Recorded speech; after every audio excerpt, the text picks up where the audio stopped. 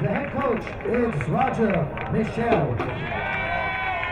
Associate coach Rick Cashton. The assistant coaches Joe Nikoliski, Alex Nikolic, Luis Santiago, and Jimmy Orzel.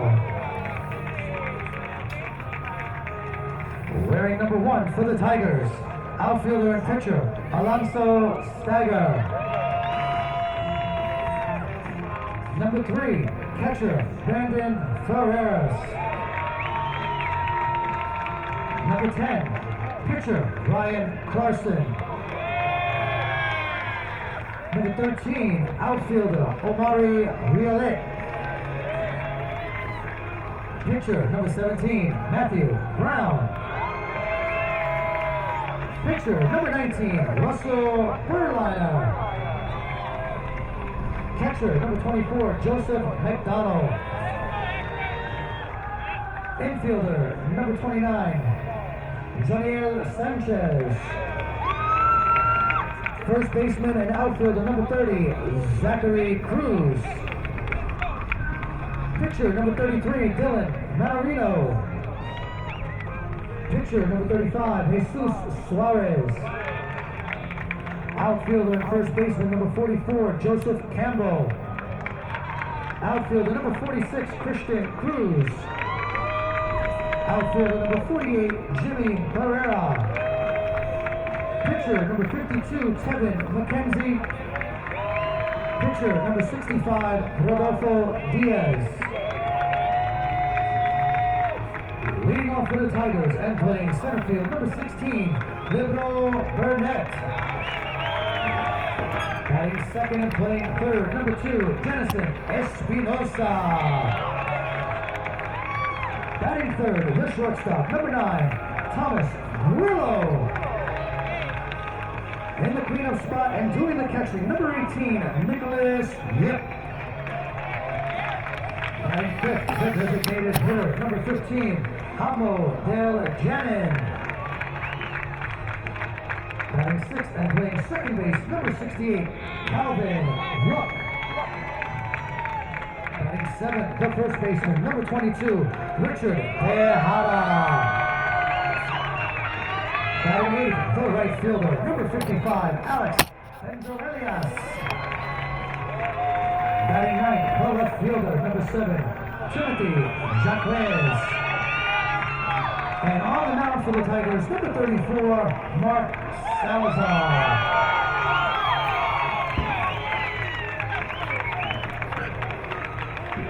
Ladies and gentlemen, at this time we ask everyone to please rise. Gentlemen, kindly remove your caps as we honor America with the playing of our Star-Spangled Banner.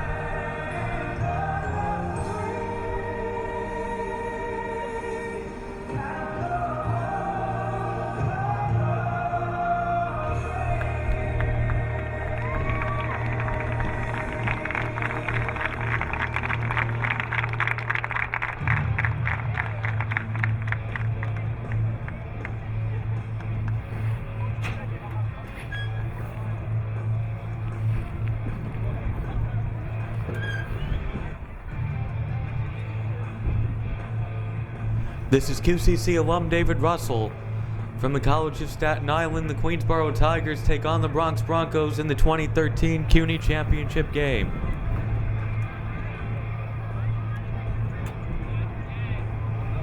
Queensboro, the regular season champions, they went 9-3. Bronx Broncos finished in second place at 7-5. They split 4 regular season meetings. The Tigers are around third base right now, getting ready. Then they'll face the Bronx Broncos, whose lineup: leadoff hitter Claudio Diaz, number 20, the second baseman; number 13, Mark Yakaza, the shortstop; hitting third is number 29, Richie Bethea; hitting cleanup is number 15, Daniel Rojas; hitting fifth is number 19, Rowan Rodriguez; sixth is number 31, Edwin Ramirez; seventh is number 12, Jonathan Suarez. In the 8th spot is number 18, Jose Ramirez. Hitting 9th is Prioni Brazoban, number 16. And the Tigers' defense is on the field. From left to right, it's Timothy Jacquez, Libro Burnett, and Alex Pangarelius. In the infield, from third to short, Jensen Espinoza is at the hot corner, Thomas Grillo at short, Calvin Luck at second, Richard Tejada at first, Nicholas Yip is behind the plate. And on the mound is number 34, Mark Salazar. And he'll go out there after the coaches speak to the umpires around home plate.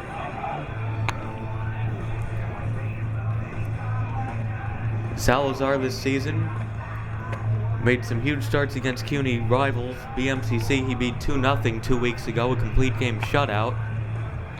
And then 7 days ago, he was in a great duel at Kingsborough and won 2-1. This time, would you please give a warm round of applause to Ms. Donna Genova. She is the former athletic director of Bronx Community College, and now she is the Region 15 Director of Women's Sports. She will be throwing out tonight's first pitch. Please give Ms. Donna Genova a great big round of applause. Before that, we'll have the ceremonial first pitch. A great big welcome and shout out to the Queensboro Community College women's softball team in attendance tonight, as well as the boosters from Bronx Community College.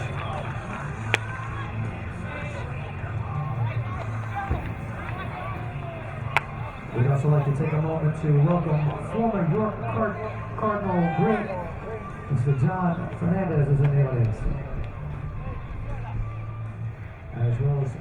Now Salazar is on the mound. Getting back to last week, he was in a duel with Michael Casavella, the Wave pitcher, and Salazar gave up a run in the bottom of the first, and he held Kingsboro scoreless the rest of the way as Queensboro came back to win 2-1. And clutch pitching also. Bottom of the 8th inning, Kingsboro had second and third with 1 out. He struck out the cleanup hitter Christopher Armonti, and then the left-handed pinch hitter Samuel Marquez looking. And then he got Kingsboro 1-2-3 in the 9th to close out the win. Salazar, an ERA under 1. Basically half a run given up in the CUNY games. And the head coach for Queensboro is Roger Michelle. And I guess he could give Salazar a good talk about what it must feel like. Michelle started 2 of these games against the Bronx back in 2002 and 2003. And each time he pitched against Cesar Alvarez. And they actually split the 2 meetings. 2002, Bronx won 3-1. 2003, Queensboro won 3-1. Cesar Alvarez, if you don't know, was an outstanding pitcher for the Broncos. Actually threw a perfect game against the Tigers once in a 2-hitter in another game. And actually, when he beat QCC 3-1 in that 0-2 title game, it was a complete game 3-hitter with 7 strikeouts. And Michelle was actually the only run to score for the Tigers. Leading off for the Broncos, the second baseman, number 20, Claudio Raza.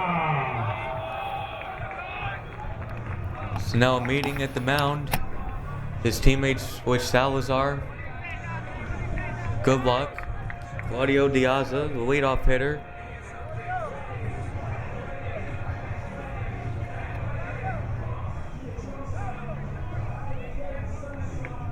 Diaza hit .370 this season, an on-base percentage of .445, and you could raise that to a .519 on-base percentage in the 12 CUNY games.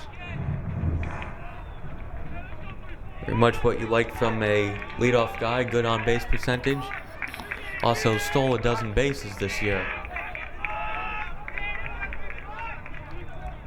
And Salazar's first pitch of the game is in there for strike one.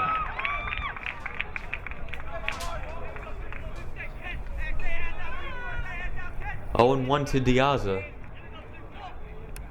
Outfield is straight away, so is the infield. And that's a bit outside. Evens up the count at 1-1.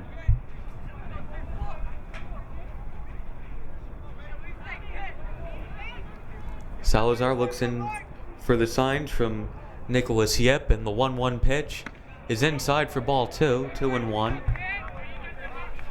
A weird stat, the last several seasons in CUNY title games, Queensboro has given up at least 1 run in the top of the first inning. Salazar hoping to end that streak. The 2-1 is high, ball 3, 3-1. Don't want to walk the leadoff hitter.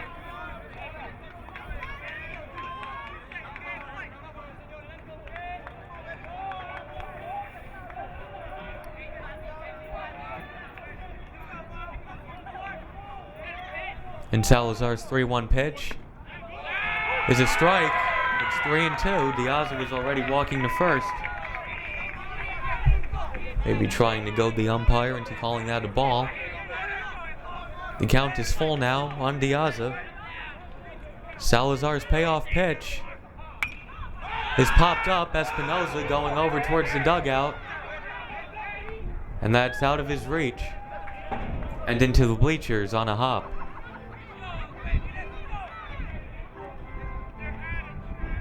It's Jensen Espinoza, the sophomore at the hot corner.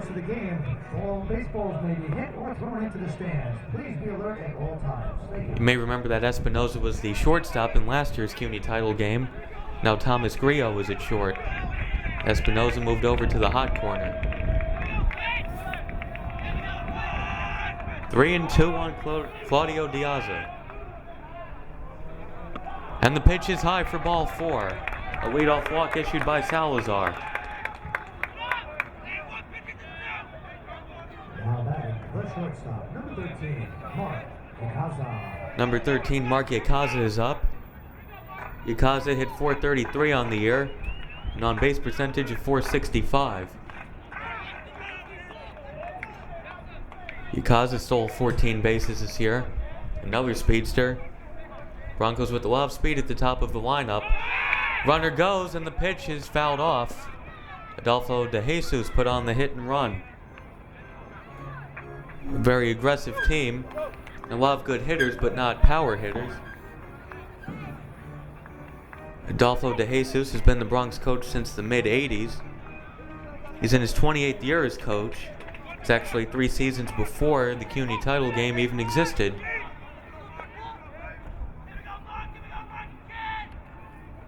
Here's the 0-1 pitch.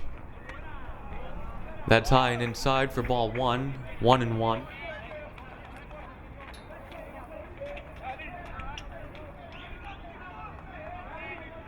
Now Yakaza looks at the signs. Diaz on first after the leadoff walk. And Salazar steps off.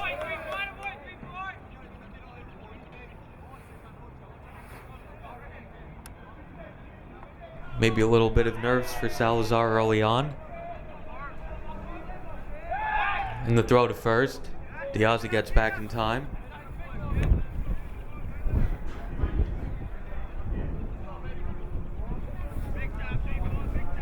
Broncos looking for a first inning run for Omar Gomez, the Bronx starting pitcher. Salazar's 1-1, runner goes, pitches a ball, and the throw is in time, and then it's dropped. Dropped in a stolen base for Diaza. A very good throw by Nicholas Yip. Diaza knocked the ball out on the slide, though, in a stolen base. And now a man on second, nobody out, and a 2-1 count for Yakaza.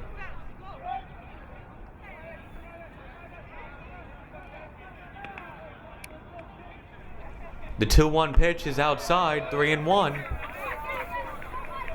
And Yip is going to have a word with Salazar. Remember, it was Queensboro who ran a lot last year against BMCC. They stole 7 bases in that game.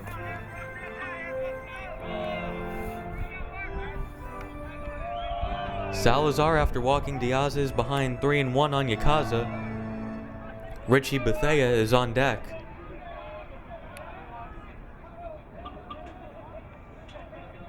The 3-1 pitch. Swing and a miss, strike 2. Now Salazar is full on the second hitter.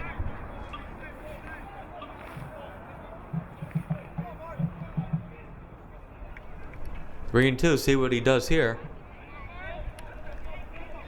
The pitch is fouled away.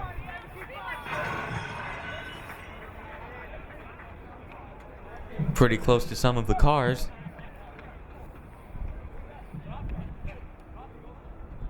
So now for Salazar, you don't want to throw a pitch that Yakaza could get the bat on, but at the same time you can't risk walking the first 2 hitters. So interesting pitch selection here. Diaz on second, nobody out.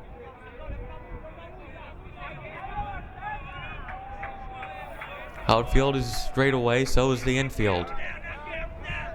The payoff pitch is lined to left, into the gap.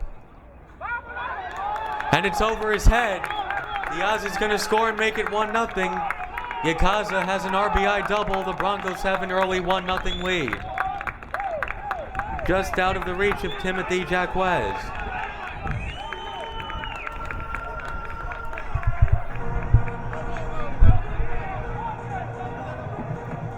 And now Richie Bethea will come up. Now batting the first baseman, number 29, Richard Bethea.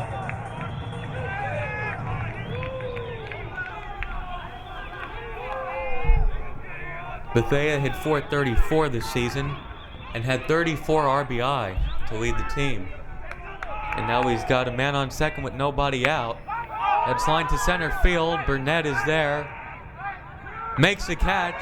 Yakaza's going for third. And he'll make it. Now a man on third with 1 out. Productive out. Now another fly ball or maybe even a ground ball could give Bronx another run. And now it's the cleanup hitter Daniel Rojas, who hit .457 this season, a on-base percentage of .526. And those numbers were even better in the CUNY games. Hit .575, had a slugging percentage of .825. Man on third, 1 out. Corner infielders are in, and that pitch is outside for a ball.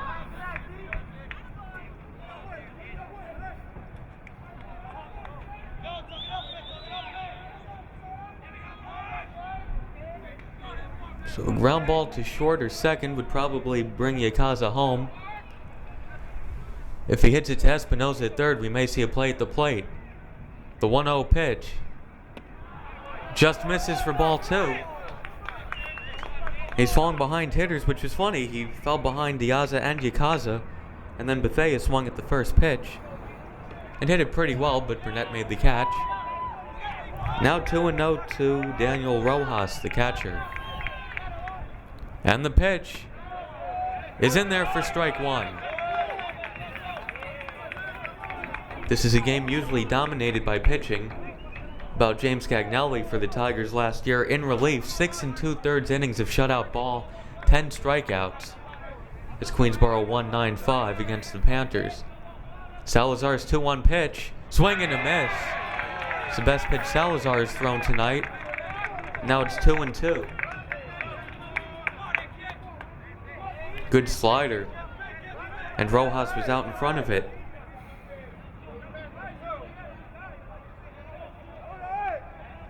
Salazar, the 2-2 pitch is foul tipped.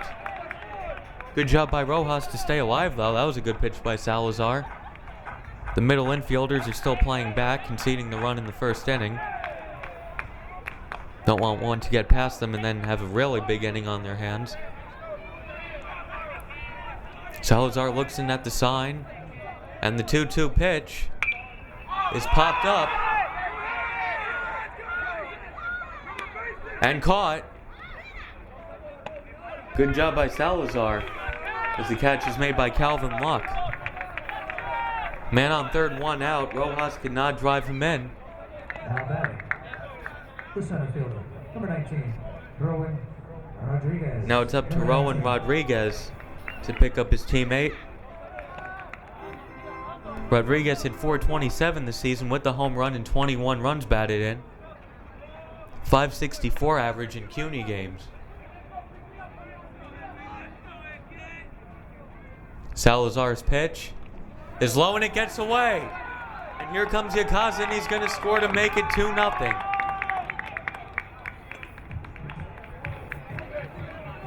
And that's got to be tough for Salazar. He did such a good job getting Rojas to pop up, leave the runner at third, and then he bounces that one and it's 2-0.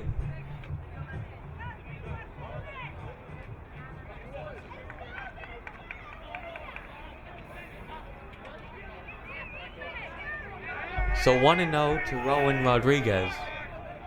Bases are empty now. That misses for ball 2, 2-0.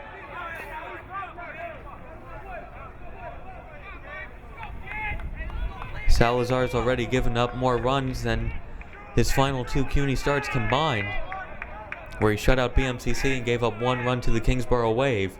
The 2-0 pitch is lined to center field. Burnett drifts over and makes the catch to end the inning. Bronx is retired, but not before they scored 2 runs on 1 hit.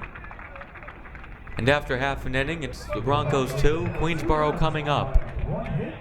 Nobody left on. At the end of the half inning of play, it's the Broncos 2 and the Tigers coming to bat.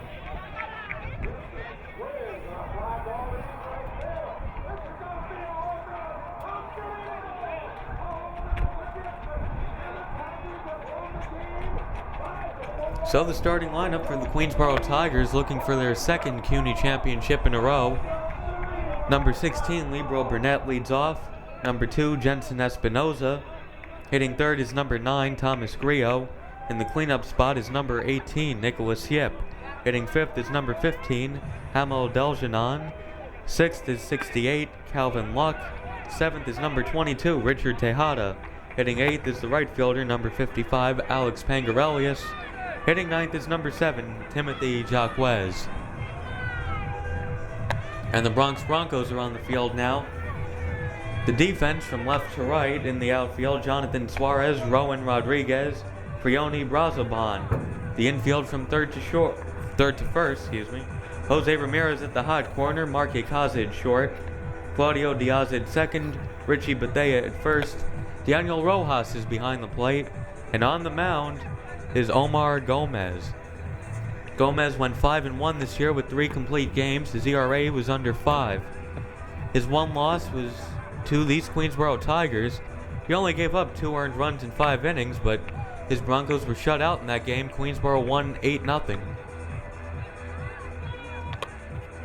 There was another game he pitched against the Tigers. Looking at Javier. Gomez's best game this year was at BMCC after the Broncos had lost to BMCC. They wanted him to avenge the loss. He pitched 5 strong innings as they mercied the Panthers.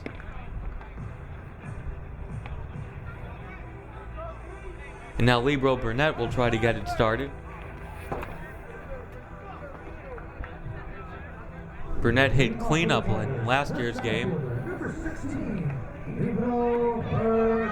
Burnett actually had an RBI single in the 5th inning of last year's game.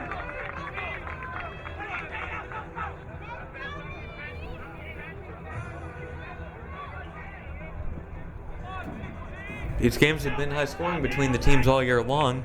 First meeting, Queensborough won 8-0. Second meeting, the Bronx won 14-6.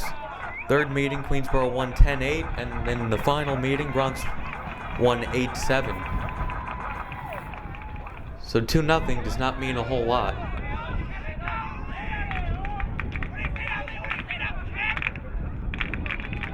So Burnett is ready, while Gomez is still getting ready. And the first pitch of the game from Gomez is right down the middle for strike one. Burnett made 2 catches in center field in the first inning. Also sees some time as a pitcher every so often. That's low for ball one, evens up the count at 1-1.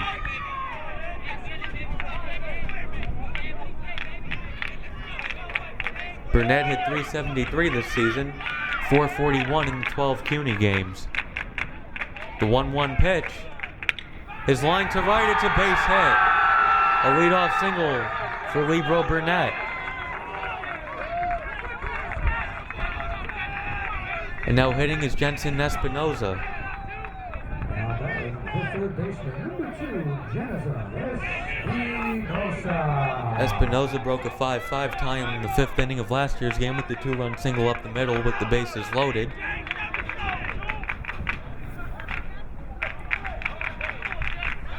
Espinoza hit .325 this year, .382 in the CUNY games.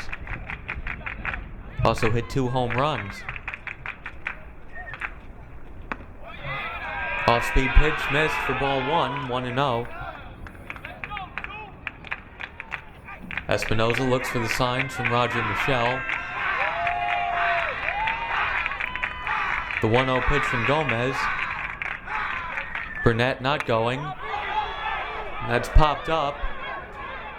Drifting foul. And the catch is made by Jose Ramirez. And Espinoza is retired for the first out. No shortstop, number 9, Thomas Grillo, number 9. Now hitting is Thomas Grillo, the shortstop who hit .375 this year.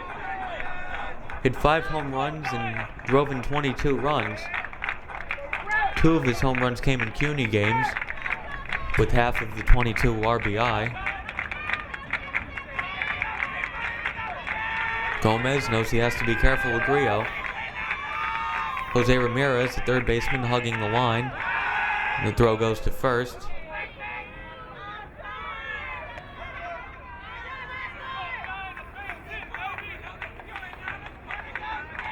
Outfield is basically straight away.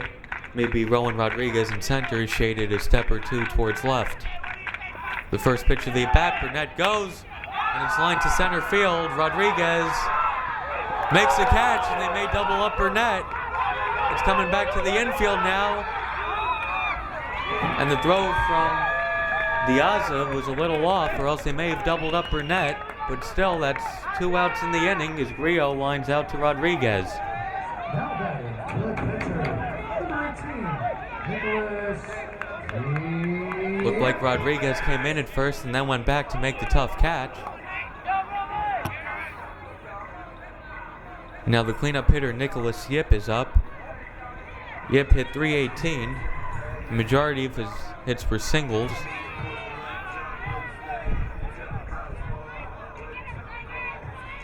That catch by Rodriguez may have saved a run, because the hit and run was on. If that goes over his head, it goes to the wall, and Burnett probably scores. And Queensboro's in business. Instead, it's a man on first with 2 out. Broncos lead 2-0. Burnett goes, pitches outside, the throw to second. Burnett is safe. A stolen base for Libro Burnett. Roger Michelle, very aggressive coach. And now Burnett is in scoring position for Yip.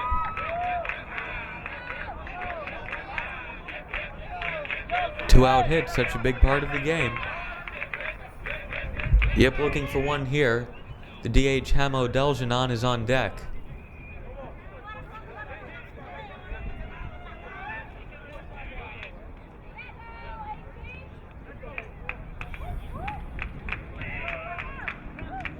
So Gomez gets back on the mound. Again, Rodriguez is shaded a bit towards left in center field. Gomez gets the sign. The 1-0 pitch to Yip is low and outside for ball 2, 2-0.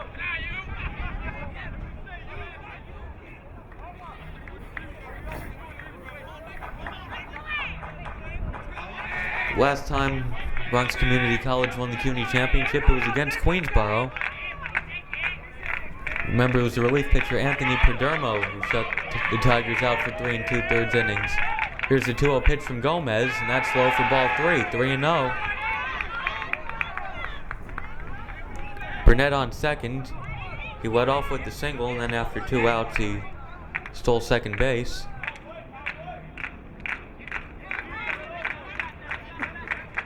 Queensborough fans making some noise. See if Michelle gives him the green light on 3-0. He does not. It's 3-1. Yep, should get something good to hit now.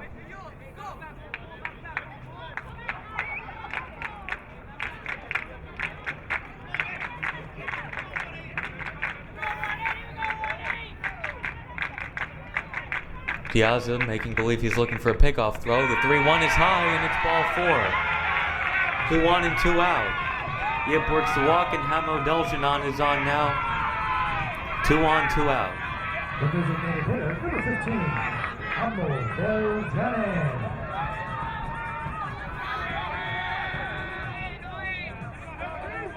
Deljanon looking for his first CUNY title. He redshirted last year. A sophomore. Has a big hole on the right side. He could hit a ground ball through there. And now Diaz moves back into place. That pitch is high and away. Ball 1. Now there's going to be a meeting at the mound. Deljanon's going to have a word with Roger Michelle.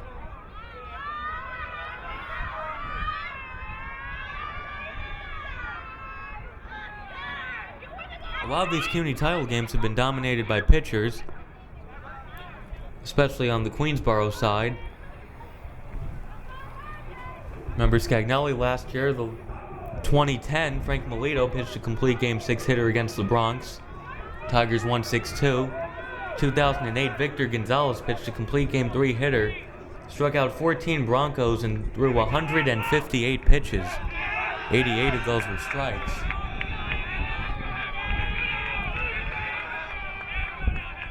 Right now it's Deljanon versus Gomez. 2 on, 2 out in the first inning. The count is 1-0. And the pitch is lined to short, and it's off his glove. Burnett's going to come around to score. 2-1. And now Deljanon goes to second, and he's in there. Tigers cut the lead in half. It went right off the glove of Yakaza. Deljanon scorched that one, and then heads up running, took second base. And this second baseman, number 68, Calvin number 68. And then a mistake made by Suarez. That won't show up as an error, but he should have thrown back into second. He threw to third. And so Deljanon went from first to second. Calvin Luck is up now. Tying run on third, go-ahead run on second. The first pitch hits the outside corner for strike 1.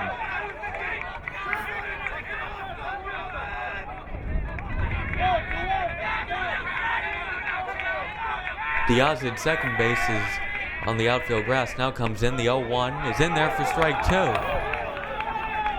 0-2. Richard Tejada on deck if it should get to him.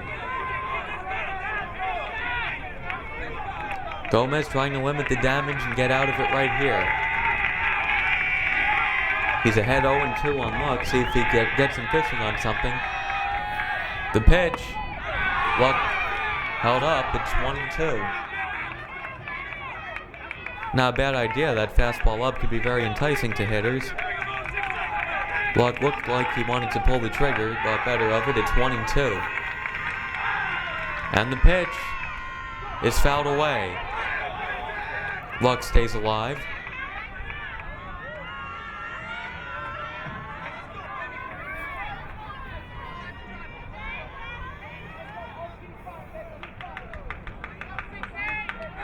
So it's Nicholas Yip on third and Hamo Deljanon on second. Calvin Lookup now 2 on, 2 out. And the 1-2 pitch. Just missed. Just missed. Gomez was already walking back to the dugout. Rowan Rodriguez in center field can't believe it. He goes back to his position. He was walking back to the dugout. Tough for a pitcher when you have a put-away pitch that you think will strike the guy out and you don't get the call. He's got to recover, and the 2-2 pitch is fouled away.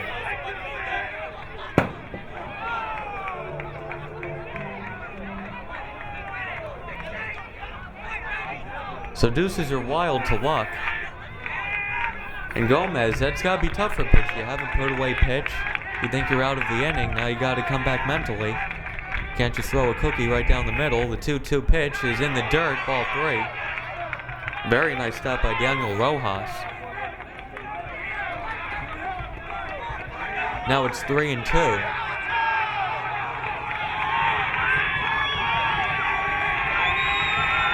Good form by Rojas. That saved the lead for the Broncos. Momentarily anyway. The payoff pitch from Gomez is lined to center field. Rodriguez after 1 inning, it's the Broncos 2, the Tigers 1. So the Tigers have picked up 1 out, 2 hits, and they lead 2. In the play, it's the Broncos 2 and the Tigers 1. For baseball fans, don't forget after the game, going over to one of the 37 participating Applebee restaurants in the 5 boroughs, Westchester, or Rockland County. Enjoy a great meal, great dessert, cool burgers. Due up in the second against Salazar, it's Edwin Ramirez, Jonathan Suarez, and Jose Ramirez.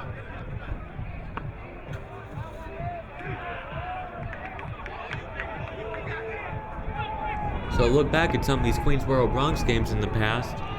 2011 was the last time they met. Bronx won 6-5. Shortstop Bernie Polanco was the MVP. He was 3 for 4. Scored a run and drove another one in. 2010 was Frank Melito pitching a complete game 6 hitter. 2009, Bronx beat the Tigers 5-4. They scored 2 runs in the bottom of the 8th to take the lead. The pitcher, Victor Lopez, was the MVP. He pitched 6 2/3 innings, gave up 2 earned runs, struck out 8, and went 2 for 4 and drove in a run. Not a bad game. 2008, Queensboro beat the Bronx. That was the game Victor Gonzalez threw 158 pitches in. Now leading off the second is the DH number 31, Edwin Ramirez, a utility player who hit .302 in the regular season.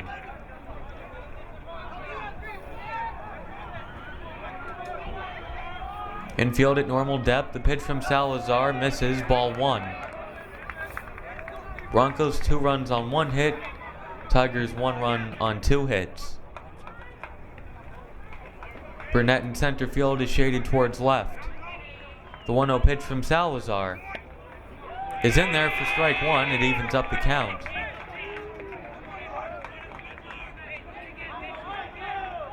Salazar's got to make sure not to fall behind on hitters this inning. The 1-1 pitch is fouled off, and that'll go into the stands. Richard Tejada went over to give it a look, far out of his reach. Now Salazar ahead on Ramirez 1 and 2.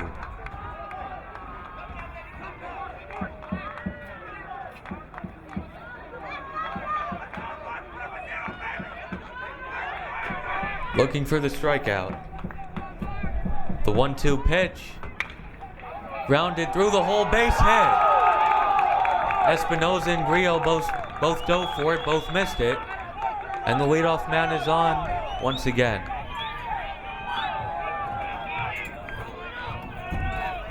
Now the left fielder, Jonathan Suarez, number 12, is up. All 12 of Suarez's hits this year were singles. See if the Broncos and Adolfo De Jesus put something on. not going. And the bunt, it's a good one. Tejada fields it. And now the ump says it was foul. So do it again. Tejada picked it up a moment too late. And it's 0-1 on Suarez. So a little more conservative with the bunt. And now you never know, they could take that off and put on a hit and run. And now that they saw him bunt, he could always square around and then swing away. 0-1 to Suarez. Runner not going, squares around again. Fielded by Yip, the throw to first is in time. Put it 2-3 in your scorecard. Sacrifice gets Ramirez to second. And now Jose Ramirez is up. The third baseman, number 18, Jose Ramirez.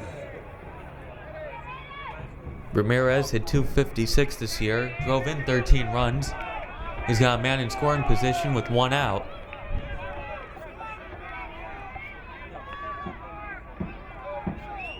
The pitch, nice off-speed pitch. It's right down the middle for strike 1. 0-1 as Ramirez looks at the sign. This is the bottom of the lineup. Ramirez, the 8-hitter. Frioni Brazoban, the 9-hitter, is on deck. The 0-1 pitch, grounded to short. Grillo, throw to first, is in time. And they hold Edwin Ramirez at second. The right fielder, number 16, Frioni Brazoban. Now Frioni Brazoban is up. Starting right fielder. As Salazar faked to second, nobody was there. Grillo, the shortstop, telling all the outfielders there are 2 outs. Salazar's pitch. Swing and a miss. Brazoban was really out in front, fooled by the off-speed stuff of Salazar.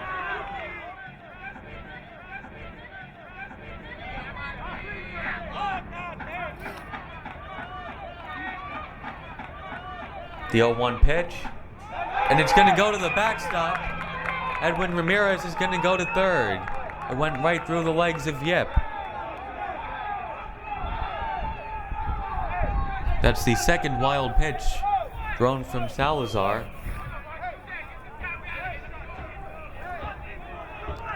Now the count is even on Brazoban.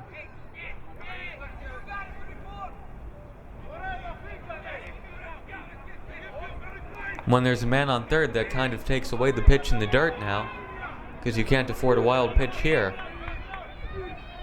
The 1-1 just missed. It's 2-1. Brazoban looking for a 2-out hit. Who put the Broncos up by 2 again. Espinosa playing pretty close to the line, so there's some holes between short and third, and up the middle there's a lot of room. The 2-1 pitch is lined to left, coming on, and it's a base hit. And the Broncos lead 3-1. Big 2-out hit by Brazoban. Edwin Ramirez scores to make it 3-1 Broncos. And you never know about the wild pitch, but maybe if Ramirez was still on second, Jacques would have been able to throw him out at home. But we'll never know. Broncos lead 3-1 second inning. 3 runs on 3 hits. Tigers 1 run on 2 hits as Salazar looks back the runner. Claudio Diaz up for the second time. First inning, he walked and stole second and came around to score on Yakaza's double. That's fouled away. 0-1.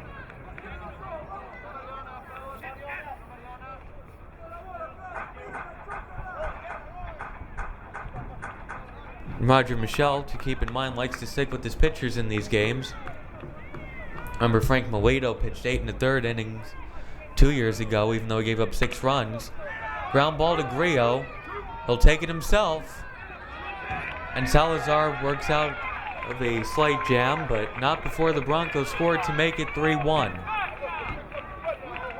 After an inning and a half, it's the Broncos 3 and the Tigers 1. The Broncos pick up 1 run.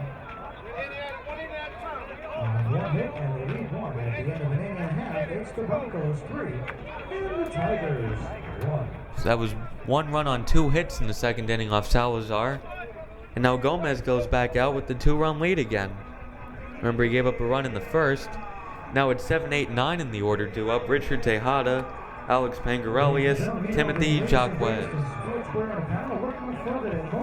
Sporting Goods, and remember, CUNY students, staff, and faculty, when you make a purchase at Modelo Sporting Goods, show your CUNY ID card and also pick up the Team Week coupons by logging on to www.cunyathletics.com or picking up one at the welcome table for additional savings at Modelo's Sporting Goods, a proud sponsor of the CUNY Athletic Conference. The Bronx Broncos were actually involved in one of the biggest comebacks in CUNY title game history.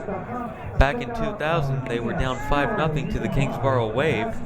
They came roaring back to win 14-7. They scored 4 runs in 3 different innings. The MVP that year was Manny Zavala, who broke a 6-6 tie with the 2-run homer. Wild game that is to be down 5-0 and then win by a football score 14-7.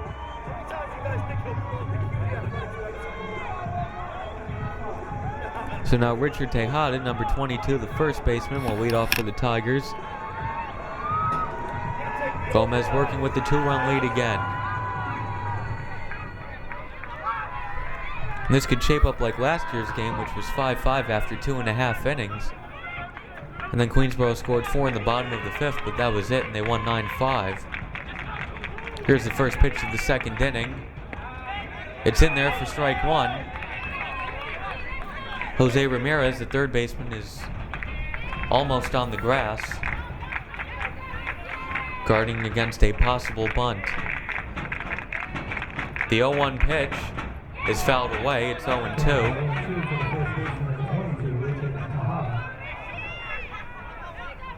Now Gomez will try to put him away.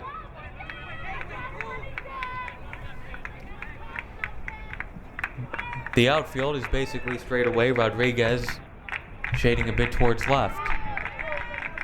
The 0-2 pitch is in the dirt, 1-2. Tried to get Tejada to fish, but that was a bit too far outside. Now you don't want to give a guy a good pitch to hit on 0-2 or 1-2, but you don't want to just throw balls and get him back in the at-bat. Gomez gets the sign. The 1-2 pitch is high and inside, 2-2. And Tejada has evened up the count.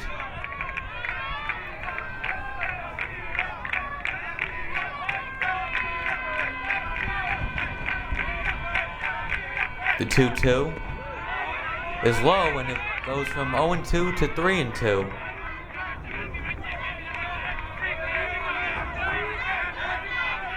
Gomez doesn't want to put the leadoff guy on. Libro Burnett led off the first with the single. Gomez, the 3-2 pitch, is fouled away.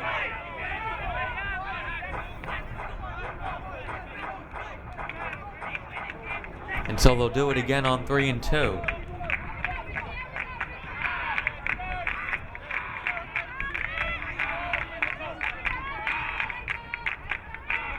The payoff pitch is high and outside for ball 4. Tejada works a walk after being down in the count 0-2.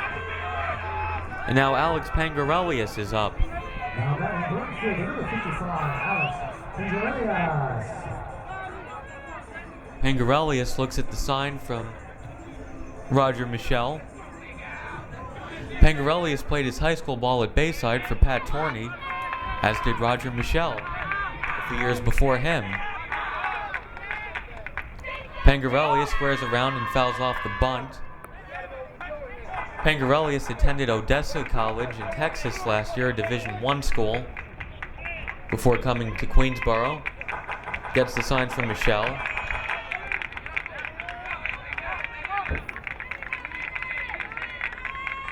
So each team playing it a little more conservative in the second inning. Bronx bunted in the top of the inning. Pangarelius squared around on the first pitch. We'll see if he does it again. He does, and takes outside. It's 1-1. Good eye from Pangarelius. I think he saw that pitch was going to be outside, and he took the bunt off pretty early. Pulled back pretty early, I should say. Staring down Michelle long for the signs.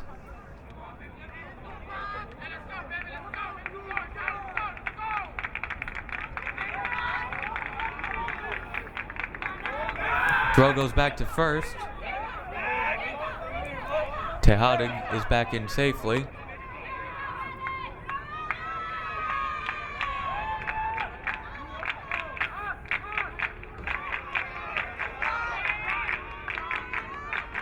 Pangarelli squares around again. It's bunted back to the pitcher. He'll take the sure out. Pangarelli does his job. And now a runner is in scoring position with one out. And Timothy Jacques is up. The left fielder, number 7, Timothy Jacques. Jacques is a very good hitter. Hit .328 this year. 400 in CUNY games and had a .500 on base percentage in the 12 CUNY games.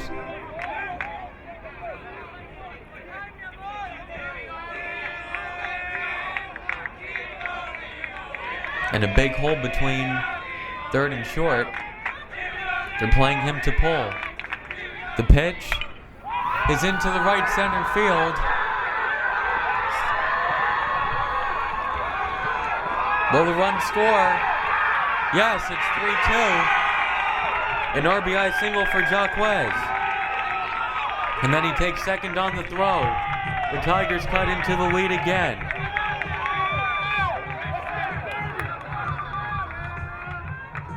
And now the top of the lineup is up. The center fielder, number 16, Pedro Burnett.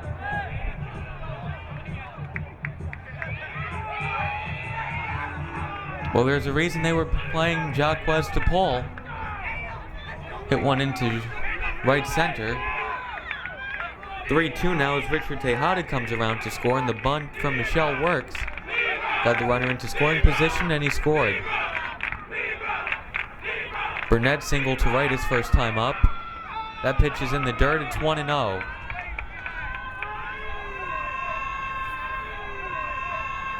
Burnett had a .765 slugging percentage in CUNY games this year. And there's a big hole between short and second. They're really playing these Tigers to pull. And that pitch is in the dirt. It's 2-0.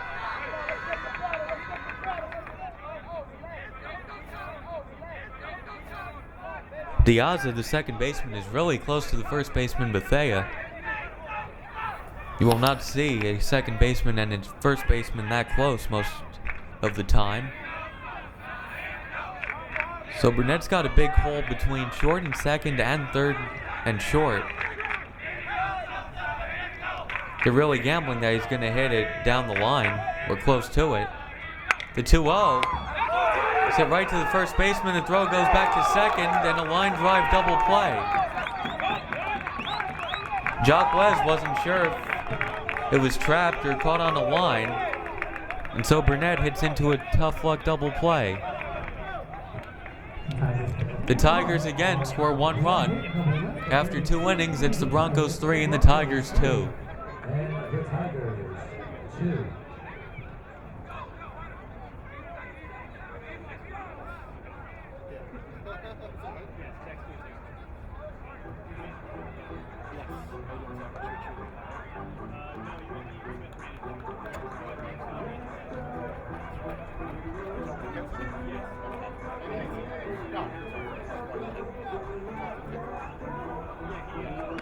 Salazar is going to look for his first scoreless inning.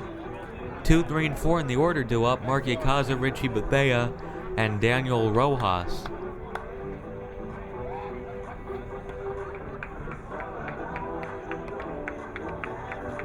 There hasn't been a 0 on the board yet. 2 in the first for the Broncos, 1 in the first for the Tigers. Each team scored 1 in the second.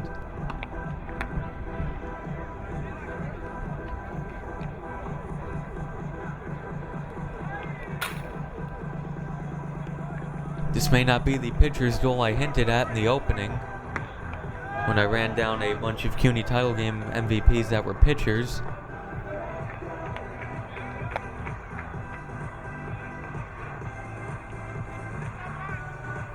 There is a funny story about the 2008 game when Victor Gonzalez, Mark Villaro was the closer that year, and he thought he might get into the game. He's thinking, this guy's thrown 150 pitches. How long are they going to keep him in? Well, they let him finish the whole game, a complete Game 3 hitter. Number 13, Mark Ikaza. Now Mark Ikaza is up. In his first at bat, Ikaza had an RBI double. Moved over to third on a fly ball to center and then came home on a wild pitch. Salazar's pitch is high for ball 1.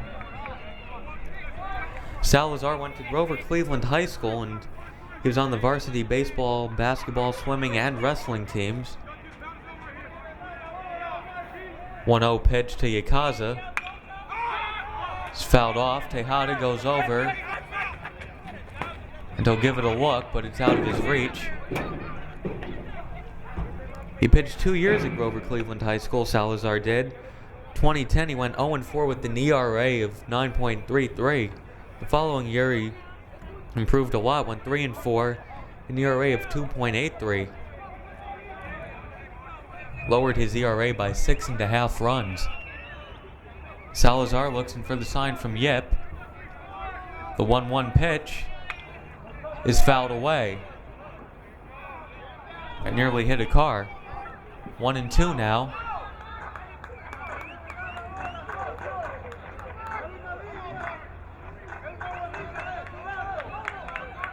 Salazar trying to retire the leadoff man for the first time today. The 1-2 pitch. Outside, 2-2.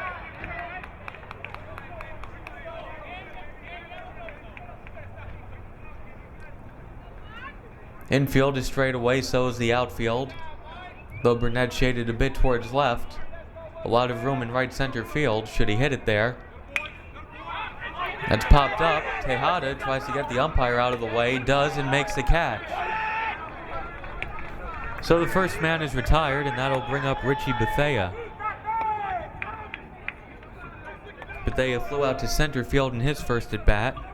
Now batting, the first baseman, number 29, Richard Bethea. Earlier in the year, Bethea was named CUNY Player of the Week from March 18th to the 24th.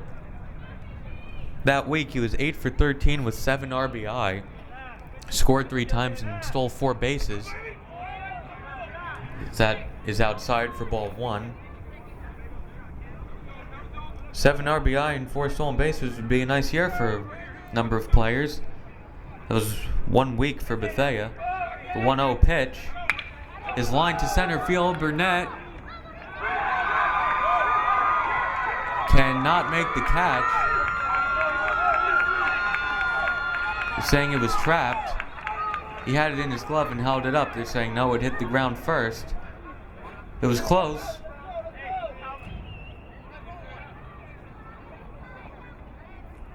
And they actually put 2 outs on the scoreboard.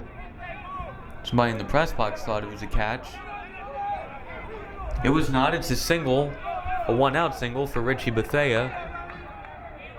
Now there's a man on first for the cleanup hitter, Daniel Rojas. Swing and a miss. Rojas was also named CUNY Player of the Week. That was from April 8th to the 14th. That week he went 6 for 10, 8 RBI, 6 runs scored, a double, 2 triples, and 2 walks. One-man wrecking crew. The 0-1 pitch misses, evens up the count at 1-1. There was one great game he had against the BMCC Panthers where he was 3 for 3 with 6 RBI, scored 3 runs, and had 2 triples. See if Coach DeJesus has anything started. Not going, and the pitch is in there for strike 2. 1-2.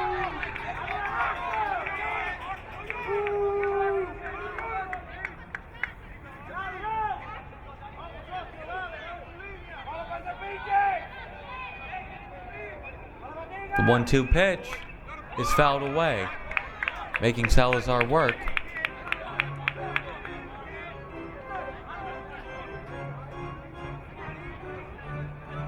So Richie Bethea is on first base. He lined a one to center field that Burnett just missed. It's just out of his reach. The 1-2 pitch from Salazar Ground ball. They go to second, and it's thrown into the outfield. And now it's first and second with one out. And a mistake by Calvin Luck. He should have taken the sure out at first. See if they mark that a hit or an error. They haven't announced it as of yet. Now batting, the center fielder, number 19, Rowan Rodriguez. And now Rowan Rodriguez is up.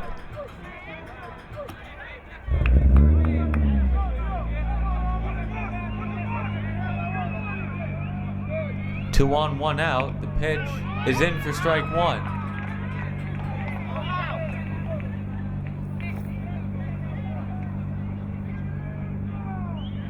Rodriguez, another Bronco who was named CUNY Player of the Week. The 0-1 pitch from Salazar is outside, evens up the count at 1-1.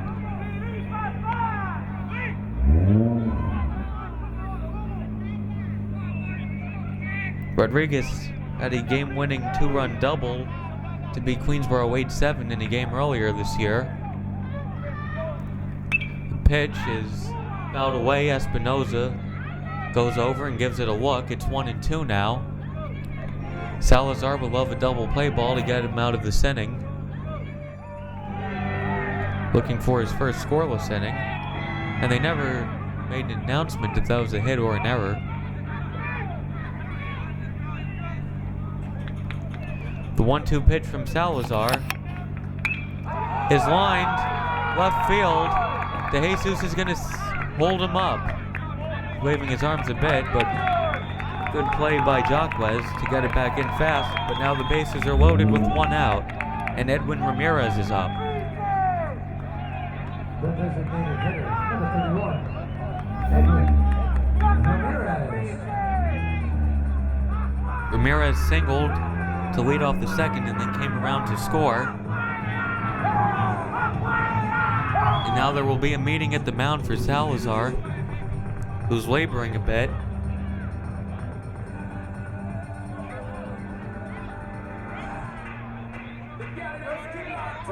This could be a turning point in the game. Also interesting defensive alignment.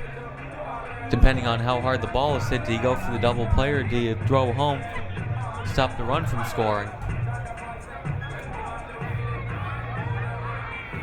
Now the umpire out to break this up.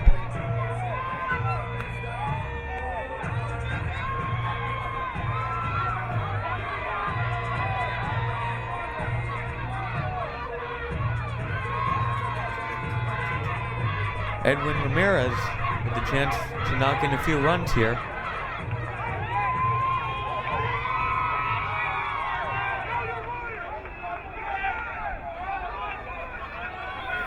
So Burnett shaded a bit towards left.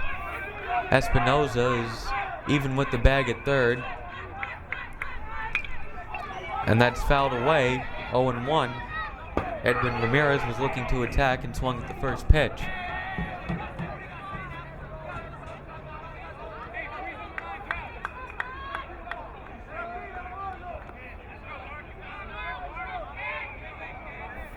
Richard Tejada, the first baseman, is in a little bit. If it's hit to him, I think he's coming home with it. If it's hit to third, Espinoza could either come home or step on the bag and throw to first. Interesting split-second decisions the infielders have to make. The pitch is in the dirt and a nice stop by Yip. Salazar's already thrown two wild pitches. Yip saved a third. The count is 1-1. Broncos lead 3-2, top of the third, bases loaded, one out. Salazar gets the sign and the 1-1 pitch. Sid going up the middle, Grillo. It goes off his glove, 1 run scores, here comes another. He's safe and it's 5-2. It just went off the glove of Grillo and the Broncos have their biggest lead of the game.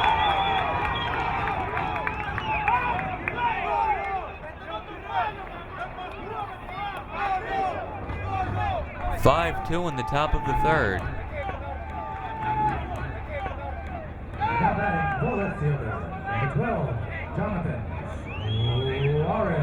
Jonathan Suarez up now. He bunted his first time up. Now Queensboro may have to look out for the squeeze play,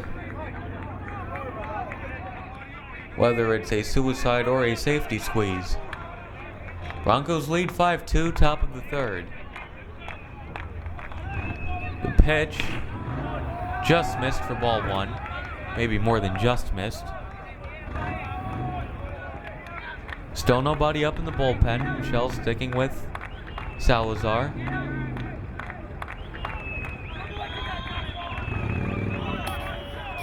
Salazar hoping to stop the bleeding right here. Squeeze is on and executed beautifully. And it's 6-2 and the runner is safe. Everybody safe for the Broncos. A perfectly executed squeeze play. Rodriguez comes home to score. Edwin Ramirez moves to second and Suarez is on first. The third baseman, number 18, Jose Ramirez. 6-2 and still 2-1. Seems like a long time ago, but Salazar retired Yakaza on a pop-up to first for the first out of the inning. Now 5 Broncos in a row get on. 6-2. Up the middle. And it gets through. Here comes another one. Burnett's throw home is too high. It's 7-2. The Broncos offense exploding. RBI single for Jose Ramirez. And he takes second on the throw.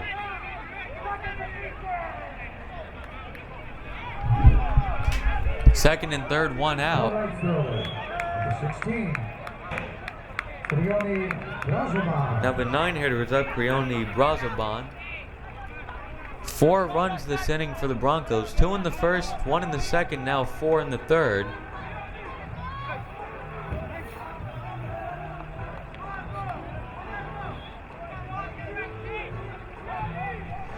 So the Tigers bullpen starts to get loose.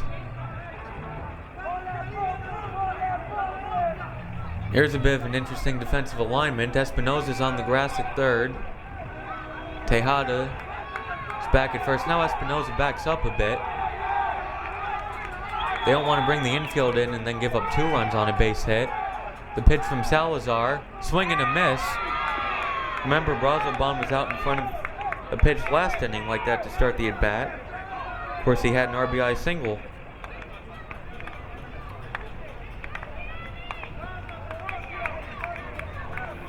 DeJesus put on 1 squeeze already. Would he put on another? The 0-1 pitch is low and away, 1-1. And yet may have saved another run from scoring. Because when Salazar tries to throw it out of the zone, he's been throwing a lot of pitches in the dirt. And Gibbs' knee pads are getting a workout. Now the infield comes in a bit. Grillo is in at short. Espinosa in at third, first. Second baseman, Calvin Luck, is about halfway. The 1-1 is in the dirt again, 2-1.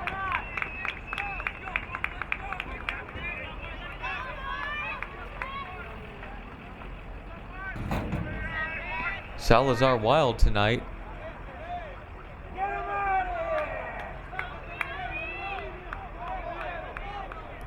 So the Tiger defense looking to cut down on a run at home. The 2-1 pitch. And it gets through. It's going to be 8-2. Now they're waving the other run in. And it gets past Jaquez. 9-2. The throw goes to second. And he's safe. 9-2 in the third inning. Brazoban with his second RBI hit of the game. And the regular season CUNY champions are down by 7 in the third inning.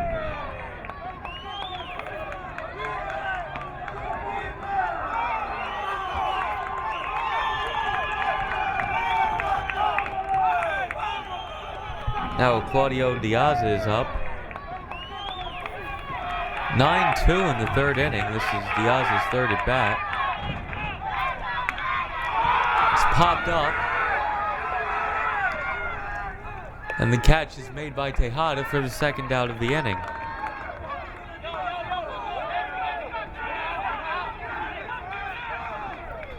And now this will be Mark Yakaza's second at bat of the inning. 9-2 in the third. Yakaza is 1 for 2. Popped up to third earlier this inning. In the first inning, he had an RBI double and came around to score on a wild pitch. That misses for ball 1.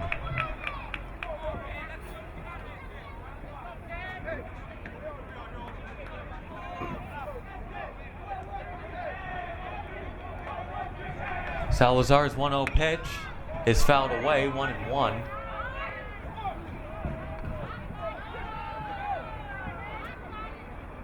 In other Queensboro news, the Pete Marchitello softball team lost today to Westchester in the Regional 15 playoffs. The 1-1 from Salazar is high for ball 2, 2-1.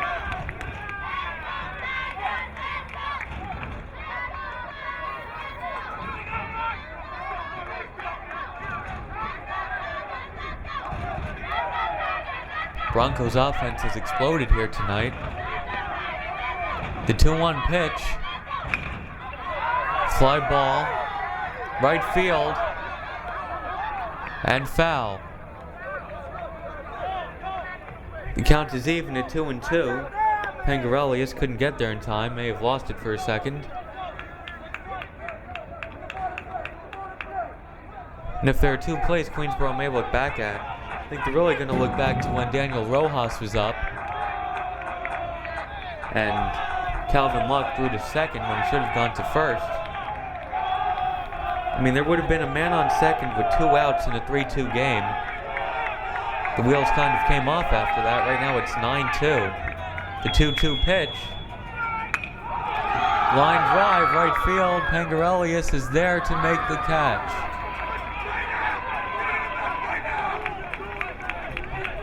So the side is finally retired, but not before the Broncos score 6 runs in the inning on 6 hits. They lead 9-2.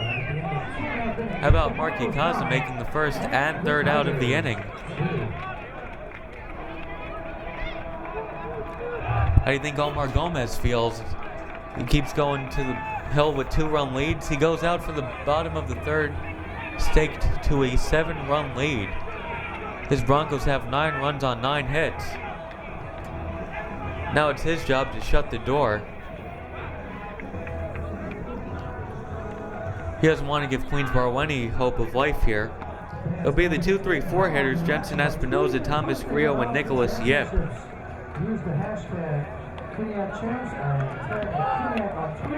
if you're Queensboro, you can still look. You have 7 innings to get back in this game, or 7 at bats. Also, ladies and gentlemen, visit www.QNFX.com for the latest and greatest in Quinnipiac sportswear and apparel with your favorite school's logo embroidered on your t-shirts, hats, sweatshirts, and so much more. Again, our website, www.QNFX.com. There's more championship action coming up in the upcoming weeks. You can register in advance anytime for your free tickets. So Jensen Espinoza will lead off the third inning. He popped up to third base in his first at bat. Espinoza has a nice combination of power and speed. He hit 2 home runs, stole 6 bases this year. The sophomore from Benjamin Cardozo High School, right across the street from Queensboro.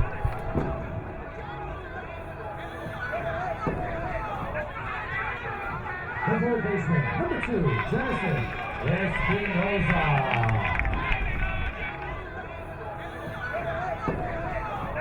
So Espinoza, number 2, leads off the inning. He was a 3-hitter in last year's game.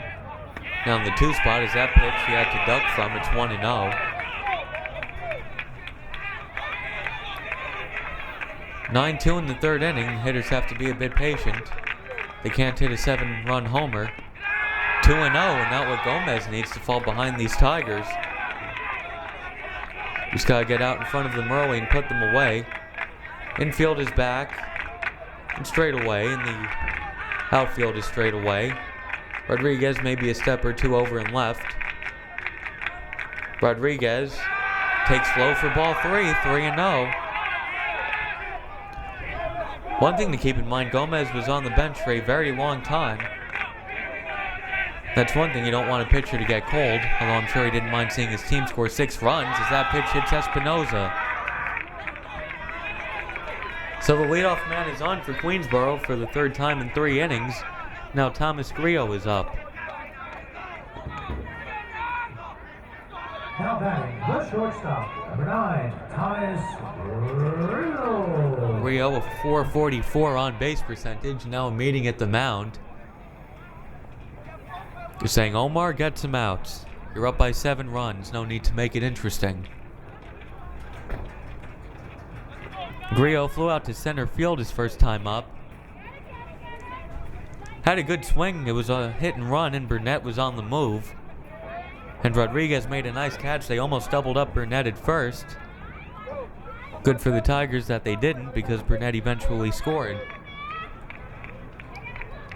So wonder if this takes away some aggressive play calling from Roger Michel. You don't need to make outs on the base paths down by 7. So that may be it for the hit and runs. It's probably going to be it for the bunts. Don't think they're in any position to give up outs at this point. And the runner goes. There's a pop-up. Going out. And the catch is made. Diaza makes the catch. Espinoza had a very good jump. He had to make sure to get back in time. The catcher, number 18, Nicholas. So Roger Michel not losing any aggressiveness. Still trying a hit and run down by 7. Gotta get something started. Michel not a coach to sit on his hands and just watch the game. Though he did joke after last year's game, I don't know if he was joking, but he stayed out of it more than any other game. The CUNY title game, that is. Although they still were very aggressive. They stole 7 bases last year. Go to first, they had him leaning, and he's out. Espinoza's picked off. And they may have had the hit and run on again. Even if they did, that's inexcusable to be picked off down by 7 runs. Now it's 2 outs, nobody on. And a good quick throw from Gomez. That's high, 1-0. This could be the first scoreless inning for either team. The 1-0 pitch. Outside, 2-0.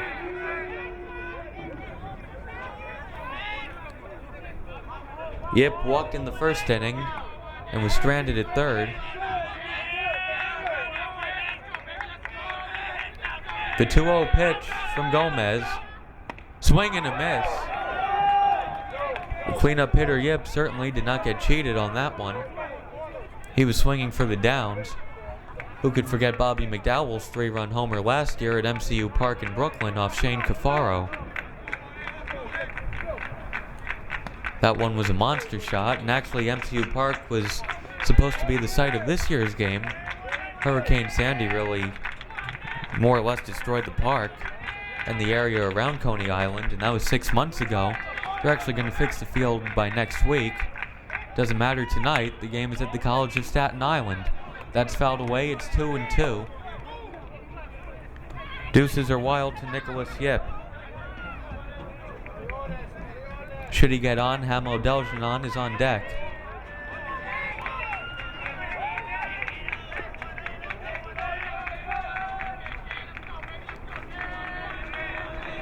The defense is straight away for the Broncos. The 2-2 pitch is fouled away, and we'll do it again.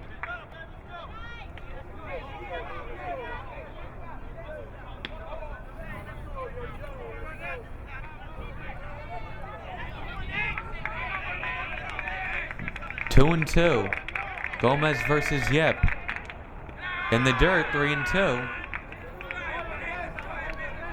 Don't want to walk guys here.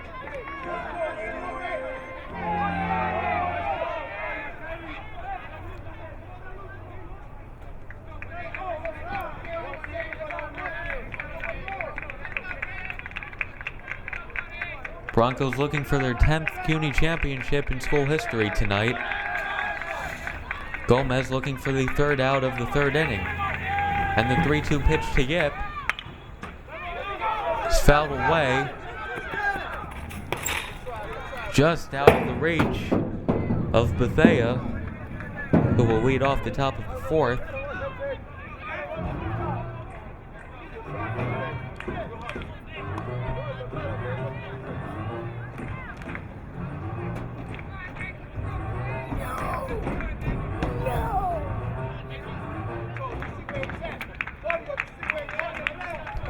So the infield is straight away, 3-2, and I expect Gomez to challenge Yip here. The payoff pitch is low for ball 4. May have tried to throw that one a little too hard, and now Deljanon is up. You don't like to play the what-if game, but what if Espinoza was not picked off? Would it be 2 on and 1 out right now? Deljanon had an RBI single his first time up. A liner that went off the glove of Mark Yakaza and into short left field. That tying away for ball 1, 1-0. Now Bethea has a word with Gomez, telling him to settle down and throw strikes.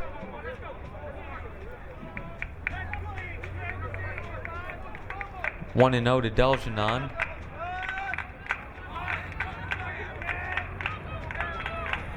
Gomez looking for the sign from Rojas. Sets. And delivers. And it's in there for strike 1. Deljanon looked at the strike.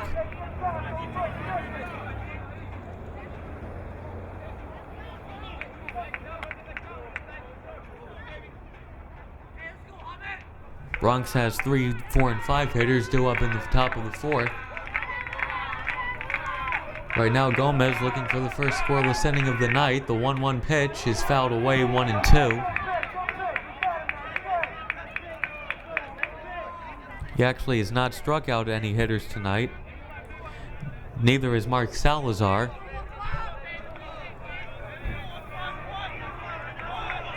His teams are hitting well tonight, especially the Broncos. 1-2 to Hamo Deljanon, the designated hitter for the Tigers, and the pitch is fouled away.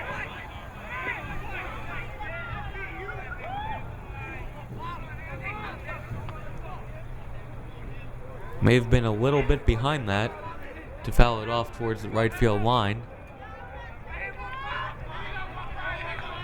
1-2 as Gomez looks in for the sign from Rojas. And now time is called.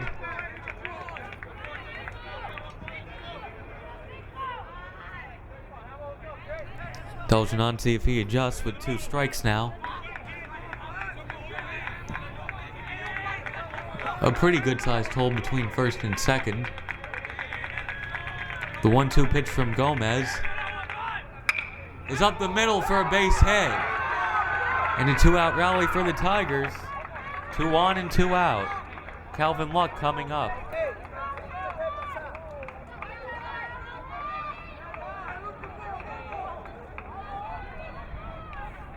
Now batting, the second baseman, number 68, Calvin Luck. Calvin Luck at second base tonight, also pitched for Queensboro this year. Had an ERA of about 5.40, but it was 2 runs lower in CUNY games. So Roger Michelle had to be happy with that. He'll be happy if Luck could get a hit right here. The pitch from Gomez is outside for ball 1. Richard Tejada is on deck in case it should get to him. Luck flew out to center field in his first at bat back in the first inning. The 1-0 pitch is lined to center field. Rodriguez makes the catch. And for the second time, Luck leaves 2 on as he flies out to center field to end the inning. So Gomez leaves 2 on. He gave up 1 hit in the inning. Queensboro couldn't score. The Broncos 9 and the Tigers 2. So the Tigers have left 4 on base now. 9-2 Broncos lead after 3 innings. Please join in as we send our good wishes to our friends to the north, the good people of Boston, Massachusetts. Reach out, touch it, touch it.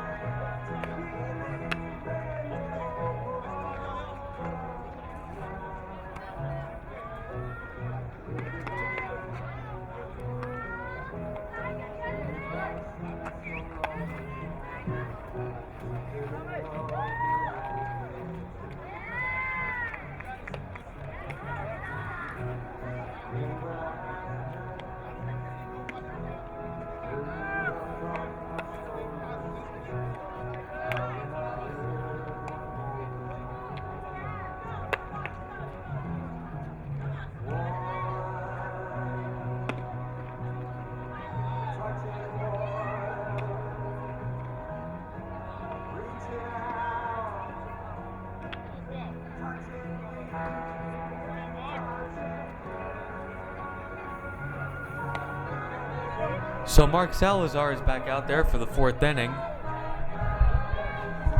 Richie Bethea will lead off. He singled and scored in the 3rd inning. Who didn't for the Bronx? Now batting, the first baseman, 29, Richard. Bethea had 34 runs batted in during the regular season.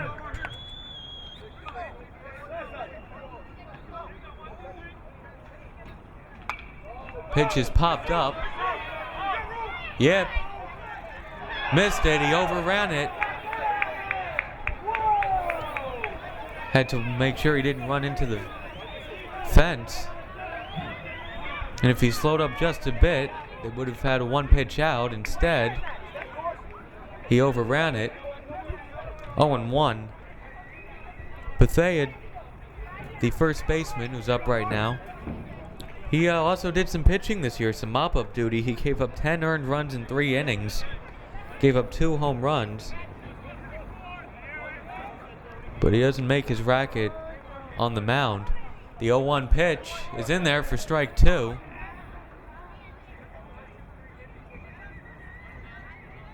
So Salazar gets ahead 0-2. Actually retired the leadoff man in the last inning and then gave up 6 runs. That pitch is outside for ball 1, 1-2.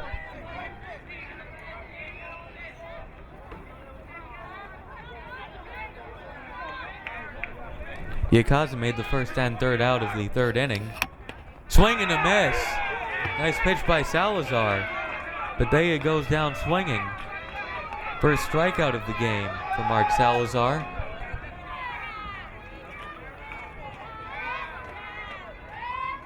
Now batting, number 15, the catcher, Daniel Rojas. Queensboro has won 14 CUNY titles in the school's history as Daniel Rojas steps up. Rojas 0 for 2, although he reached on an error and came around to score, swing and a miss. And the way I mentioned before, Adolfo De Jesus is the only coach to ever win for the Broncos. There have been a lot of coaches who have won for Queensboro. The 0-1 pitch from Salazar. His line to center field, Burnett under it and makes the catch. 2 outs in the 4th. Salazar looking for a 1-2-3 inning. Rowan Rodriguez, who singled and scored last inning, is up. Mike Mile was the first Queensboro coach to win a CUNY title. He won in 89 and 90. In 91, they won with Ed Tatarian, who would coach Cardozo for 20 years. Would coach Queens College for 6 or 7 years after Queensboro. 1992, Lou Santos was the CUNY championship winning coach, as there's a bouncing ball and an infield single for Rowan Rodriguez, so there will be no 1-2-3 inning. Luck ran a long way just to get there and then slipped as he tried to throw to first. Edwin Ramirez is up now. He singled twice and scored twice. So Lou Santos, who would later coach Concordia, now he's the JV softball coach at Archbishop Molloy. He won in '92. Charles Aliano was the winning coach in '93 and '94. And Aliano knew what guys to bring into Queensboro. A good eye for talent.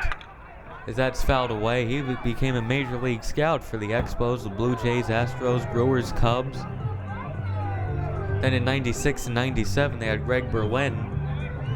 And his best team may have been one that didn't win the CUNY championship, the '98 team that lost in the CUNY championship game, but finished 8th nationally in Division III.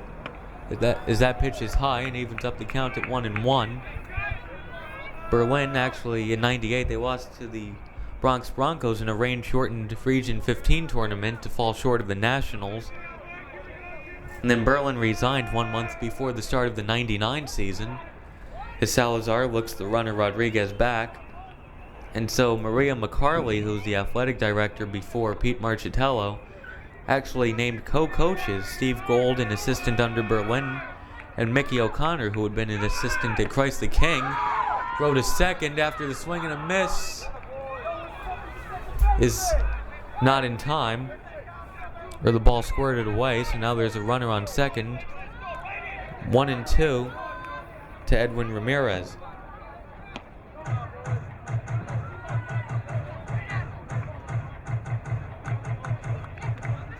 Finish up that story, so they had co-coaches, including Mickey O'Connor, who had been a St. John's pitcher in the mid-'70s, who was drafted by the Minnesota Twins. And then Queensboro, they won in '97. Their next CUNY title came in 2003 with Craig Everett as coach and Roger Michelle as the winning pitcher. And that pitch just misses for ball 2, evens up the count at 2-2. Tigers won in '03, '04, and '05. And they actually won the region in '05. Craig Everett was actually on the '93 CUNY championship team. Runner goes to third.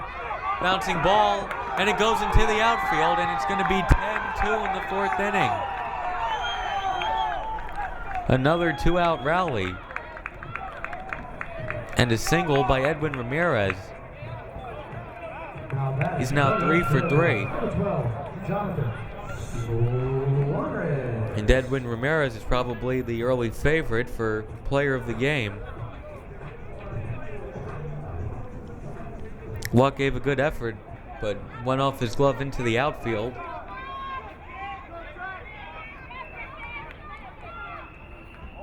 Now Jonathan Suarez is up. That's his strike, 0-1. This will be Suarez's first time swinging away. He had a sacrifice bunt in the 2nd inning. And then in the 3rd, he was bunting on a squeeze play, and he actually beat it out for an infield single and got the run in. The 0-1 pitch from Salazar is fouled away. It's 0-2. Getting back to some Queensboro history, Craig Everett won 4 CUNY titles as coach and played on the '93 team. He actually lost the 2002 CUNY title game as coach when the Tigers only had a 13-man roster. He was an excellent recruiter. Basically had a PSAL All-Star team. As that pitch is fouled away. Yip was a little late to go back on it. He may have thought that was going into the stands. I don't know if he could have gotten to it in time.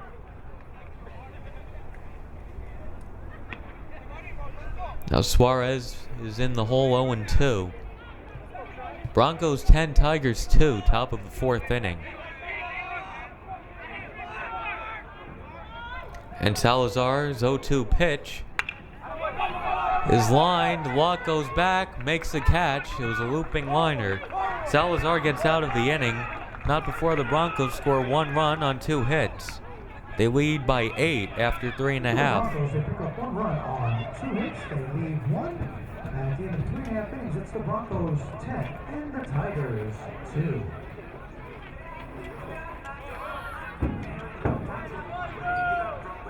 Now it's 7, 8, 9 in the order due up for the Tigers. Richard Tejada, Alex Pangarelius, and Timothy Jacques. Joe, with the Tiger. I promise he won't bite. Omar Gomez worked out of a bit of trouble in the third inning and shut out the Tigers.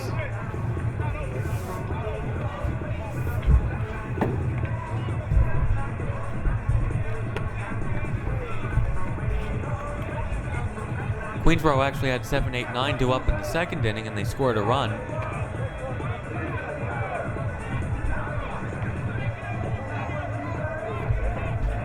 One thing Gomez has to bear down on is you don't want to lose your focus when you're a pitcher and you're up by 8 runs. And then you just start throwing easy pitches for the guys to hit. He was actually doing the opposite. He hit Espinoza on a 3-0 pitch. He walked Yip. He gave up a single to Deljenon. The important thing is he didn't give up any runs in the third inning. It was his first 0 that he threw up on the board, and those shutdown innings are big because they had scored 6 runs for him. And for Gomez to go out and hold the Tigers scoreless in the bottom of the inning keeps the momentum going for you. Richard Tejada is up now, number 22, the first baseman. He walked and scored back in the second. Tejada is good at working walks. He hit 234, but his on-base percentage was 123 points higher. Now that, the first baseman, number 22, Richard Tejada.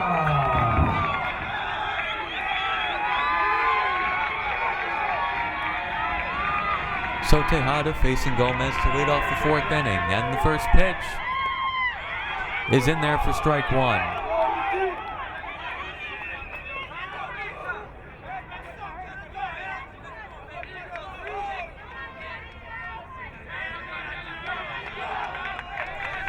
Tejada was taking the first pitch. Now there will be a meeting at the mound between Rojas and Gomez.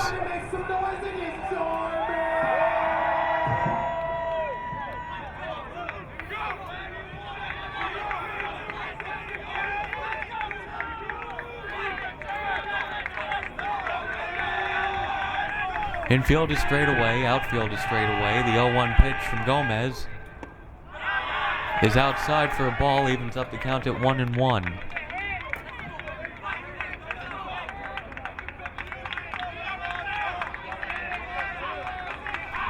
Gomez looks in for the sign, sets and delivers, and swing and a miss. It's 1-2.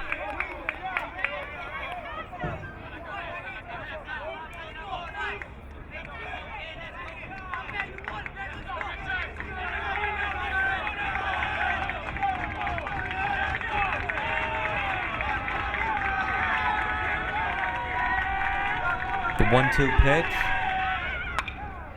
Will Fister into center field. Throw from second, and it's an infield hit for Tejada. And Diaz was really quick. I thought that was going into short center field. Diaz cut it off and almost got Tejada at first, but his throw was in the dirt. Just a good job to get there. And now Alex Pangarelius is up. He bunted his first time up. He won't be doing that down by 8 runs, I don't believe. Number 55, Alex Pangarelius. There's a story about Pangarelius and Michelle. I told you before they went to the same high school. I'll tell you after this pitch. Strike 1. When he was younger, Pangarelius played with Burnett and Jaquez. Excuse me, not Jaquez, Grillo. It was Burnett, Grillo, and Pangarelius. They played together for Roger Michelle when they were younger and won a title. And they went their separate ways, and now they're playing together for Queensboro as Pangarelius takes strike 2 down the middle. See what he could do with the count 0-2. Timothy Jaquez, the 9-hitter, is on deck.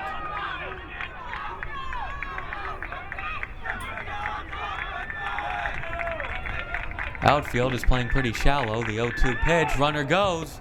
Pitch is outside, and there will be no throw to second. Now the double play is off. Tejada with the steal, and Roger Michel staying aggressive, even down 10-2 in the 4th inning. And he's not going to have his guys steal unless he knows they can make it. Now 1-2 to Pangarelius.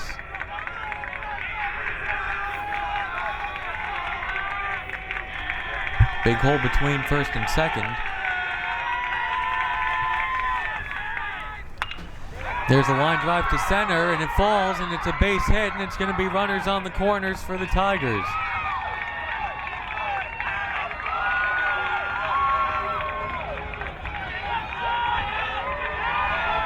Jaquez is up, 2 on, nobody out. Chance to get back in the game. Now batting, the left fielder, number 7, Timothy Jaquez.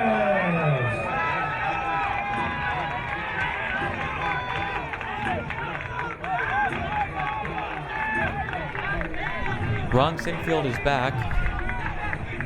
They're in double play depth. They'll gladly give up the run for the 2 outs.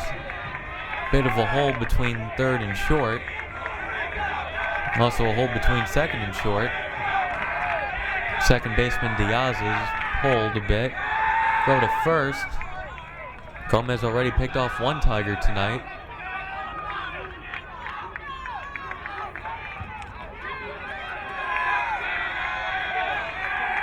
Tejada on third, Pangarelius on first, and nobody out. Pangarelius goes, and they fake the throw to second, and Pangarelius is in there.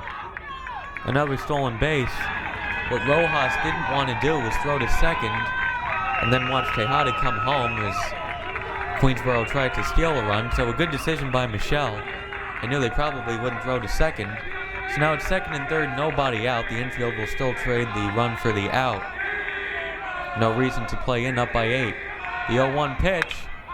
Ground ball, second. Diaz, a nice play. Throw to first is in time. Tejada comes home to score. It's 10-3. Pangarelius moves over to third. An RBI ground out for Jaquez, and now the top of the lineup is back up. Libro Burnett. Infield still back. Another ground out would score a run. 10-3 Broncos in the 4th. Pitch to Burnett. Fly ball center field. Pangarelius tags up. Rodriguez makes the catch. They're going to test his arm. The throw home is offline. Pangarelius comes in to score, and it's 10-4. Nice piece of hitting for Burnett. It's a sac fly and an RBI.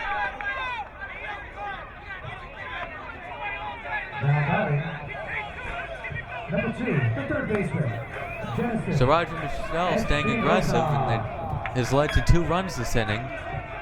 Queensboro has cut the lead from 8-6. That's how you have to make it up a little at a time.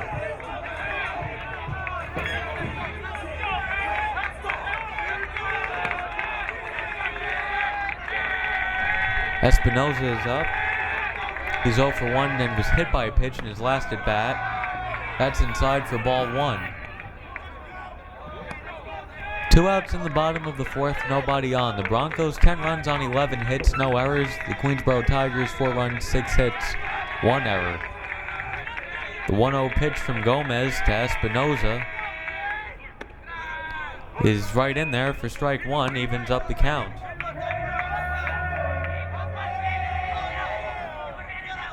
Now a bit of action in the Bronco bullpen. Down the right field line. The 1-1 pitch is inside. Ball 2, 2-1.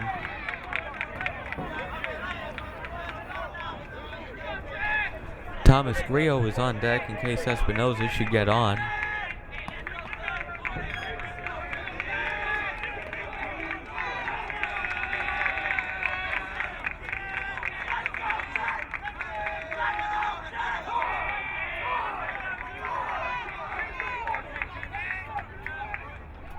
Time is called.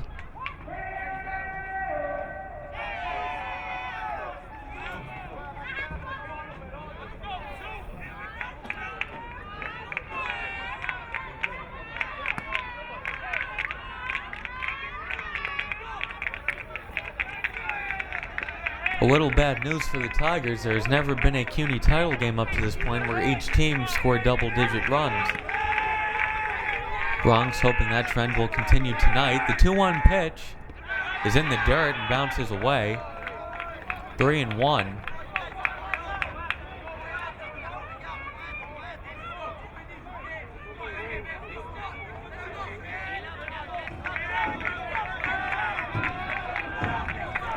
Espinosa should get a good pitch to hit here on 3-1. Gomez doesn't want to walk him. Line drive to right field. And it's going to go all the way to the wall. And Espinosa may have an inside the park home run. And Michel's waving him around. Espinosa is going for it and he's in. An inside the park home run. Jensen Espinosa makes it 10-5 in the fourth.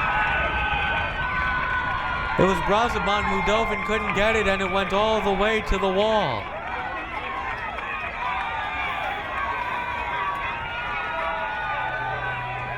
High risk, high reward play. He kept it in front of him. It would have been a single. Instead, it's an inside the park home run.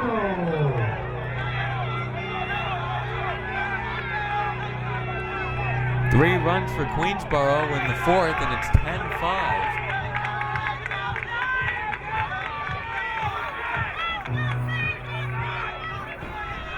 That's one. If you're going to dive, you better make the catch. Instead of Espinosa being on first with the single, he scores on an inside the park home run. Nice pitch from Gomez. Off-speed pitch was in there to Grillo. Grillo was 0 for 2. Fly out to center. Popped out to second.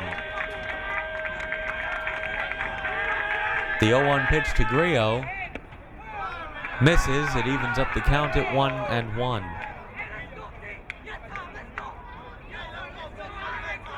Cleanup hitter Nicholas Yip is on deck. He's walked twice. The 1-1 pitch is low. Ball 2-1. Gomez struggling to get behind these struggling to get ahead of these hitters. He's falling behind to everyone, and it's 3-1 to Rio. And Rojas is trying to settle him down. It was 3-1 to Espinosa when he hit the inside the park home run, and now Rojas is going to make the trip out. And I'm sure DeJesus, the Bronx coach, would like to keep him in for 5 innings so he could get the win. But if this gets to 10-6 or 10-7, I don't think he'll hesitate to take him out. 10-5 in the bottom of the fourth.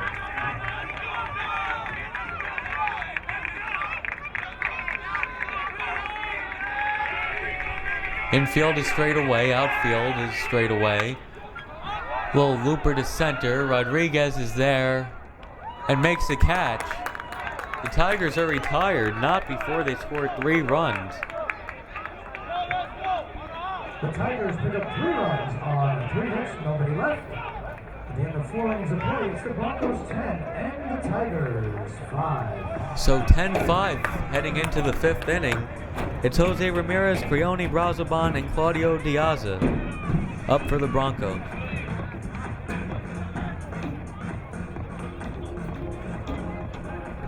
Ladies and gentlemen, the CUNY Athletic Conference Women's Softball Championships as well as the CUNY Athletic Conference Men's Senior College Baseball Championships are fast approaching. For scheduling information, please log on to www.cunyathletics.com, download the free championship ticket, and earn points towards the Students Rewards Program. Again, www.cunyathletics.com.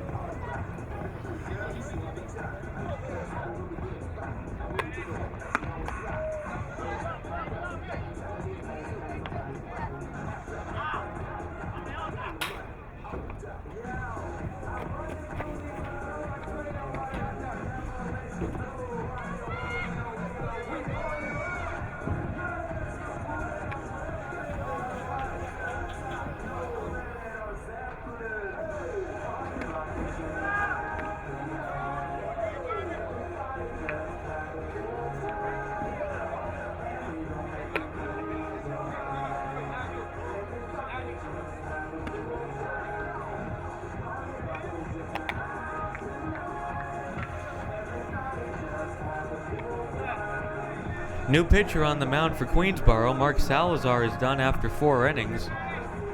Gave up 10 runs. He can lose the game, he can't win it. Please, now pitching for the Tigers, number 17, Matthew Brown. Matthew Brown is the new pitcher for the Tigers.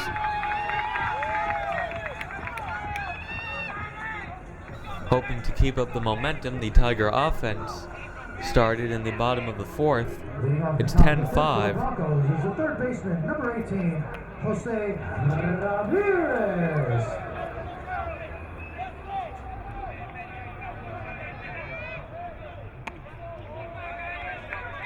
Ball 1.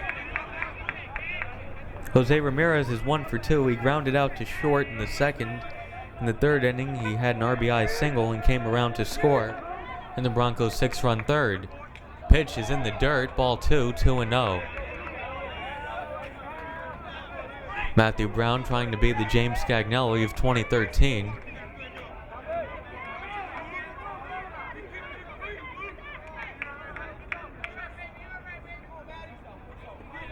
.5 in the top of the 5th.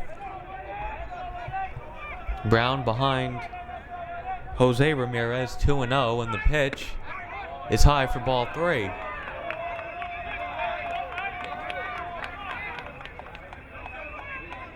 The outfield is straight away, as is the infield.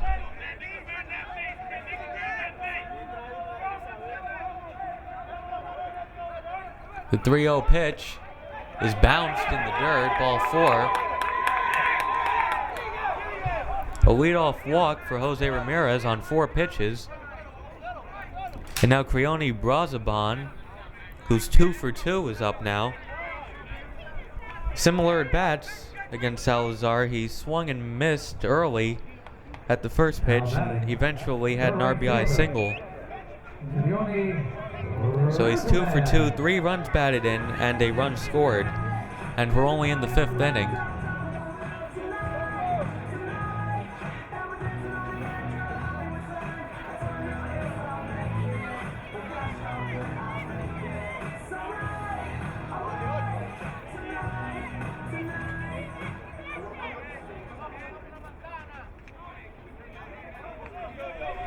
So Brown looks in for the sign. See if DeJesus has Ramirez go for second. Not going. The first pitch is low. Brown has now thrown his first 5 pitches out of the zone.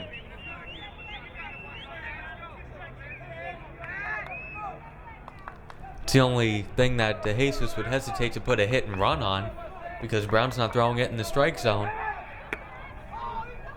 Not a bad pickoff move by Brown, but not in time to get the out. Still 1-0. The pitch from Brown. His first strike of the night. It's 1-1.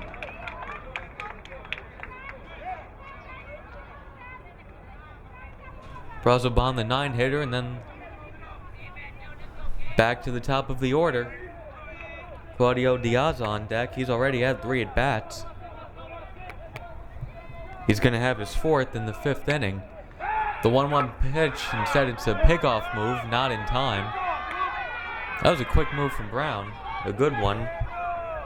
Ramirez did not have a big enough lead for him to get picked off. Very aware runner.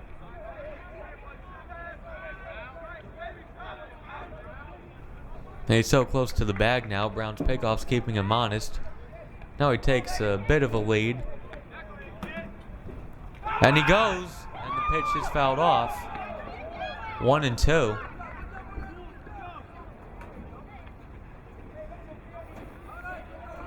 That was a good lead by Jose Ramirez.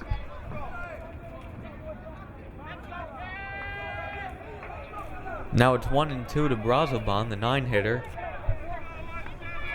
Brown looking for his first out of the night. Now they do put him on second, and now it's going to get away from Yip, and he's going to go to third. That's what it was. I missed it from up here. So the pitch must have gotten away on 1-1. And Ramirez, they'll say, stole second and goes to third on the wild pitch. Now man on third with nobody out. 2-2 to Brazoban, and we'll see if the Tigers bring the infield in. That's probably what they're talking about now. Even though their offense is doing well tonight, 5 runs in 4 innings, still don't think you want to concede outs for runs at this point.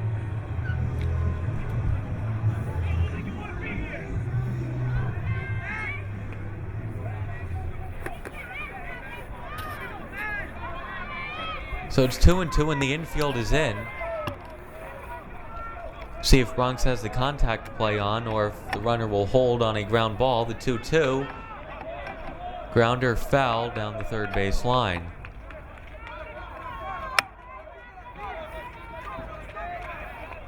Don't think we'll see a squeeze play. 2 strikes, so if he bunts foul, it's strike 3. And with the infield in, it's going to be tougher to get down a very good bunt that could score a run from third. The 2-2. Looper. Luck makes the catch. And Ramirez will stay at third. Very nice play by Calvin Luck.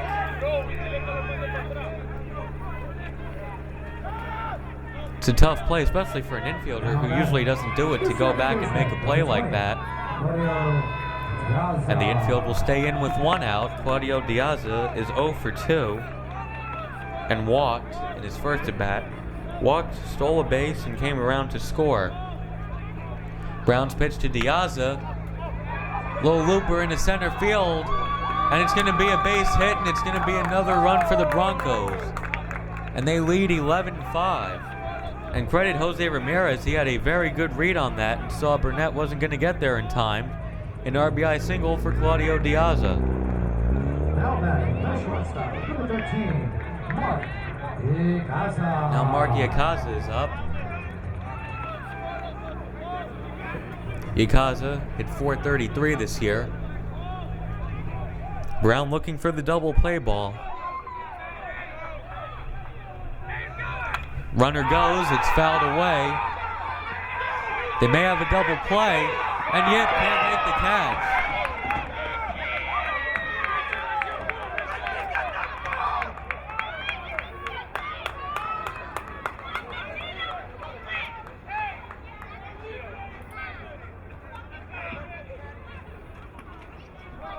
Not the first one Yip has missed tonight.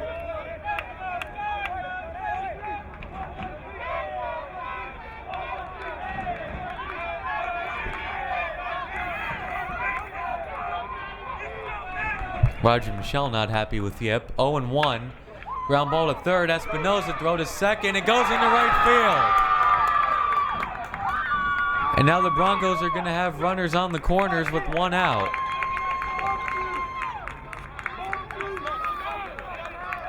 That could have been a double play ball. Espinosa to second for 1, on to first for 2. Instead, he throws it into right field.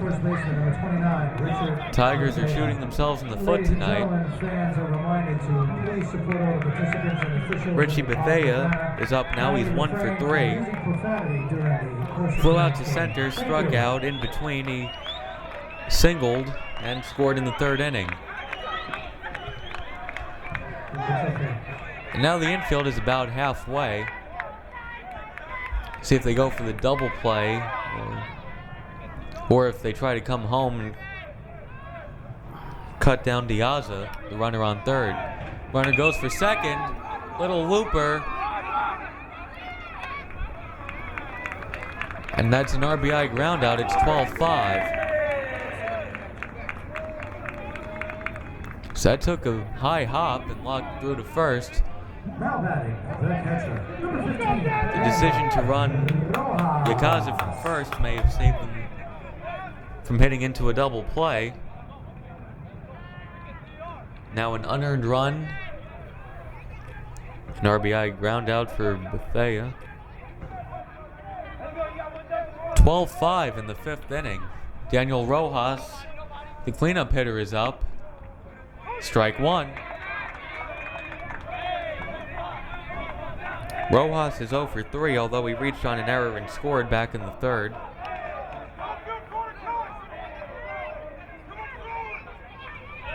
Tough inning for the Tigers. They scored 3 runs to cut it to 10-5. Big hole between first and second. Luck is there, throws to first, and the Tigers are out of the inning, not before the Broncos score twice.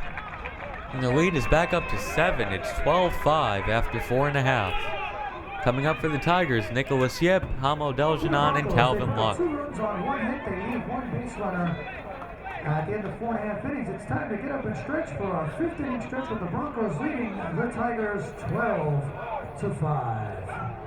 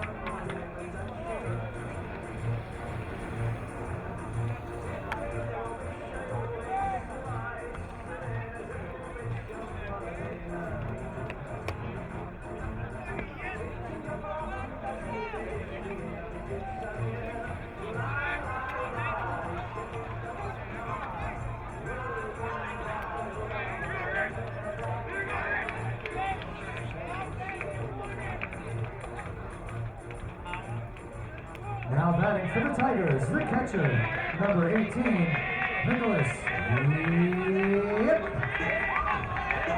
Tiger cleanup hitter Nicholas Yip is up. Been up twice, walked both times.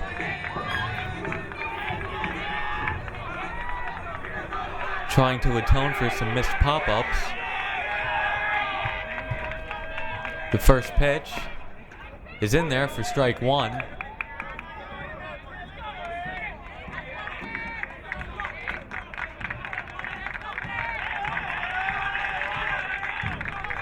The 0-1 pitch to Yip.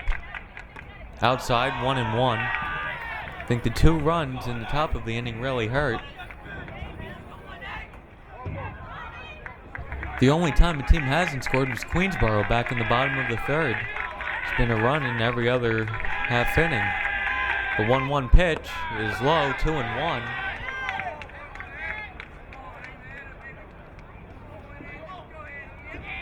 So Yip has been on twice, and on deck is Hamo Deljanon, and he's singled twice. 2-1. High, ball 3, 3-1.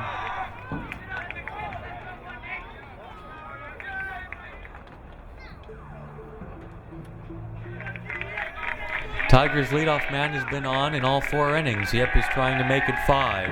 The 3-1 pitch is high, ball 4. And Yip walks for the 3rd time. Now Deljanon, who singled twice, is up. He had an RBI off the glove of Yakaza in the 1st.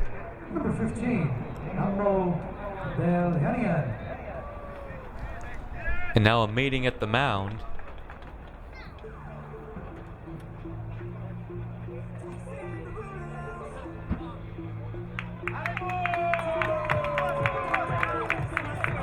And that's going to be it for Omar Gomez. He was 3 outs away from recording the victory, but Coach DeJesus saw enough, and he takes him out after 4 innings, 4+ innings.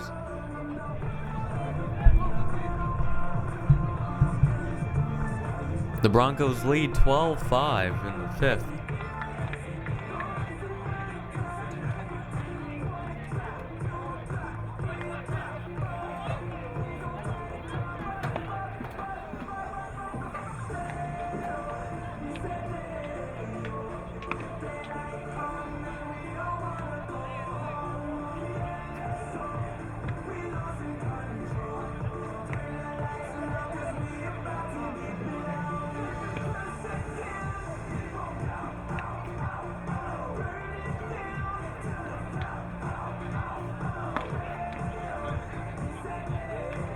gentlemen, your attention please. Now pitching for Bronx Community, number 21, Luis Tapia.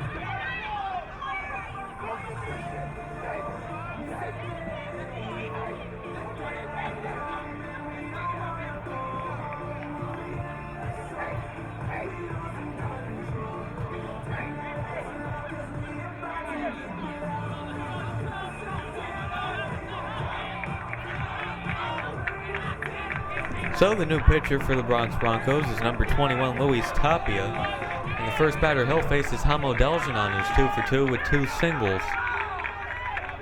Nicholas Yip is on first. If he scores, that run will be charged to Gomez. 12-5 Broncos, bottom of the 5th. The first pitch is outside for ball 1.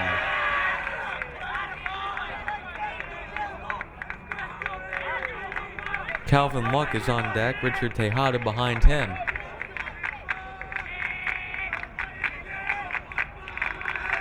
Looks the runner back. The pitch is in there for strike 1. That evens up the count.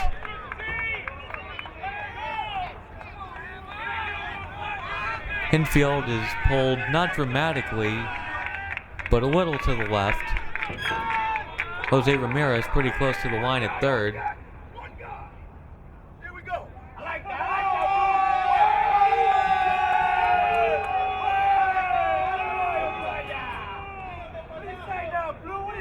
One and one as Tapia stares at the sign, looks the runner back, looks him back again, and steps off.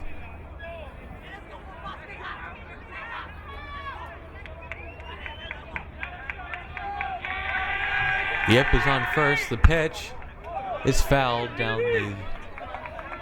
It goes into the net behind the dugout, behind the Bronx dugout. 1-2 to Deljanon.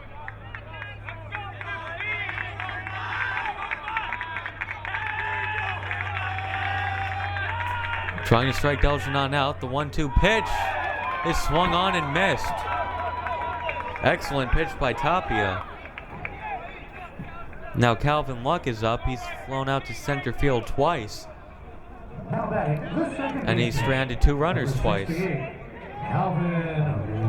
And he's ended the inning twice. Only way he could end the inning now is if he hits into a double play. The pitch by Tapia is in there for strike 1.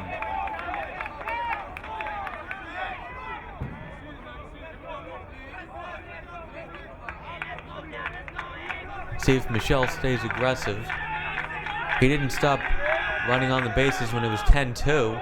That's in there for strike 2. And Tapia gets ahead of Luck 0-2. This was something Gomez had trouble with, staying ahead of the Queensboro hitters when he had a big lead. He was falling behind. They were getting hits and getting back in the game.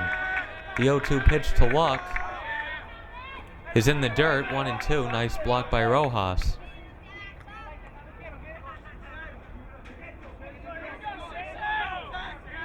Center fielder Rodriguez is kind of shallow.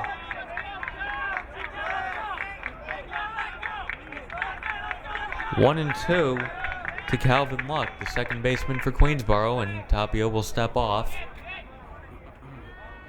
And now he'll have a meeting with Rojas. Want to make sure they're on the same page here. Not many expected both starting pitchers to be out in the 5th inning. They want to make sure all their signs are straight.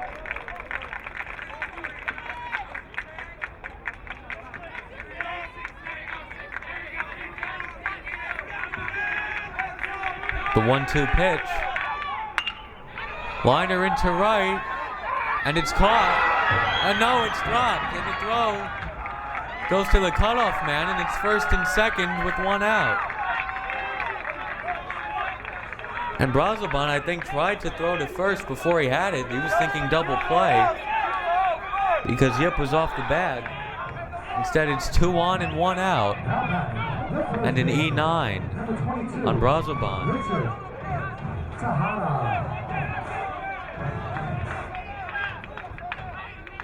Don't want to give teams extra outs. Now Richard Tejada is up. 1 for 1 and a walk. He's come around to score twice. Keeping busy tonight. A walk, a single, a stolen base, and 2 runs scored. Strike 1. On the outside corner, Tejada was looking.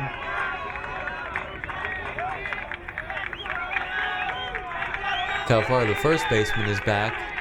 He was able to get a bunt down the first base line. The bases would be loaded. Don't think we'll see that. The pitch is outside for ball 1. 1-1. Alex Pangarelius is on deck. Timothy Jacques behind him.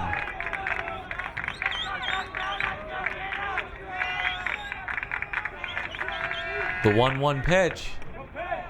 Outside, 2-1. Tejada looking for the signs from Michelle. See if he puts something on here.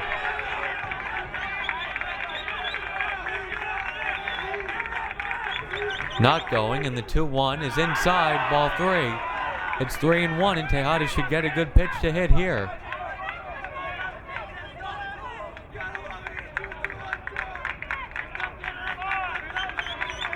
Broncos bullpen is quiet right now, as is Queensborough's. The 3-1 pitch by Tapia is low for ball 4, and the bases are loaded.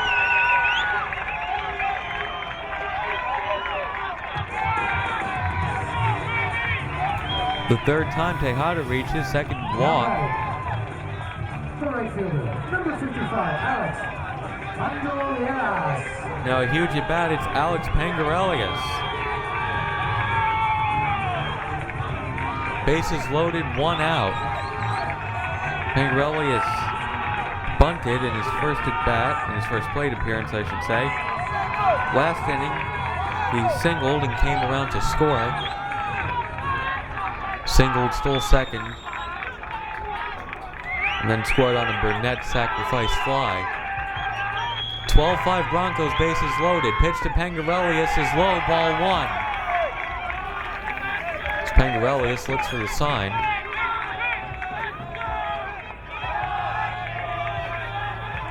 Tapia, the 1-0 pitch is right down the middle for strike 1, evens up the count. See if that error from Brazoban comes back to haunt them. Would have been the second out of the inning. There's still 1 out, and the bases are loaded. The 1-1 pitch.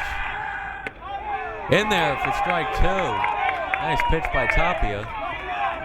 Roger Michelle encouraging Pangarelius.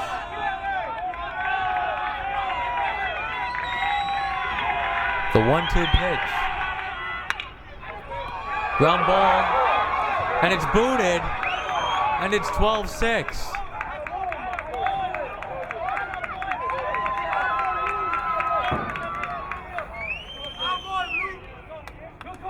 So saying it's interference now, and they're going to send the runners back. It's my mistake, that's why I took the weird hop. No run, interference.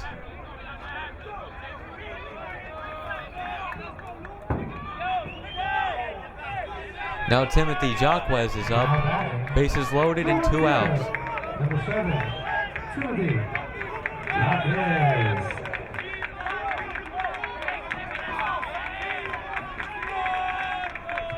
Jacques is 1 for 2. Had an RBI single in the second, an RBI ground out last inning. In for strike 1.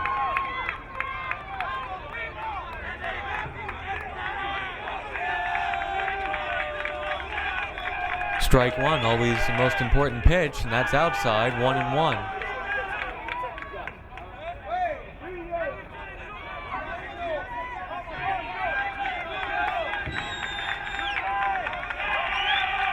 The 1-1 pitch is outside, ball 2, 2-1. Tapia making things a bit interesting. And if he could get a hit up the middle here, it would be 2 runs. They're really playing him to pull. The 2-1 pitch is high, ball 3. 3-1. And he's 1 pitch away from walking in a run.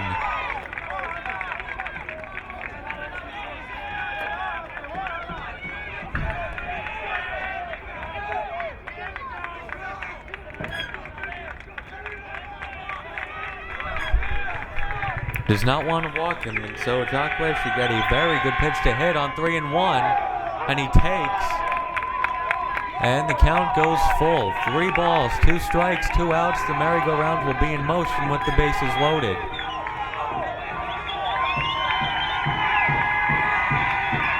Runners go, the pitch is high, and the Tigers make it 12-6.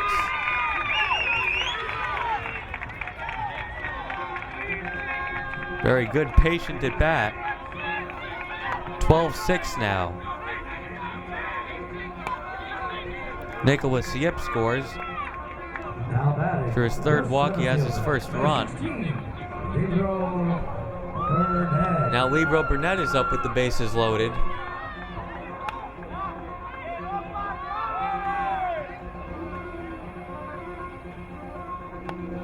Now the Broncos are going to have a meeting at the mound. His 1 swing could put the Tigers right back in this.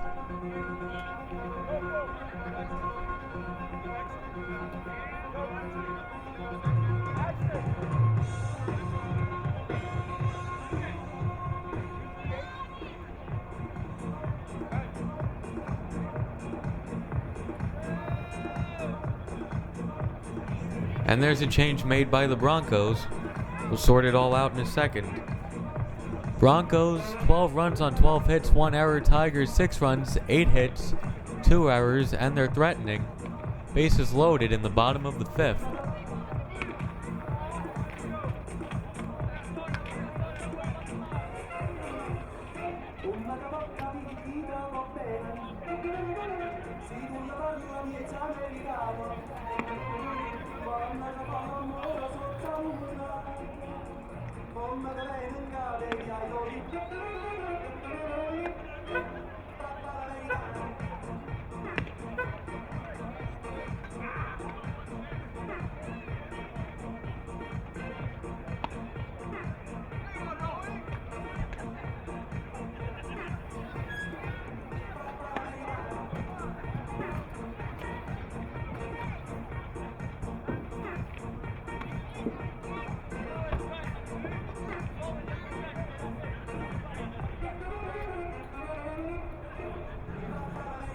Ladies and gentlemen, your attention please. Now pitching for the Broncos, number 19, Erwin Rodriguez.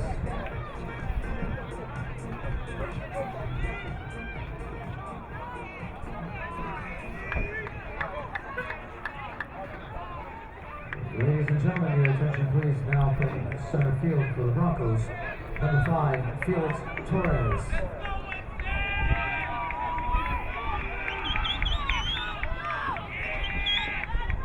So a double switch and strike 1. Get it all sorted out. Jesus makes a double switch. Rowan Rodriguez comes in from center field to pitch. And now Felix Torres is the new center fielder. Strike 2.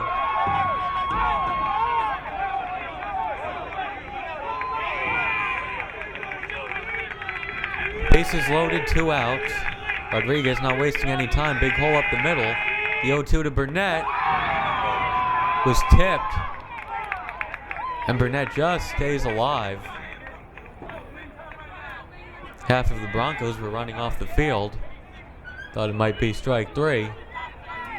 Tigers trail 12-6, bases loaded, 5th inning, 2 outs.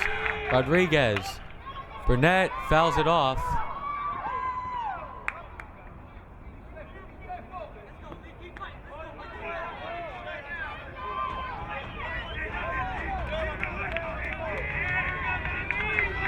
So Rowan Rodriguez, who started the game in center field, made some nice plays, is now pitching. And the 0-2 is lined into center. Torres, it falls in front of him. The Tigers make it 12-8. Burnett with a 2-run, 2-strike, 2-out single. 12-8.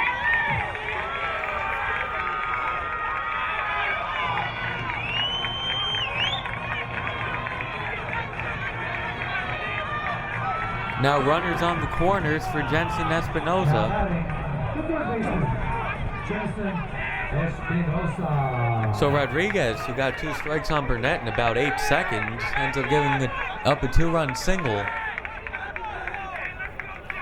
Tigers have scored 6 runs in the last 2 innings, and they still have 2 on for Espinosa. And if he gets on, Thomas Grillo will represent the tying run.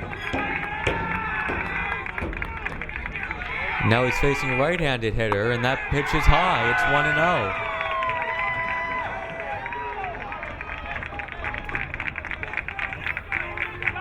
So Luis Tapia could only go 2/3 of an inning. Rodriguez is the 3rd pitcher they're using in this inning, and that's in there for strike 1.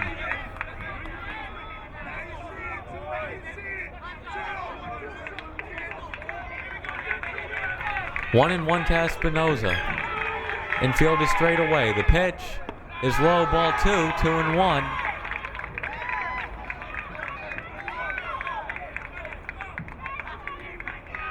What a wild game. 12-8 in the 5th inning. And 2-1 on Espinosa. Make it 2-2. Got the inside corner. And now deuces are wild. 2 balls, 2 strikes, 2 outs. 2 on, number 2 at the plate. Rodriguez gets the sign from Rojas. Delivers. And Espinosa reaches out to stay alive. Nice job. And they'll do it again, the infield. Regular depth. So is the outfield. Everybody straight away on 2-2. Throw goes to first. And doesn't get him.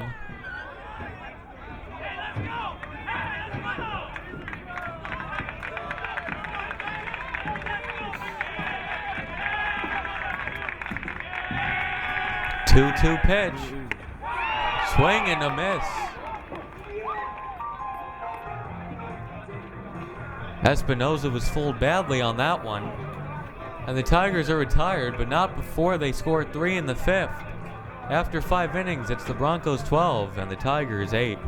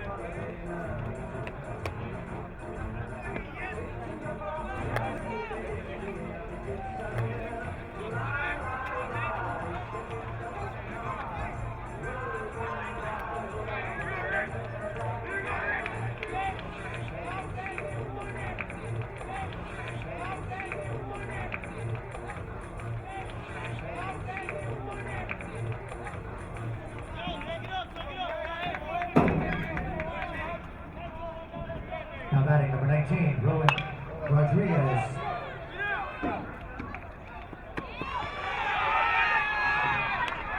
One pitch, 1 out as Rodriguez is retired.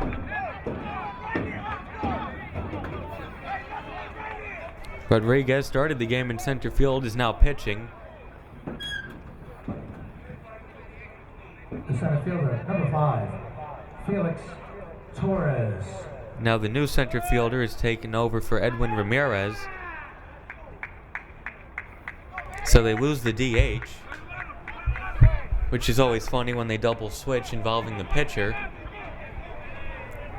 The pitch from Brown is in the dirt, 1-0.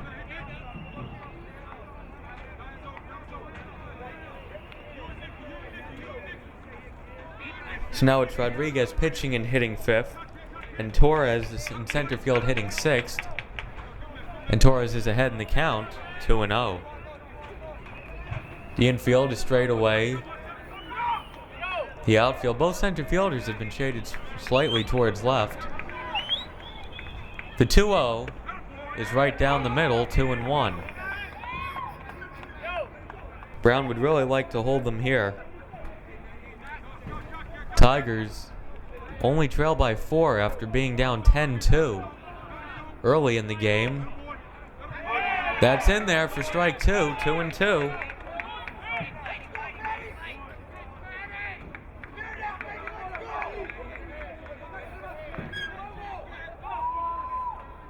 The 2-2 pitch is low, ball 3-2. To show you how bad DeJesus wanted Rodriguez as a pitcher, he double switched out of the game Edwin Ramirez, the DH, who had been 3 for 3. 3 singles, 2 RBI, 3 runs scored. The 3-2 pitch is grounded to third, foul. That is some double switch, and for Gomez, he came out to start the 5th inning. He walked Yip, was taken out. Tapia pitched 2/3 of an inning. But then DeJesus wanted the lefty-lefty matchup of Rodriguez-Burnett, and then Burnett had a 2-run single. Ground ball to third. This one is fair. Espinoza, throw to first is in time. That will bring up Jonathan Suarez. Suarez, 1 for 2 with a sacrifice bunt. The left fielder, number 12, Jonathan Suarez.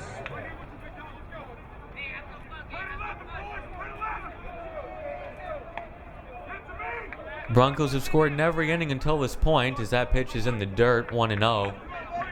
2 in the first, 1 in the second, 6 in the third, 1 in the fourth, 2 in the fifth. But the first 2 were retired here in the 6th. Brown looking for a 1-2-3 inning. That pitch is in there. It evens up the count at 1-1.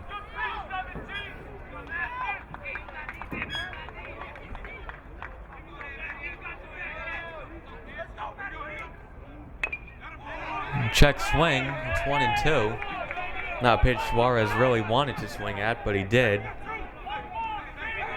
And Weekly fouled it off, and now it's 1-2. Brown looking to put away Suarez. Ground ball, it's going to be Grillo. Throw to first. Not in time. Great hustle by Suarez. Beats out an infield single to keep the inning alive, and now the third baseman, Jose Ramirez, comes Now up. batting, the third baseman, number 18, Jose Ramirez. Ramirez is 1 for 2. Had an RBI single in the third, came around to score.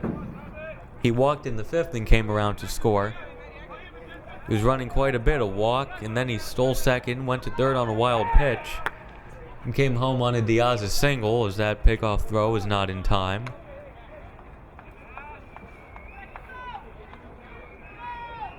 Two outs, top of the 6th. Jonathan Suarez on first, Jose Ramirez at the plate facing Matthew Brown. And Brown's first pitch, runner goes, swing and a miss, throw to second. And nobody could come up with it. And Matthew Brown jumped in the air. He wanted that one. Been some sloppy play by the Tigers tonight. Sloppy plays by both teams. And I guess that will be a stolen base, but good throw by Yip. They could have gotten the glove on it. Probably would have been out, and now a runner is in scoring position. The 0-1 pitch is fouled off, 0-2. Again, Matt Brown is one strike away from getting out the inning and holding the Broncos scoreless for the first time tonight. Keone Brazoban is on deck should he get to him. Brown gets the sign and delivers, and the pitch is bounced. 1-2.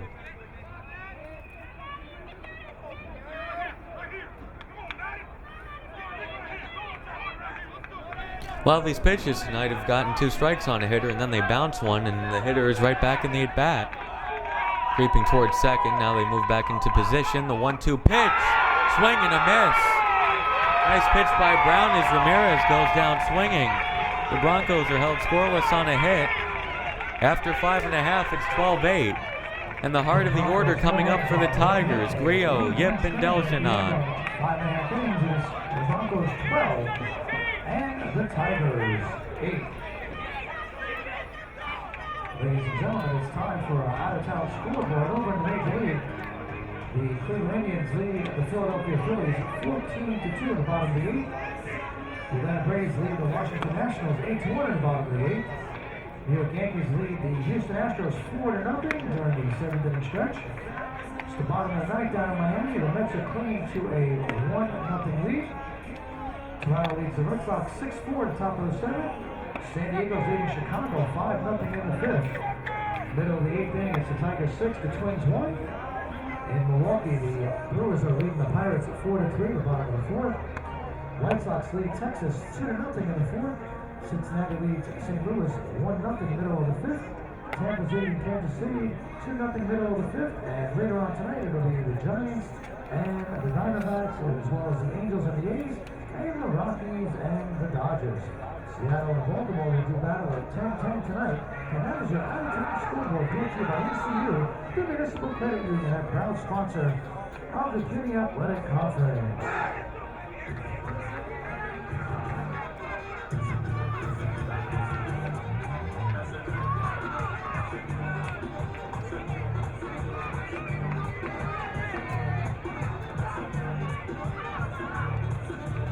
Now batting the shortstop, number 9, Thomas Grillo.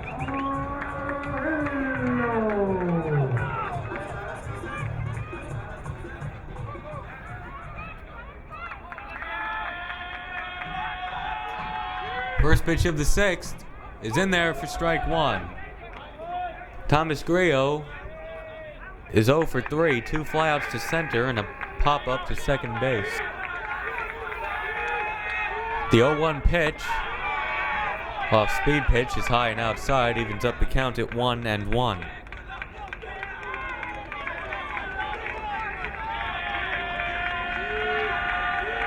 Rodriguez's pitch misses, it's 2-1. Gotta be a little tough for Rodriguez in center field, and you have to come in and pitch. Hot smash through the hole, base hit. A leadoff single for Thomas Grillo.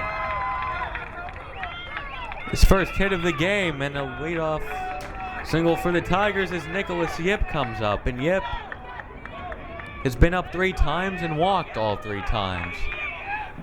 And Roger Michelle will take that right now. Nicholas Yip. Getting the signs. Broncos lead the Tigers 12-8 bottom of the 6th. Man on first, nobody out. The pitch misses, 1-0.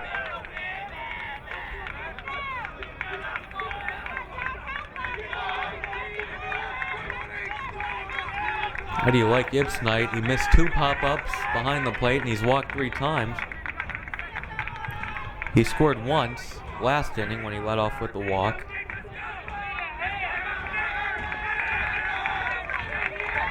One 1-0 to Yip right now. Rodriguez's pitch is in there, 1-1.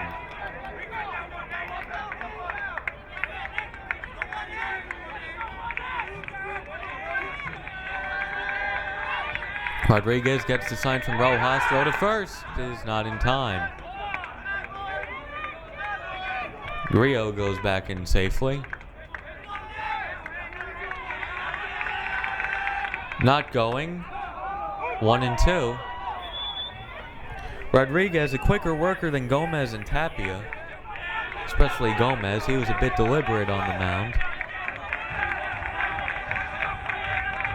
The 1-2 pitch. Swing and a miss. Nice pitch by Rodriguez as Yip goes down swinging. And now Hamo Deljanon is up. Now batting, the designated hitter, number 15, Hamo Deljanon. Deljanon, the DH, is 2 for 3, 2 singles and a strikeout. Had an RBI single back in the first. Grillo goes back in standing.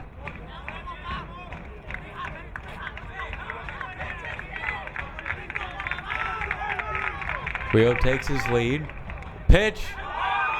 Hit him. And now it's 2 on and 1 out. The second baseman, Deljanon gives up his body to get on base. Luck, number 68. And Calvin Luck is up now. Flew out twice to center. And then reached on an error by the right fielder, Brazaban, last inning and came around to score. One more Tiger runner, and they'll have the tying run up at the plate. Would have been hard to believe when they were down 10-2. The pitch is in there for strike 1. Rodriguez gets ahead of Luck 0-1. Grillo on second, Deljanon on first. The 0-1 pitch, high and away, 1-1.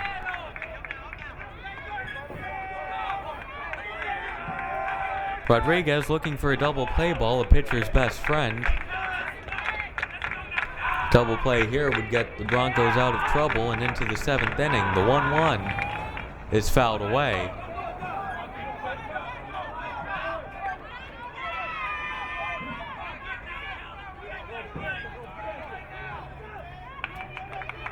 Infield back, a bit of a hole between third and short. Jose Ramirez has been close to that line at third for most of the game. Time called.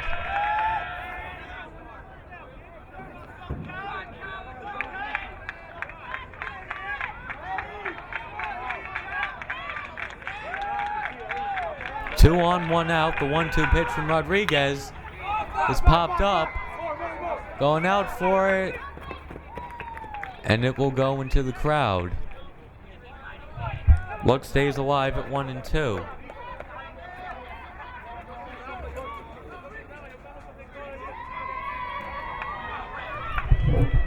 Calvin Luck at second base tonight also does some pitching himself. He won a CUNY game earlier this year against BMCC. Gave up 4 earned runs in 5 innings as Queensboro beat the Panthers 11-6. The 1-2 pitch. Luck lays off. 2-2. Richard Tejada is on deck.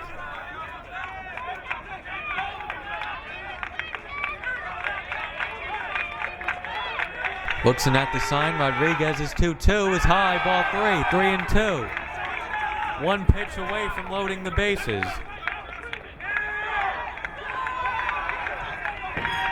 Rio on second. Deljanon on first. See if there's any chance they would be off. Not going. And that's fouled away.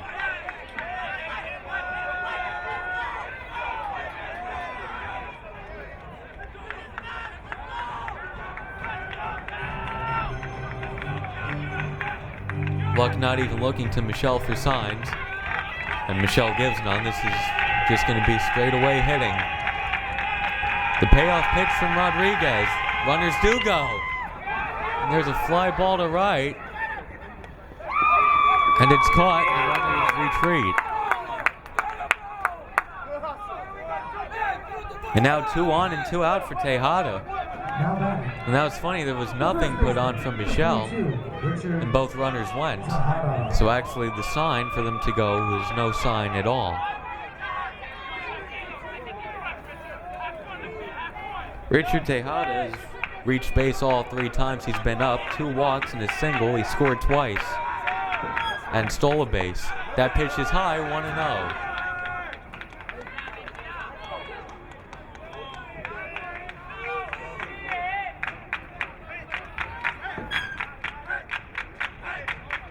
Rodriguez gets the sign from Rojas, sets and delivers. 1-1.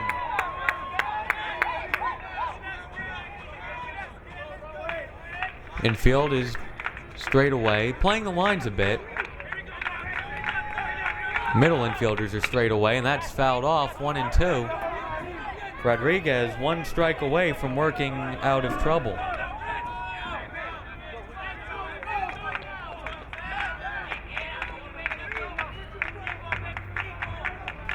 The outfield behind Rodriguez is straight away. Now time called.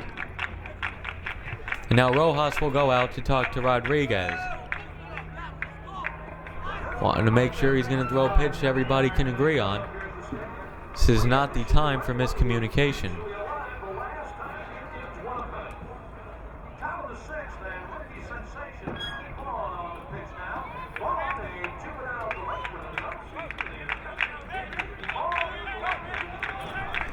Two on and 2 outs, 1 ball and 2 strikes. Tejada trying to stay alive. The 1-2 is high. 2-2.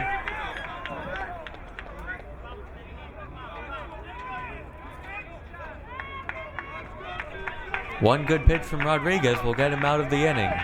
2 balls, 2 strikes, 2 outs, 2 on. Number 22 at the plate. Ground ball through the hole, base hit. Michel is sending the runner home. And he will score, and it's 12-9. Thomas Grillo scores. The Tigers will send the tying run to the plate. Clutch hitting by Tejada with the RBI single.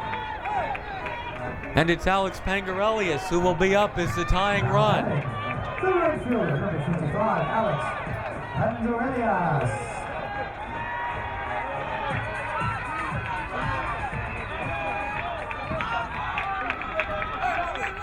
Pangarelius not a power hitter.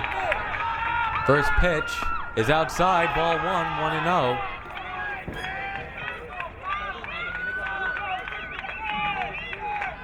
The tying run is at the plate. Down the middle, 1-1. It was 10-2 in the 4th inning. In Queensboro, not only have they gotten back in it, they've got back in it fast.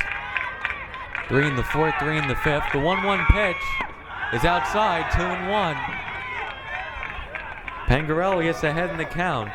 Belginon on second, Tejada on first.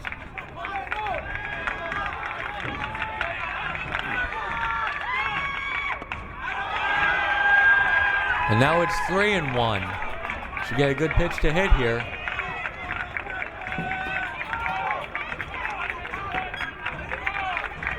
He singled back in the 4th inning.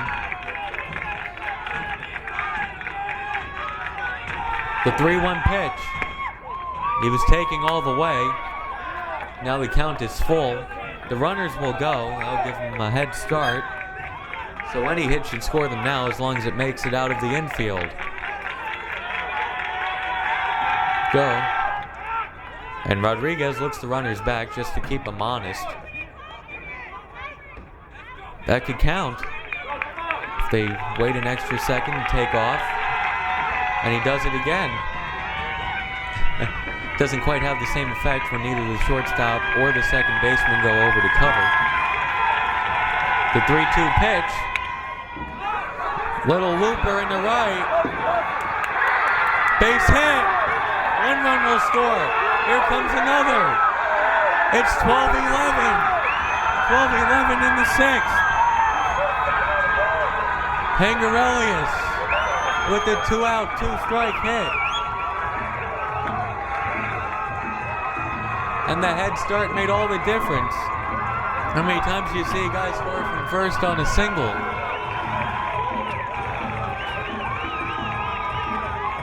So Belginon scores, and Tejada with this head start had a lot of speed. And now it's 12-11.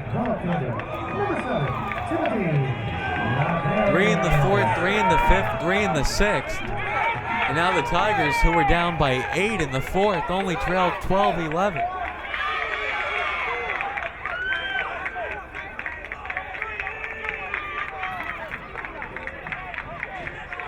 Jaquez is up. He's driven in a run each of the 3 times he's been up. And he tries to bunt his way on, and it's foul. Not a bad idea. So he singled in a run in the 2nd, RBI ground out in the 4th.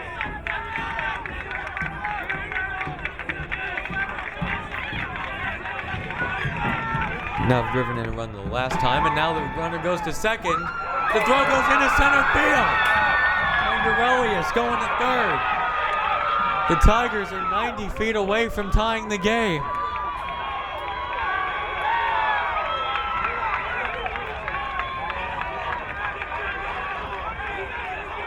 The count is 0-2 to Jaquez.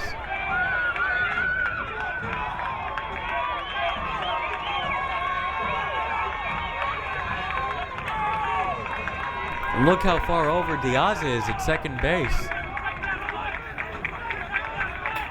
Extreme pull.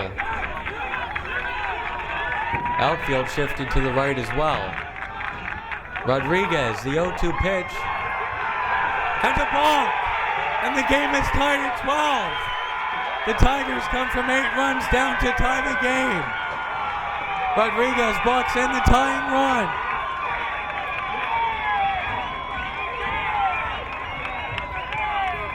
Twelve in the 6th. The Tigers explode for 10 runs in the last 3 innings.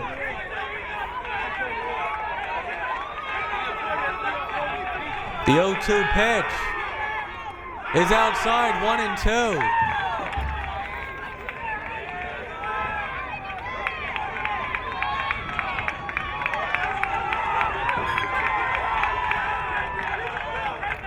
One and 2 to Timothy Jaquez. Got him looking. The Broncos get out of the inning. Not before the Tigers tie the game at 12. They score 4 times in the inning. After 6 innings, each team has a dozen runs. 4 runs on 3 hits. There is nobody left on. And at the end of 6 innings of play, we are all knotted up at 12.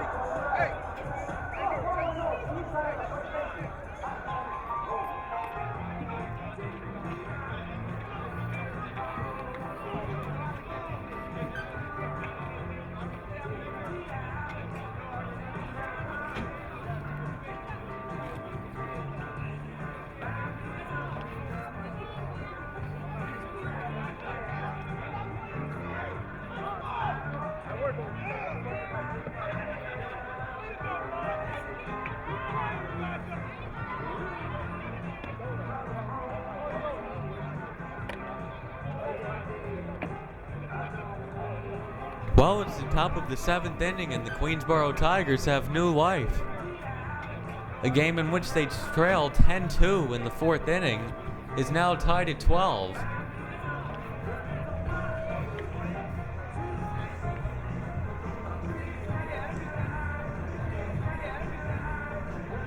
Because there's going to be a change of some kind on the field. Umpires having a talk by the Queensboro dugout. One of them was.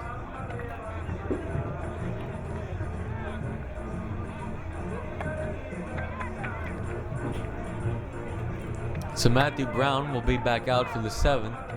Broncos 12 runs, 13 hits, 2 errors. Tigers 12 runs, 12 hits, 2 errors. CUNY Community College Baseball, you're never really out of it, even when you're down by 8 in the 4th inning of the CUNY Championship game.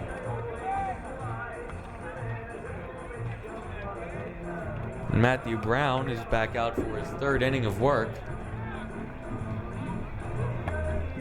Gave up 2 in the 5th. And then pitched well in the 6th.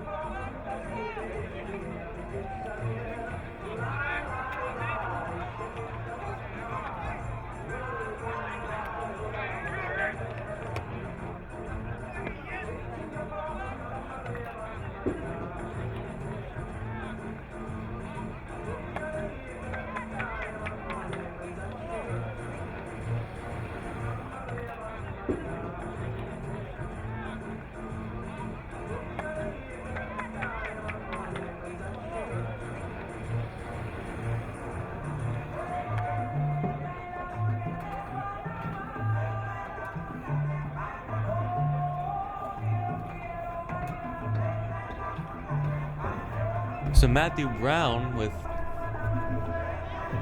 an injury of some kind, and he's getting as many warm-up tosses as he needs. Report says a cut on his hand.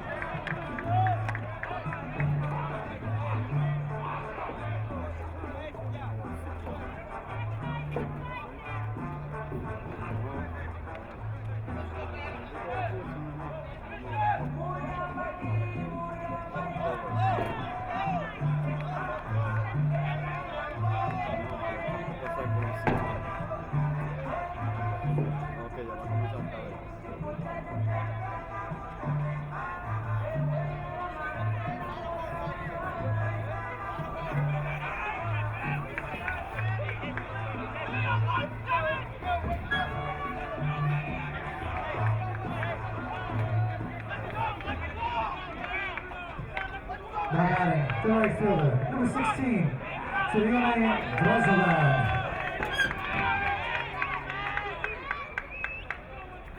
Brown's first pitch of the 7th inning is in there for strike 1. Last time this game was tied, it was in the top of the 1st inning. The second batter of the game gave the Broncos the lead. Tigers have never led. The count is 1-1 on Creone Braziban. Infield and outfield straight away. The 1-1 pitch spikes that one. It's 2-1.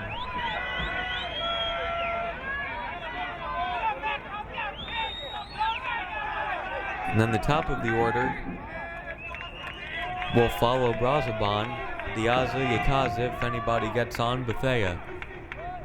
2-1, and the pitch from Brown is grounded. Grillo backhands it, throw to first, in time.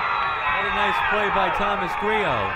And Braziban is retired to begin the 7th. Claudio Diaza is up now. 1 for 3 with a walk and a run scored. 2 runs scored, excuse me. Now batting, the second baseman, number 20, Claudio Diaza.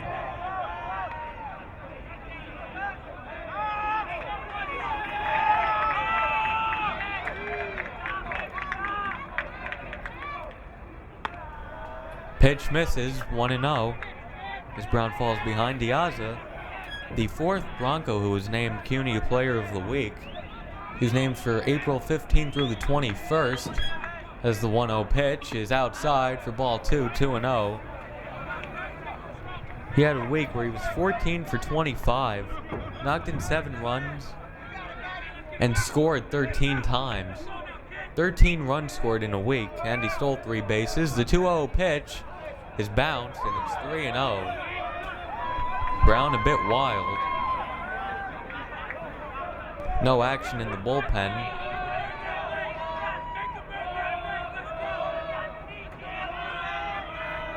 Tigers have a few position players who can pitch.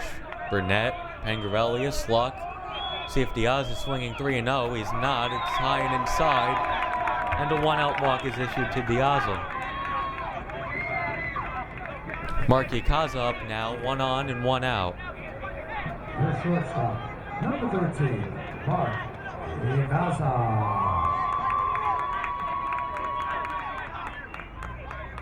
Big hole between third and short. Espinoza at the hot corner. Grillo, who made the nice play earlier in the inning, at short. Throw to first. Diaza gets back.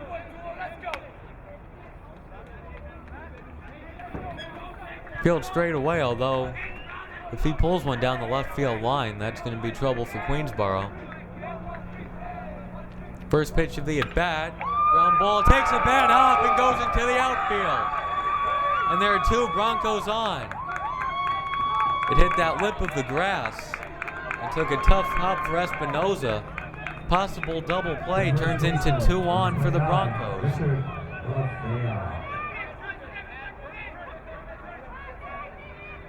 And I imagine they would score that a hit.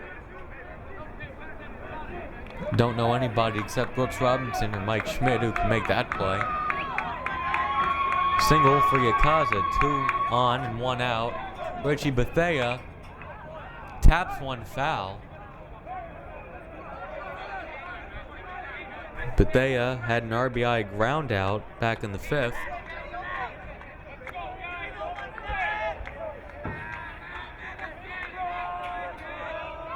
Drove in the most Broncos of anybody on the team. Brown ahead of him 0-1. The pitch. Ground ball to second. Luck flips to short for 1 on to first. Double play! 4-6-3 double play, and Brown works out of the jam. 7th inning stretch time. The teams are still tied at 12.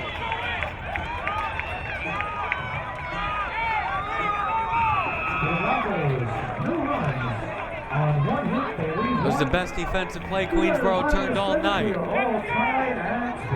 After innings of sloppy fielding, Luck to Grillo. to Tejada. And they'll have the top of the order in the 7th. Libro Burnett, Jensen Espinoza, and Thomas Grillo try to give the Tigers their first lead of the game.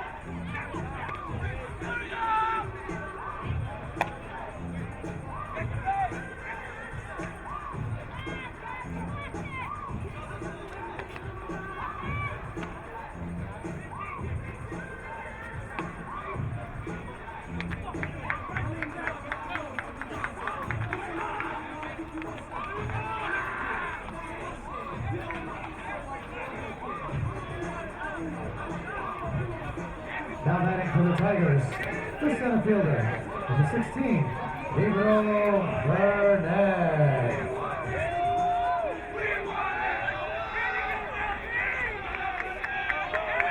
Burnett leading off the 7th against Rodriguez.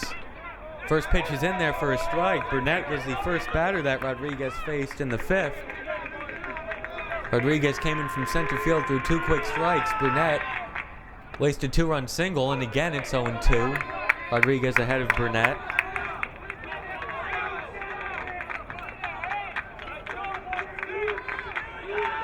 Defense straight away, 0-2.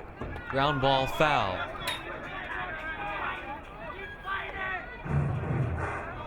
Tigers looking for their first lead of the game.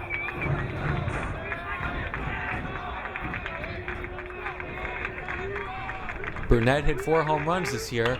A looper into left. The nice catch is made. Jonathan Suarez. The third baseman, number 2. Now Jensen Espinoza is up.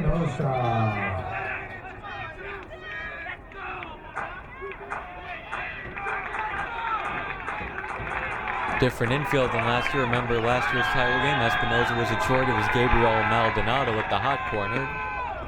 And Espinoza looks at strike 1.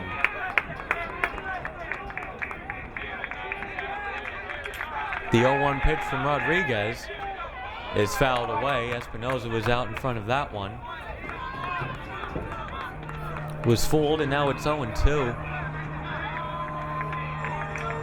Rodriguez doing a good job getting ahead of these hitters, though he gave up the lead. And that's swung on and missed, and then it gets away from the catcher, and Espinoza goes to first. Reaches first on a strikeout.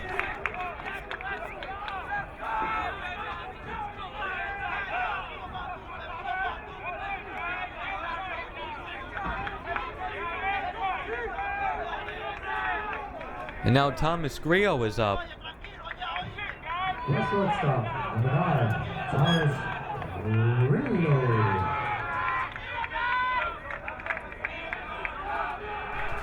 Remember, the Tigers were down 12-8 heading into the last inning, and he led off with a single. Grillo did. Now Espinoza on first. Tigers looking for their first lead of the game. Rodriguez throws to first. Espinoza goes back in standing up.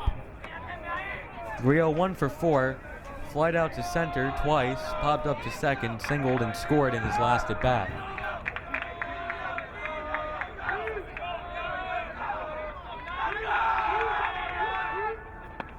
Pitch is high, 1-0.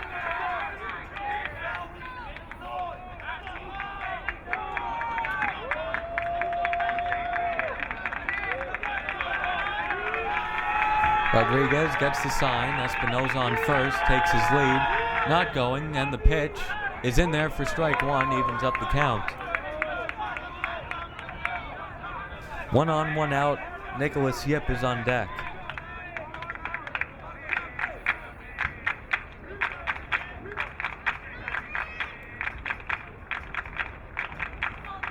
And time is called momentarily.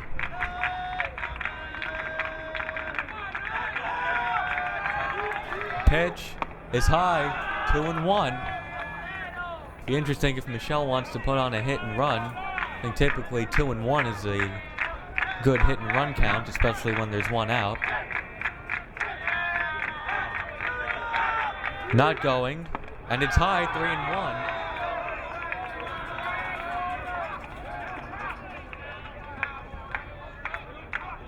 Grillo should look for a pitch to hit here. Don't think Rodriguez will want to walk him. At the same time, he can't just throw a fat pitch right down the middle. And that's fouled away into the parking lot.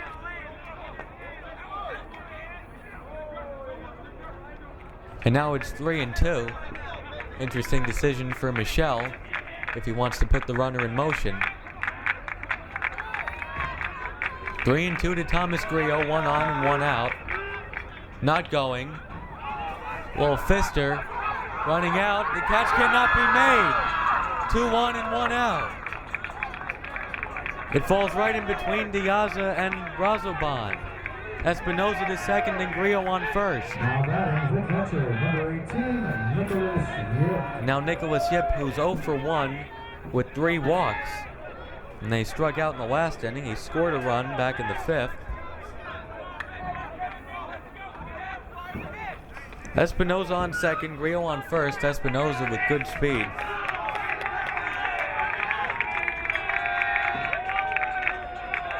First pitch of the at-bat from Rodriguez is in there for strike 1.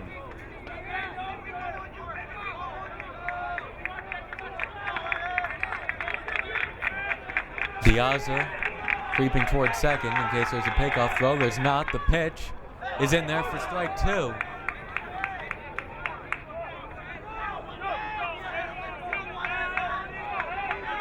Yep, looks down at Michelle for the signs. Rodriguez delivers. And it's a fair ball. The Tigers are going to take the lead for the first time tonight. 13-12. Throw just comes back in, make it 14-12. The Tigers lead. A 2-strike, 2-run triple for Nicholas Yip.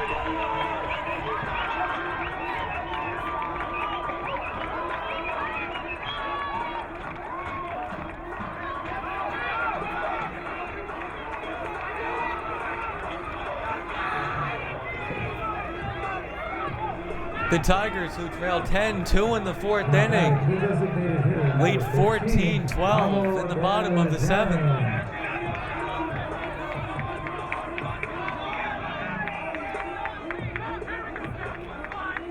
And now the Bronx infield is in. They will not trade a run for an out.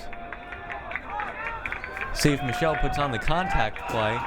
First pitch of the at-bat is outside, 1-0. Anything an infielder could get to, the throw is going home.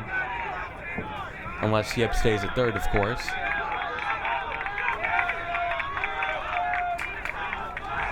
The 1-0 pitch misses outside, 2-0. Deljenon has been on base 3 times, twice singled, once was hit by a pitch. The 2-0 from Rodriguez. High, ball 3-0.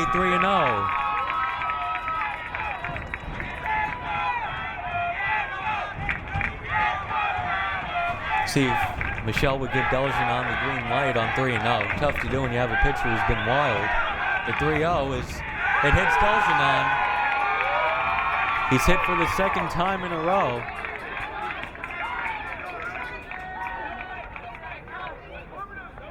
And I believe that's going to be it for Rodriguez as De Jesus makes the long, slow walk out to the mound.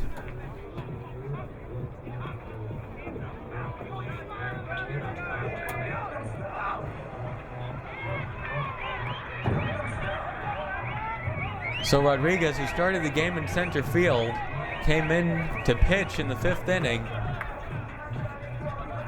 His team was up 12-6. And when he walks off the mound, his team trails 14-12.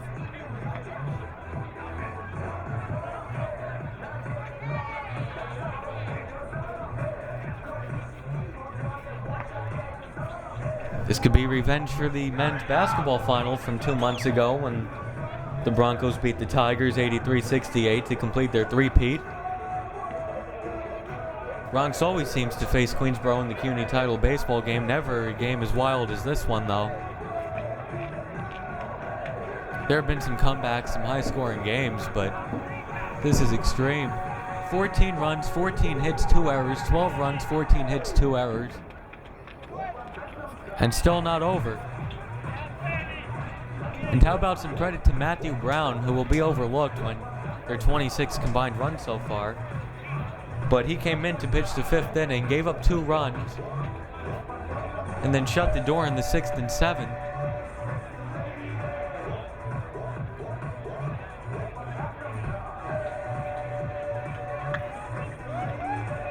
What a wild game, and still not over. Now 1st and 3rd. Calvin Luck is up. He's flied out 3 times today. So it's 1st and 3rd. You wonder 2 things. One, would Michelle think about putting a squeeze on? And then secondly, how is Bronx going to play the infield? Do you play it halfway so you could have the option to go for the double play or to get the runner at home?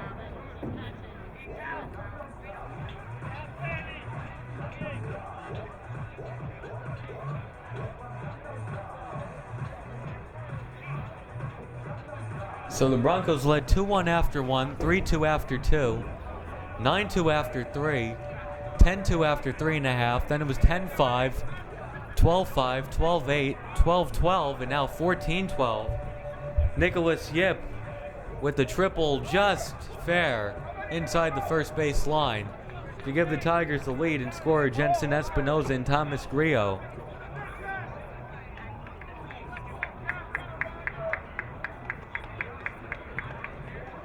And this pitcher in warm-ups has been very wild. He's been bouncing everything. And there's not much Daniel Rojas can do about it.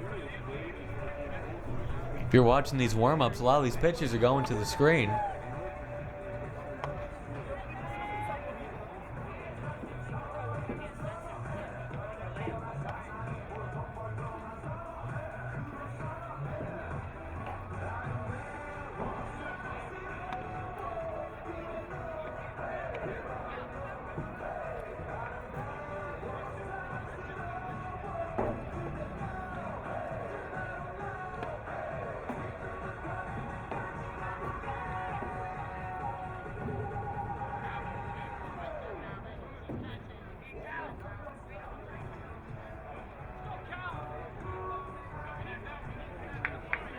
So Calvin Luck up now, 0 for 4, reached on an error in the 5th and came around to score.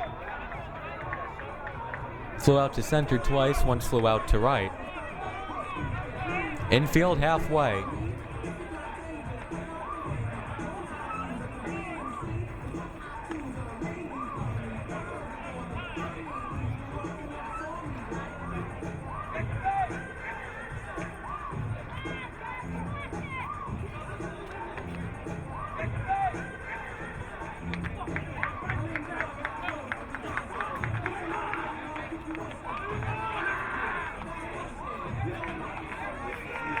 First pitch from the new pitcher, and it's high for ball 1, and it's actually, when I said Rojas.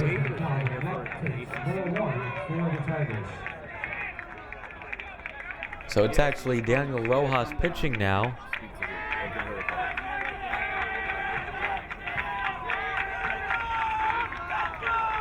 The 1-0 pitch to Luck. Misses, ball 2, 2-0. A lot of changes. Rowan Rodriguez is back in center field. Felix Torres moves from center to right.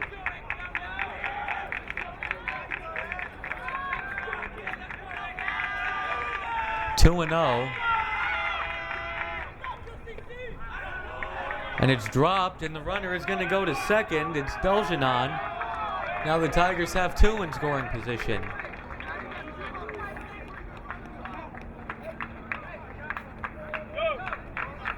Three and 0, second and third.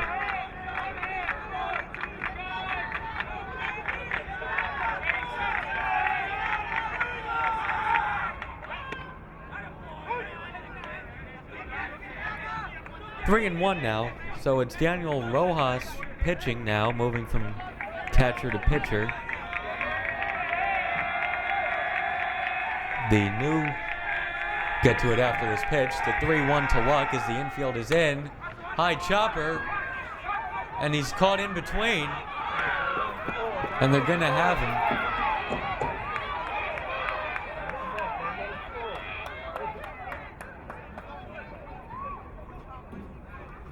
So it's still second and third because while Yip was caught in the rundown, Luck, who hit the high chopper, went all the way to second. And Deljenon goes to third. Now it's second and third, 2 outs. That could come back to hurt Queensboro if they don't add on any more runs, having second and third, 1 out. And Yip was kind of caught halfway if he should go or not. I mean, once he was halfway down the line, he might as well have come home.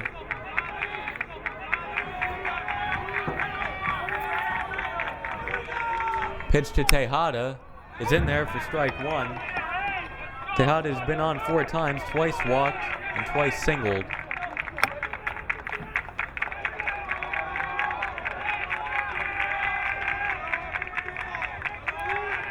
The 0-1 misses, 1-1.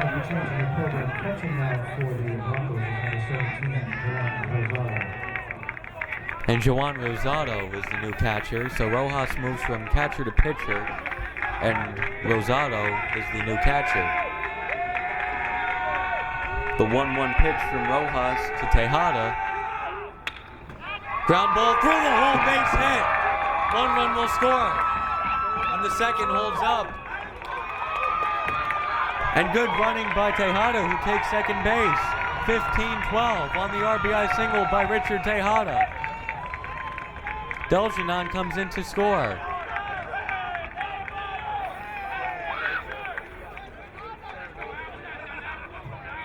The right fielder, number 55, Alex Pangarelias. Alex Pangarelias now is up, 2 in scoring position, 2 outs.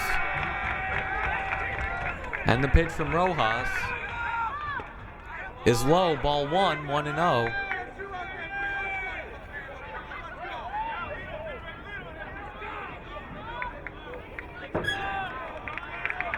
Queensboro has scored 13 of the last 15 runs and scored a 10-2 deficit into a 15-12 lead. That's high and outside, and it's 2-0 to Pangarelias with Timothy Jaquez on deck. Pangarelias with the big 2-run single the last time he was up. Little looper to right field to tie the game, the 2-0 pitch. Excuse me, to make it 12-11. And then he scored on a balk from Rodriguez. So his single cut it from 12-9 to 12-11, and he scored the tying run. 3-0 to Pangarelias. And that's in there for strike 1, 3-1. Broncos trying to figure out what hit them.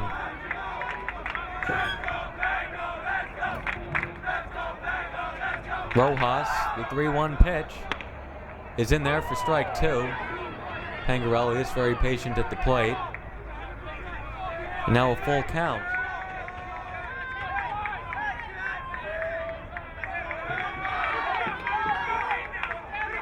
And the payoff pitch to Pangarelias.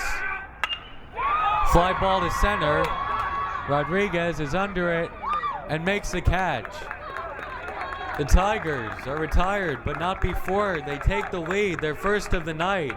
They lead 15-12 after 7 innings and are 6 outs away from the CUNY title. At the end of 7 complete innings, the Tigers lead the Broncos 15-12.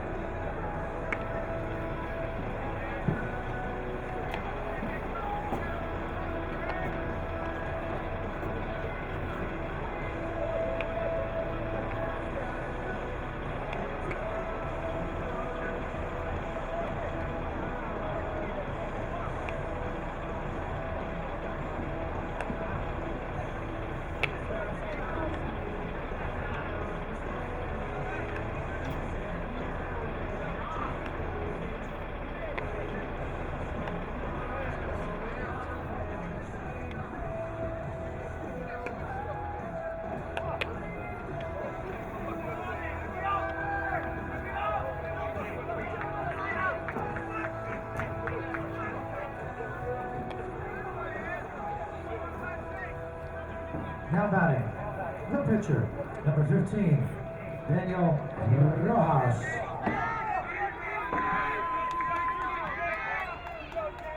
First pitch of the 8th inning is inside for ball 1.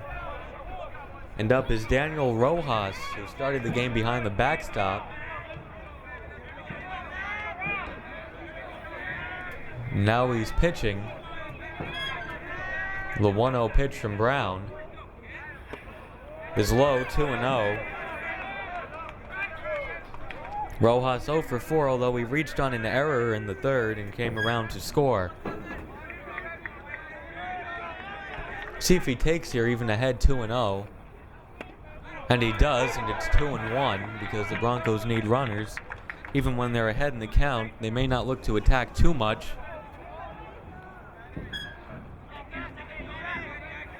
The 2-1. Ground ball. Grillo is there. Throw to first. In time. And that will bring up Rowan Rodriguez, who was 2 for 4 with 2 singles and 2 runs scored. Started the game in center field, and now he's back in center field, but he may be remembered for his pitching when he was up 12-6 in the 5th inning and left the game down 14-12. And that's in there for a strike. And speaking of pitchers, how about Matthew Brown, who gave up 2 runs in the 5th, and part of that had to do with an error. The 0-1, and then didn't give up any runs in the 6th or 7th and kept the Broncos right where they needed to be as Queensboro mounted their comeback. Now how is he going to pitch when he has the lead? The 1-1. Lays down the left field line. Foul. And it's 1-2.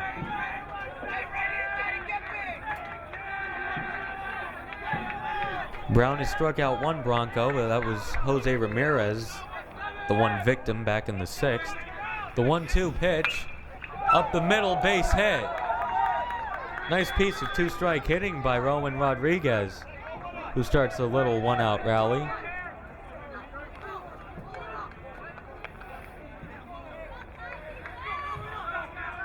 The right fielder, number 5, Felix Torres. Now number 5, Felix Torres, who didn't even start this game, then went into center field and then moved over to right field, is now at the plate.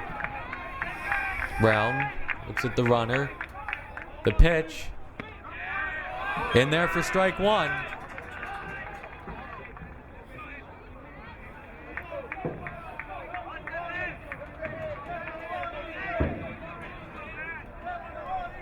Oh and 1. Defense, normal depth everywhere. Just misses, 1-1, evens up the count. Jonathan Suarez is on deck. Jose Ramirez behind him. 15-12, Queensboro leads the Bronx. Top of the 8th.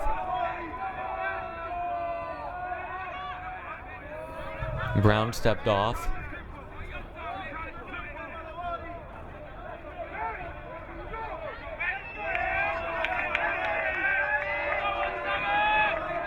Brown looks in at Yip for the signs.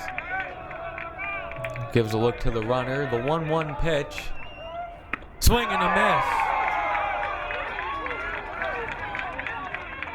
miss. 1 strike away from sending Torres back to the dugout.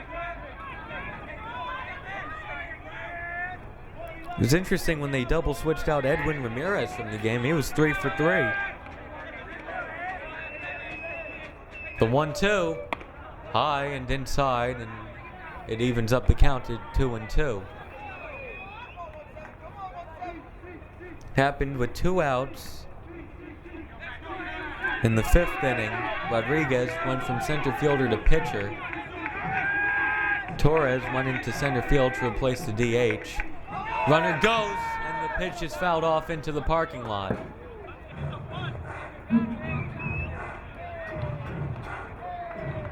So that's 2 position players Coach DeJesus has used tonight on the mound. The first, Rowan Rodriguez, and then he used Daniel Rojas, who started the game at catcher last inning.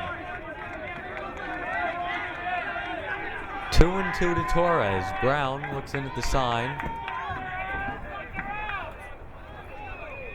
Not going. And it's in there for strike 3. Torres goes down looking. And that brings up Jonathan Suarez with 2 outs in the 8th.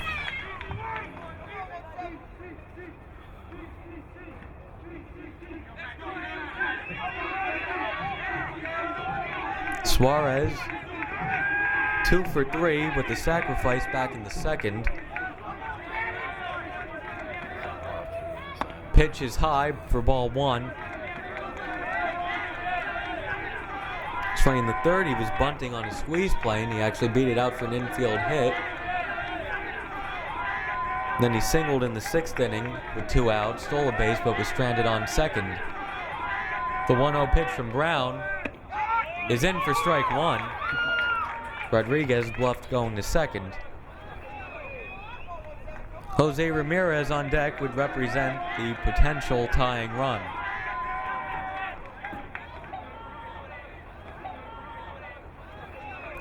The 1-1 pitch from Brown is in there for strike 2.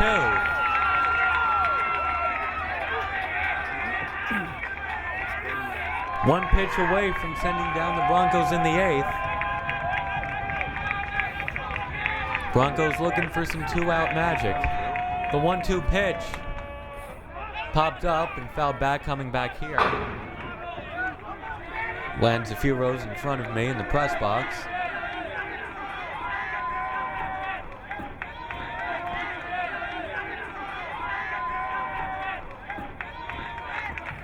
So they'll do it again on 1 and 2. Brown's pitch chopped slowly towards the Queensboro dugout. As Suarez spoils another pitch. Not a beautiful swing on that one, but does enough to stay alive. And that's the important thing. 1 and 2, minuscule lead for Rodriguez off first. There's a pitch inside, 2 and 2. Suarez had to back out of the way. Infield is kind of shaded the other way. Shortstop Grillo is a bit closer to the second base bag. There's a sizable hole between 3rd and short. Enough for a ball to get through. Espinosa eats him up. That'll be an error. The Broncos will send up the tying run here in the 8th.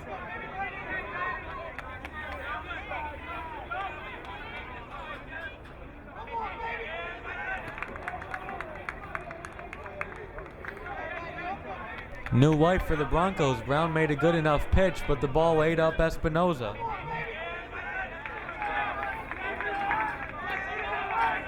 It's Jose Ramirez, who scored twice in this game. Brown's pitch hit him, and the bases are full of Broncos.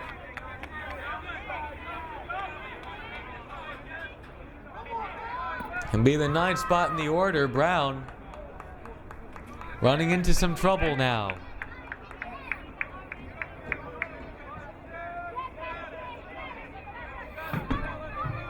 Now batting, the catcher, number 17, Joan Rosado.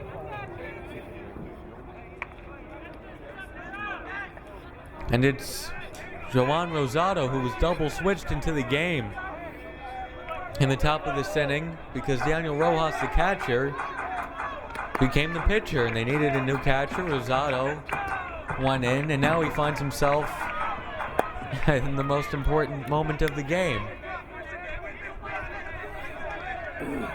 Bases loaded, 2 outs. Broncos down by 3. Brown's first pitch is in the dirt, 1-0. Claudio Diaza, if Rosado should get on in any way. 1-0, Brown gets the sign. Infield, normal depth. And that pitch is low, 2-0. Brown running into a bit of trouble. Good job by Yip to go out to the mound and settle his pitcher down. Good job by the Queensboro staff. Coach goes out now.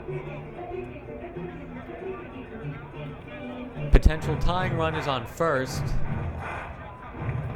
The potential go-ahead run is at the plate. Queensboro is not in a no-doubles defense.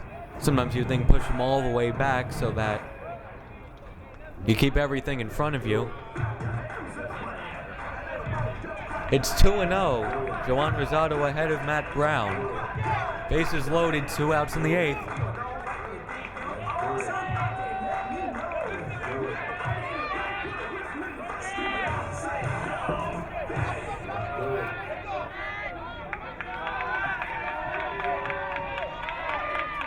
Brown gets the sign from Yip. 2-0 pitch.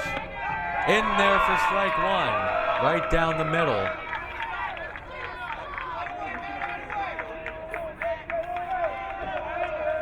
After seeing 2 pitches not even close, Rosado was taking all the way, even ahead 2-0. The 2-1 pitch from Brown is inside and it hit him, and it's 15-13. Brown losing his control. Michelle wondering if he should take him out. Brown losing it with 2 outs. It was that bad hop slash mistake by Espinosa at third that kept the inning alive. Claudio Diaz up now. All the guys you'd want up if you're the Bronx, a guy who hits .370 and had 11 extra base hits, an on-base percentage of over 500 in CUNY. Tying run on second, go-ahead run on first. Up the middle, and it's stopped, and a great play.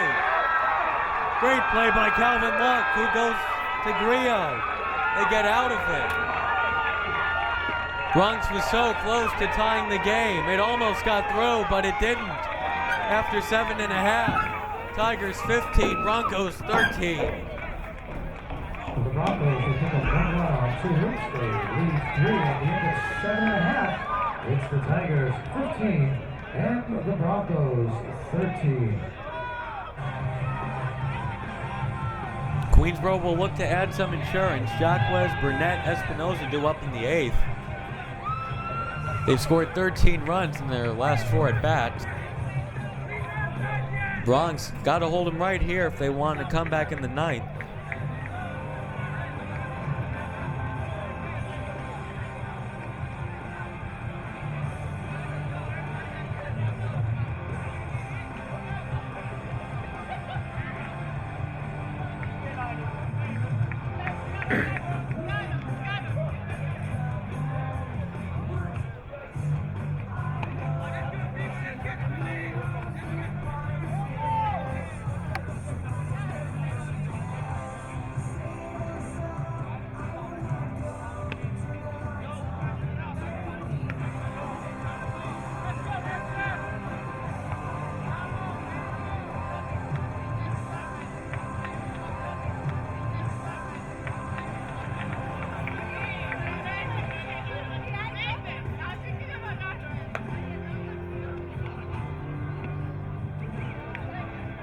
Fielder, number 7, Timothy Jacquez. 9-1-2 due up for the Tigers. Timothy Jacquez leading off the inning. Bottom of the 8th. Bronx Broncos 13 runs, 16 hits, 2 errors. Queensboro 15, 15, and 2. Tigers lead by 2, looking to make it more. Jacquez takes the first pitch for a ball, 1-0.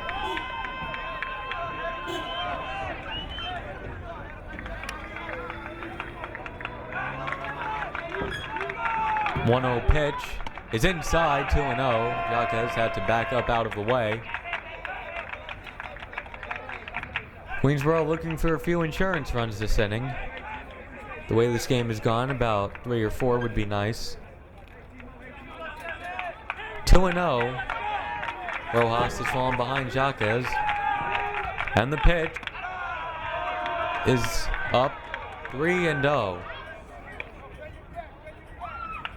And Rosado snapped that throw back to Rojas.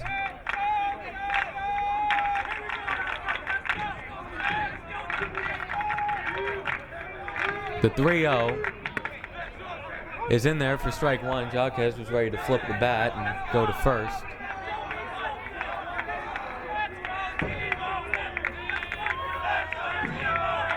Big hole up the middle. The 3-1 pitch is low, ball 4. Jaquez works a leadoff walk. And that will bring up Libro Burnett. Now batting, the center fielder, number 16, Libro Burnett is 2 for 4 and had a sacrifice fly back in the 4th. Also scored in the first inning. Had a 2-run hit in the 5th. Runner goes, and he's going to have it as the pitch was in the dirt. Rosado never got the throw off a stolen base for Jaquez.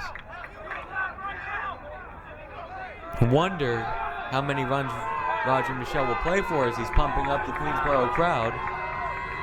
Because a bunt would kind of say we want the 1 run, get this guy to third with 1 out, but I don't think he'll bunt. The 1-0 pitch to Burnett. In there for strike 1. Evens up the count at 1-1. Jensen Espinoza is on deck.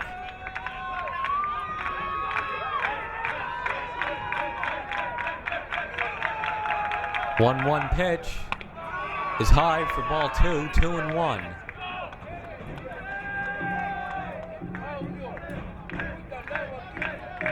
Daniel Rojas trying to hold the Tigers right here. The 2-1 pitch. Ground ball to second, that'll get the runner over. Nice job, Jaquez goes to third. Burnett retired 4-3. Now I expect the Broncos to bring the infield in. Man on third, 1 out. Espinosa. Question is, will Roger Michel put the contact play on, which as soon as Espinosa makes contact with it, Jaquez will come home, or will he wait for it to get past the infield? First pitch of the at-bat. And it goes to the backstop. Here comes Jaquez, and it's 16-13. Went right off the glove of Rosado.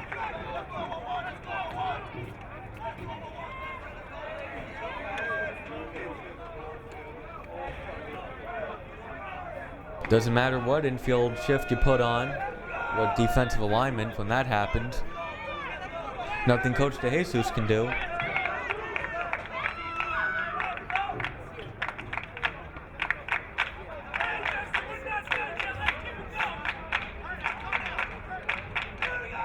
The 1-0 pitch to Espinosa misses 2-0.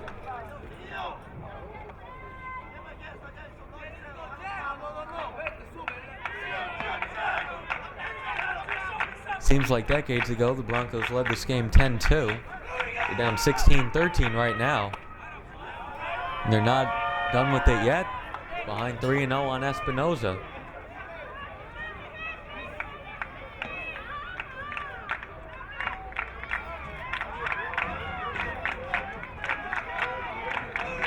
The 3-0 pitch.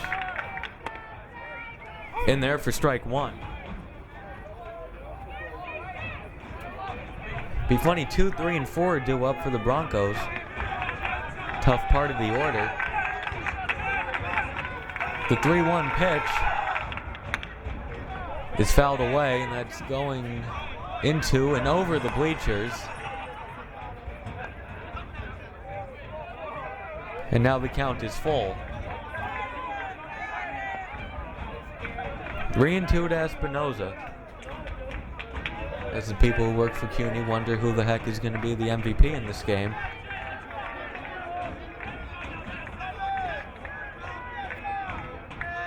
A lot of guys with 2 for 4 and a few RBIs.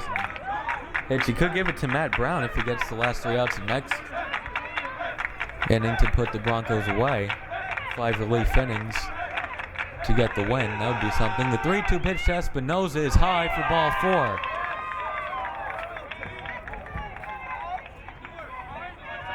Now Thomas Grillo is up. 6th and 7th innings, Grillo singled and came around to score. The shortstop, number 9, Thomas Grillo.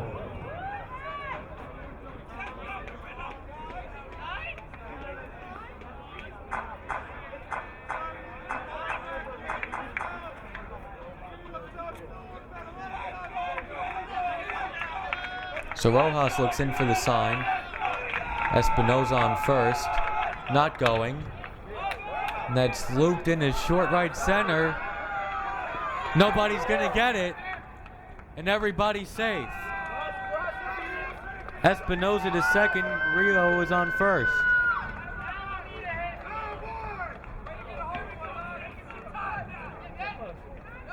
Another hit for the Queensboro Tigers. Actually, their first of the inning. They scored a run on no hits. Now Nicholas Yip, who had the 2-run triple in the 7th to break a 12-12 tie. There's a sizable hole between third and short.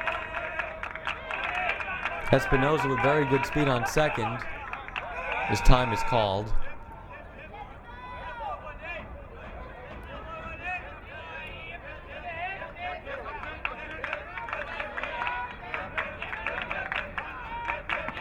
The first pitch of the at-bat to Yip.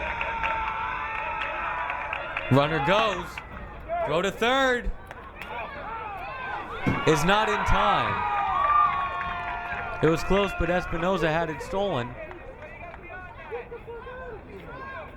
Now the opportunities are that much greater for Roger Michel.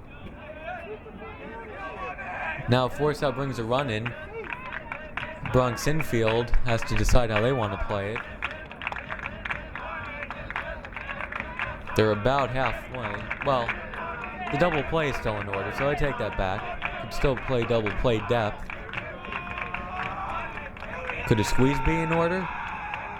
The 0-1 pitch is in there for strike 2. It's 0-2 on Yip.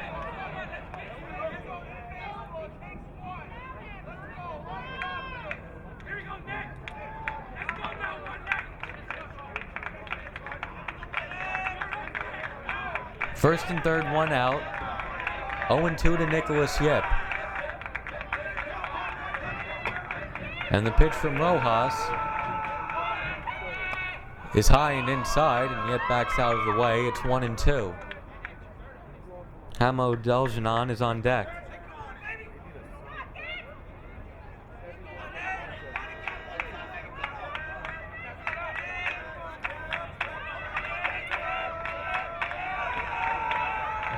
The 1-2 is fouled away. That was interesting when Espinoza stole third. Third baseman Jose Ramirez, as he has been for virtually the whole game, was pretty close to the bag. So he didn't have to go that far.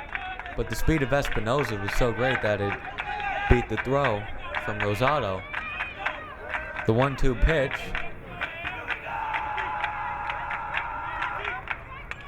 is fouled away. Also wonder if Roger Michel may do something he did earlier in the game, which is have the runner on first take off for second and dare the catcher to throw it down there and risk Espinoza stealing a run.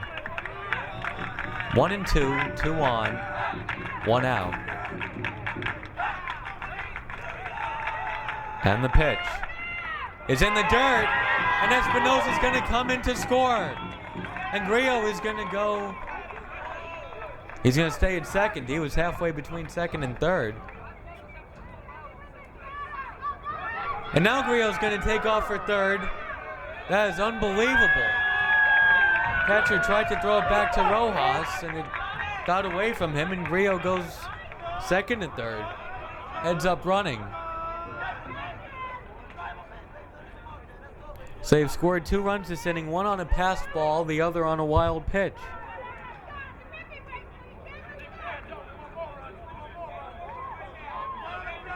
So somehow Yip is still up. He goes from first and third to a run home, and the runner on first moves over to third, and now the infield is in. And this run is the manager's insurance, because right now a grand slam can still tie the game. If they get this 18th run in, the grand slam would not tie the game. The 2-2 pitch to Yip. It's in the dirt, and that almost got away.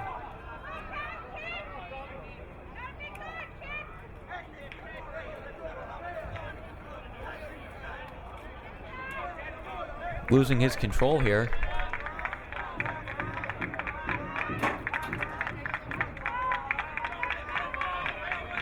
Broncos infield, in on the grass. 3-2. Ball 4. Yip walks. Now Deljenon is up with 2 on and 1 out. Runners on the corner.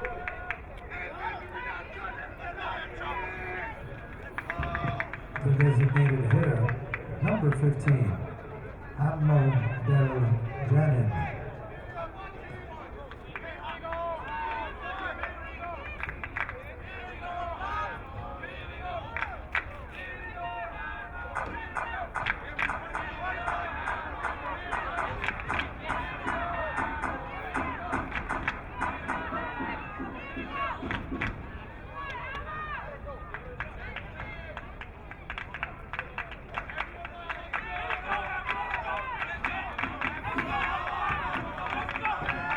Infield back at double play depth.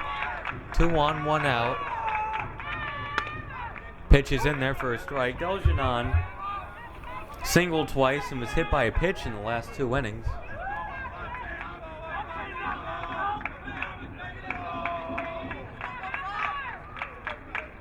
Oh and 1 to Deljenon.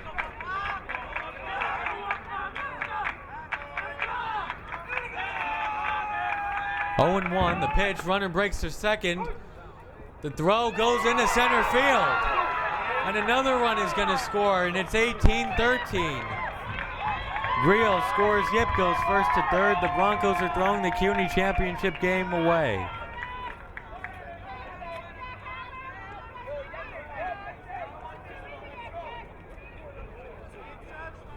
And I'm a little surprised they threw to second.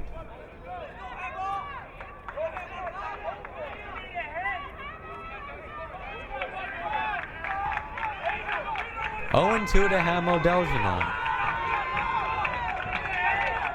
Infield in again. 4 errors the Broncos have committed. And that pitch is going to go to the backstop. Queensboro scores again. 19-13. 4 runs in the bottom of the 8th. What is going on here?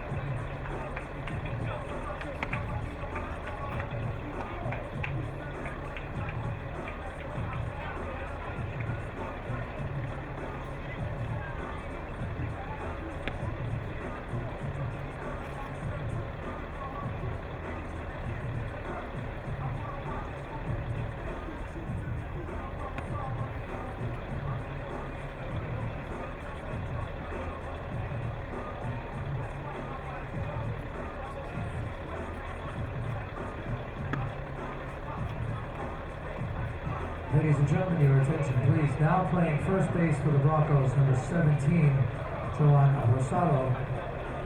Now pitching for the Broncos, number 29, Richard Bethea. And now catching for the Broncos, number 15, Daniel Rojas.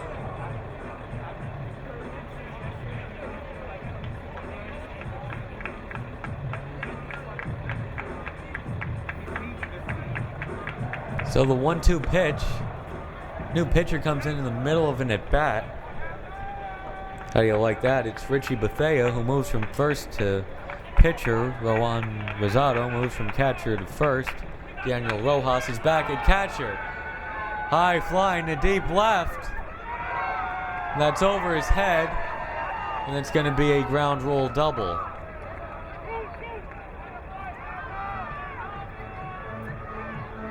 Deljanon didn't miss a home run by much. Calvin Luck is up now. Man on second, one out. What wild moves. I mentioned earlier in the game that Bethea did some mop-up duty earlier in the year and gave up 10 earned runs in 3 innings and gave up 2 home runs. This is the third starter from this game, a position player who went to the mound for the Broncos. Rowan Rodriguez, Daniel Rojas, and now Bethea. Before them, Luis Tapia replaced the starter, Omar Gomez. Strike one. And Gomez was staked to an 8-run lead. Tigers have outscored the Broncos 17-3. Since the fourth, high chopper goes to third. Throw to first. Pulled him off the bag. First and third, one out. And they also had Deljanon between second and third, and they didn't try to get him. Instead, they went the long way. And so the 5th error of the game was committed. Now batting, number 22, the first baseman, Richard Tejada. Richard Tejada has been on base all 5 times he's been up. A walk, a single, a walk, a single, and another single.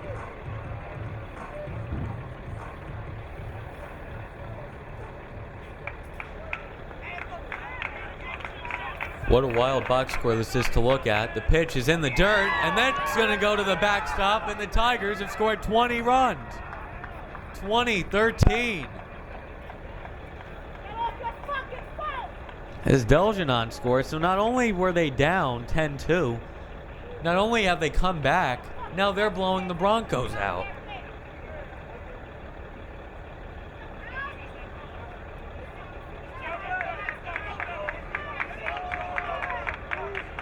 One and 0, high and inside.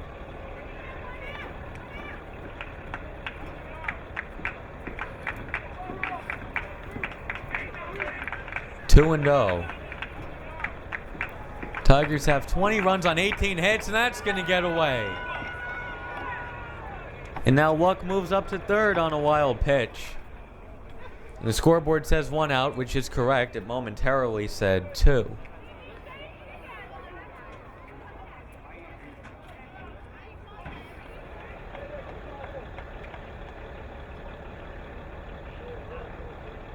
Bottom of the 8th, Tigers 20, Broncos 13. The infield is in again.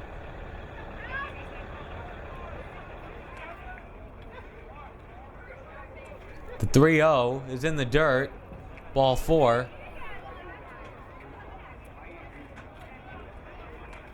Tejada walks. Now bring up Alex Pangarelius. This is one of those games where you're getting blown out, and you don't see it that much in Major League Baseball, but sometimes they put in position players to pitch. For New York fans, they may remember Bobby Valentine did that sometimes with the Mets. Matt Franco, Derek Bell would go in at the end of blowouts.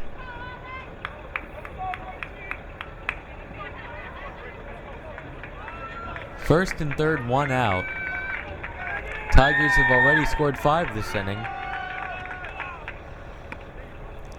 And that's in their first strike, 0-1.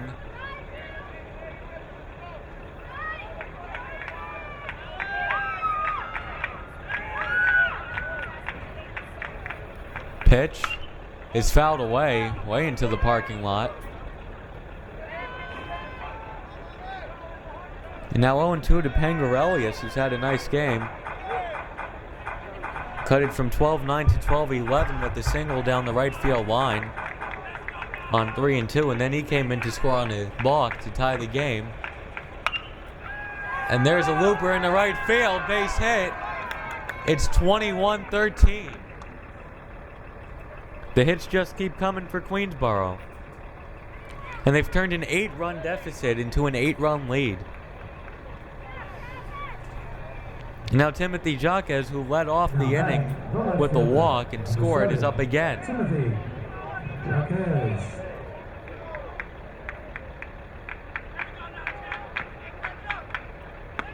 Nearly hit him, but he got out of the way. 1-0.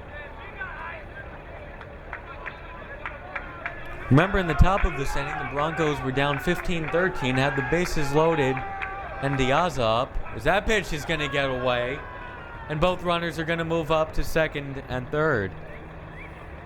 And it was 15-13, and Diaz lined one up the middle through the legs of Matthew Brown, but Calvin Luck was there to flip it to Thomas Grillo.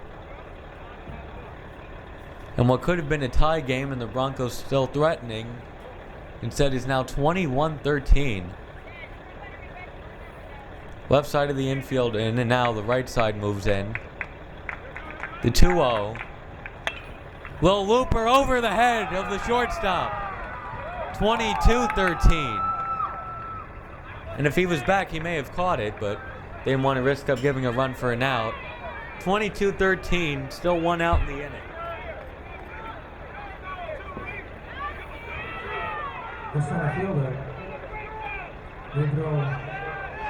I joked at the beginning of the inning, it'd be nice if they could score an insurance run, or 3 or 4. They've scored 7. They lead 22-13. Line drive up the middle, make it 23-13. 8 runs in the 8th inning for the Tigers. They're leaving no doubt as to who the best team in CUNY is.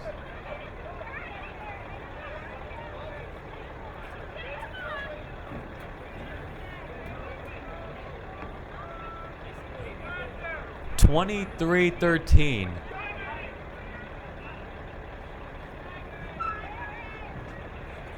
Which is a pretty normal score for a football game. Not quite what you expect, even from community college CUNY games. You still don't expect 23-13. You expect that in beer league softball, maybe.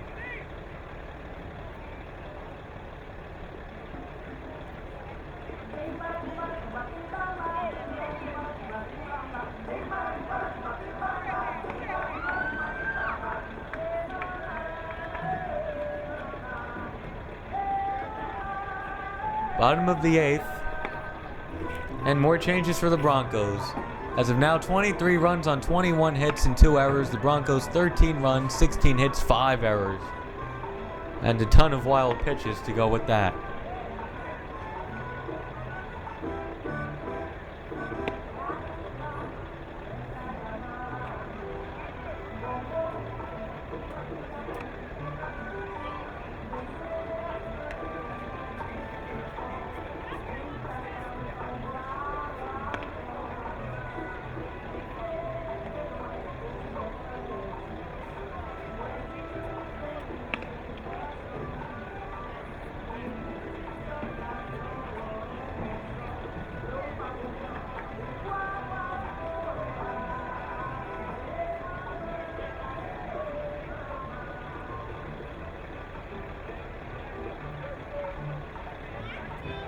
Ladies and gentlemen, your attention please. Now pitching for the Broncos, number 18, Jose Ramirez. Now playing third base for the Broncos, number 29, Richard Bethia. So another position player comes in to pitch, and now it's the third baseman Jose Ramirez. And that pitch is in the dirt. 1-0. The third baseman, number 2, Jensen Espinoza, who's already scored once this inning. The 1-0 pitch is nearly beans Espinoza. It's 2-0. That was not intentional, though. I don't think because they're down by 10 in the CUNY title game, he's trying to throw at his head. That's what happens when you stand at third base the whole game and then they ask you to pitch at the end.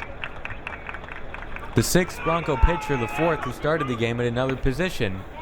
That's right down the middle, 2-1. Unbelievable turn of events. Scored 21 runs since the bottom of the fourth. Espinosa has to get out of the way of that. It's 3-1. This is probably the biggest turnaround in a baseball game. And that's lined into left field. Base hit. The bases are loaded now.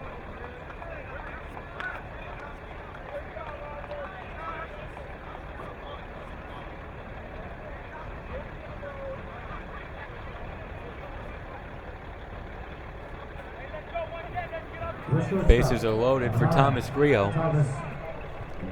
So he was 0 for 3, and then he singled in the 6th and scored, singled in the 7th and scored, and he singled earlier this inning and scored. Now he's trying to do it again. The pitch is fouled away. We think of some wild games. Usually they go back and forth towards the end. Only one for Major League comparison was the Yankee-Red Sox game last year. Red Sox were up 9-0, and then the Yankees came back with 15 in a row. Here's the 0-1 pitch. There's a high fly into deep left field. That one is foul. 0-2. 300-foot strike. Would be the exclamation point of all exclamation points if he could hit a grand slam here.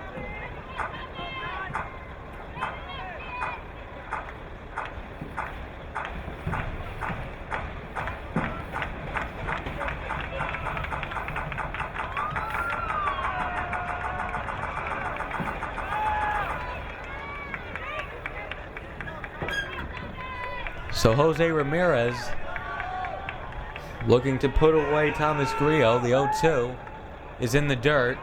1-2. Good stop by Daniel Rojas, who's back behind the plate.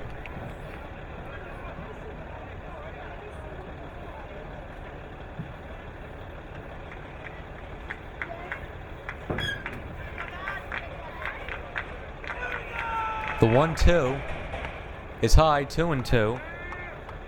Wonder about Matthew Brown, the Tiger pitcher, who's been on the bench for 30 minutes now, but I guess they'll let him get the last 3 outs as long as he's healthy enough. The 2-2 is high, 3-2. Ramirez is 1 ball away from walking in another run.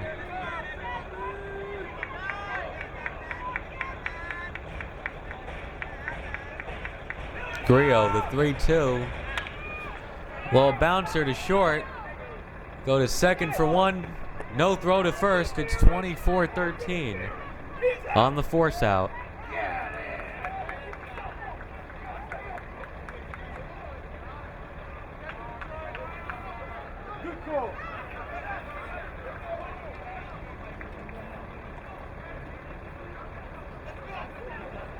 It was actually the 3rd out.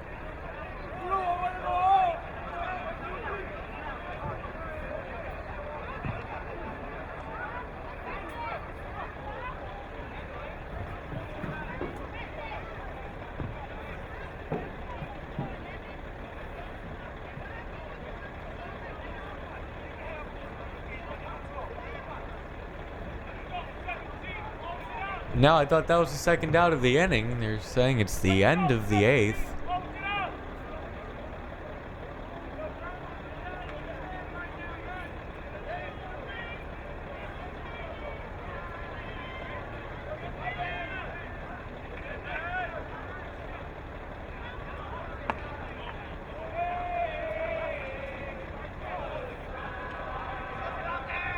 Tigers put up 8 runs on 6 hits. We go to the top of the 9th.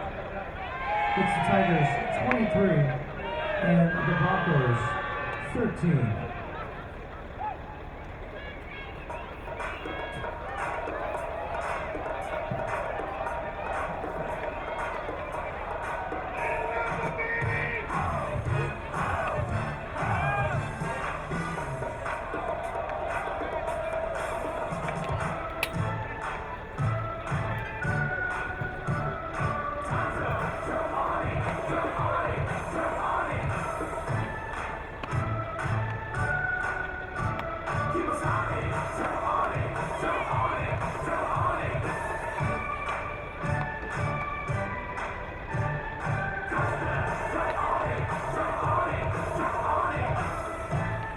So what the call is and why the inning ended, the home plate umpire, or one of the umpires, called interference.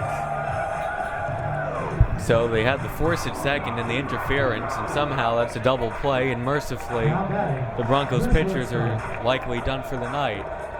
They gave up 23 runs in 8 innings. And now the Queensboro Tigers are 3 outs away from repeating as CUNY champions. They lead by 10 in the 9th inning. Mark Yakaza leading off. Fouled away, 0-1. And Matthew Brown, who came in at the start of the 5th inning, when it was 10-5, he gave up 2 runs. It was 12-5, and since Queensboro scored 16 of the 17 runs, as that's in there for strike 2. And he's in line to get the win. Seems to be the relievers for Queensboro the last 2 years. Scagnelli and now Matthew Brown, 3 outs away from getting the win. The 0-2. Fly ball to right, Pangarelius on the run, dives, can't make the play. Yakaza's going for 2. And he has it. A double for Yakaza.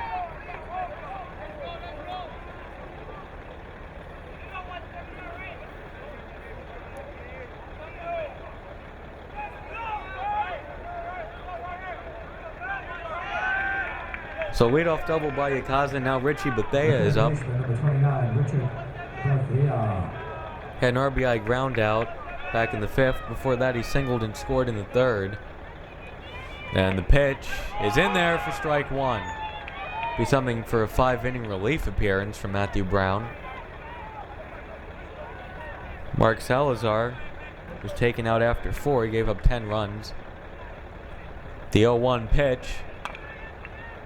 Snubbed foul, 0-2.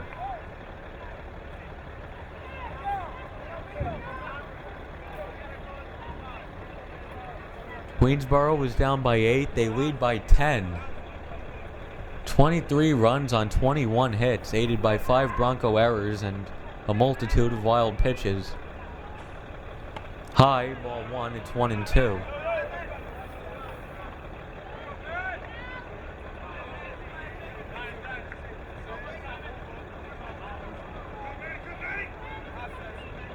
One and 2 to Bethea. The pitch from Brown. Falling fast.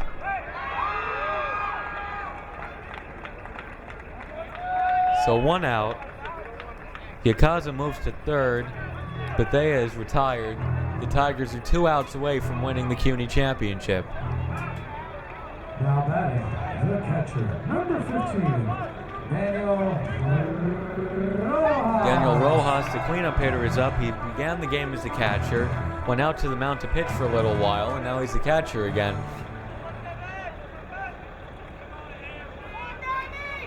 Now he's hoping to drive in a run for his Broncos.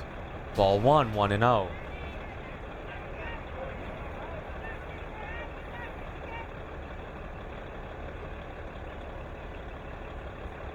Brown delivers. Liner, base hit. Almost. Grillo. Derek Jeter-like throw, not in time. 23-14.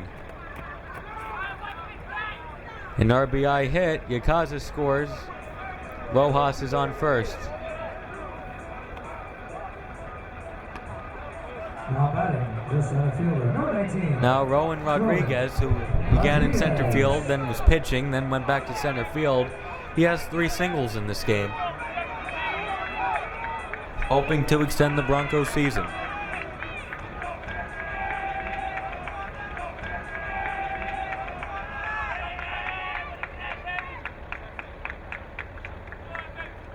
Pitch is outside, ball 1, 1-0.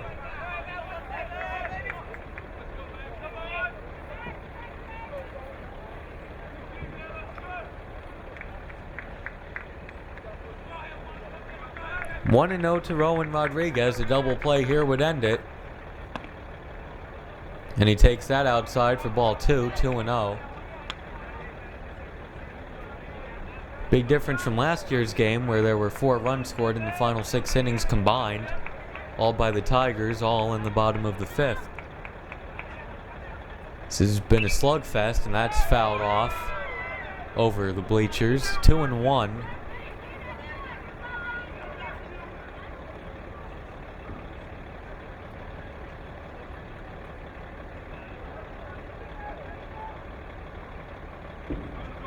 Tigers are 2 outs away from CUNY Championship number 15. Little looper in the left on the run. And the catch is made. A tremendous diving catch by Timothy Jacques. And the Broncos are down to their final out. And it's Felix Torres who came into this game in the 5th inning.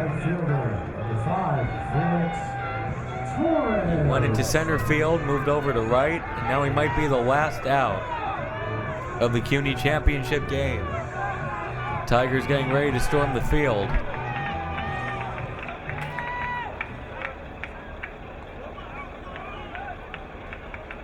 One out away. Pitch from Brown. Fouled away, 0-1.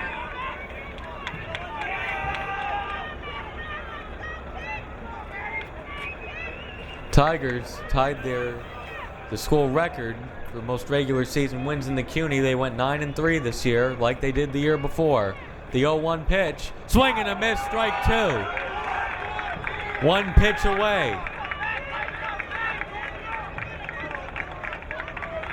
0-2 to Felix Torres. Matthew Brown, the stopper who came in when the Tigers were still down 10-5. The 0-2 pitch. Line drive. Grillo takes it himself. The Tigers are CUNY champions again. Two hits, they lead 1. The final score, the Queensboro Community College Tigers 23 runs, 21 hits, 2 errors. The Bronx Community College Broncos. So just your typical championship box score. Queensboro had 23 runs on 21 hits and 2 errors. The Bronx Broncos 14 runs, 18 hits and 5 errors. Queensboro was down 10-2 in the 4th inning, and the Tigers came roaring back. Made it 10-5, and then it was 12-5. Then they scored 3 in the 5th to make it 12-8. Tied it in the 6th to make it 12-12. Went ahead with 3 in the 7th, 15-12. Nicholas Yip with the 2-run triple just inside the first baseline. And then 15-13, and maybe the underrated play of the game. 15-13, bases loaded, 2 outs. Diaza hits one up the middle, and Luck stops it, flips to Grillo. Tigers score 8 in the bottom of the 8th to put it away. They scored 23 runs, a CUNY championship game record. Roger Michelle has his 2nd championship as coach.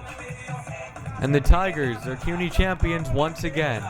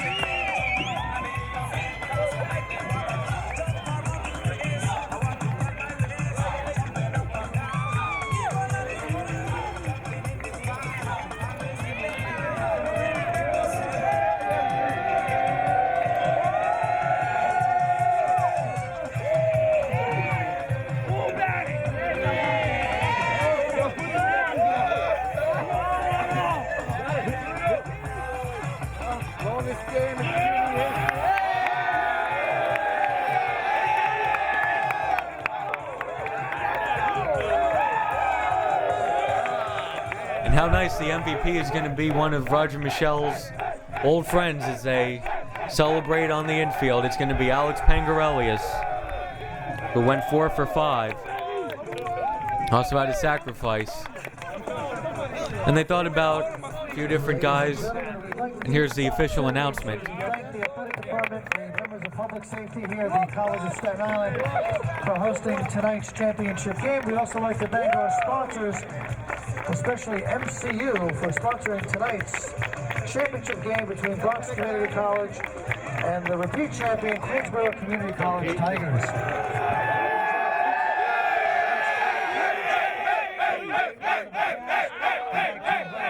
Coaches and team captains to come up and pick up this year's runner-up trophy. The head coach Adolfo de Jesus, the assistant coaches Efrain Palmeiras and Mike Arroyo. The athletic director is Michael Del Fiore. Bronx Broncos finished 7-5 in the regular season, second in CUNY. They had an 8-run lead in the CUNY title game, fall up short, and I wanted to make one mention.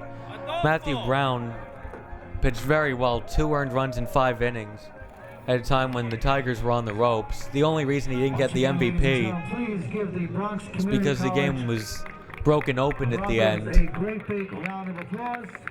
That's the only reason. Or else he may have gotten it. If the final score was a little closer, he might have gotten it, but 9-run game. That's the only thing that made CUNY hesitant when they named the winner. And Pangarelius went 4 for 5. Espinosa's name came up with the inside the park home run. It's like finding a needle in a haystack.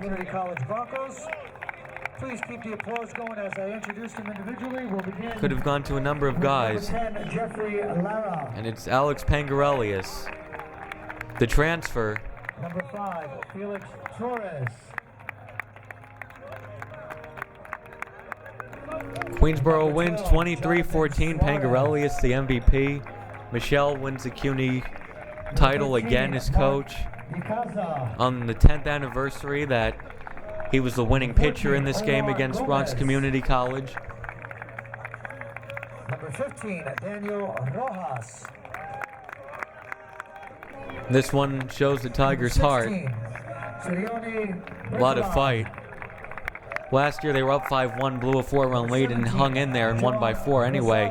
But to be down by 8 and come back and just absolutely blow Bronx out of the water is something else.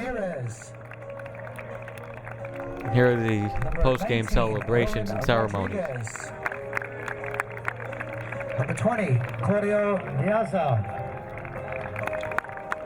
Number 21, Luis Tapia. Number 22, Julio Mojica. Number 23, Adolfo Javier. Number 24, Luis Ortiz. Number 29, Richard Bethia. And number 31, Edwin Ramirez. Ladies and gentlemen, one more time, a great big round of applause for the Bronx Community College Broncos.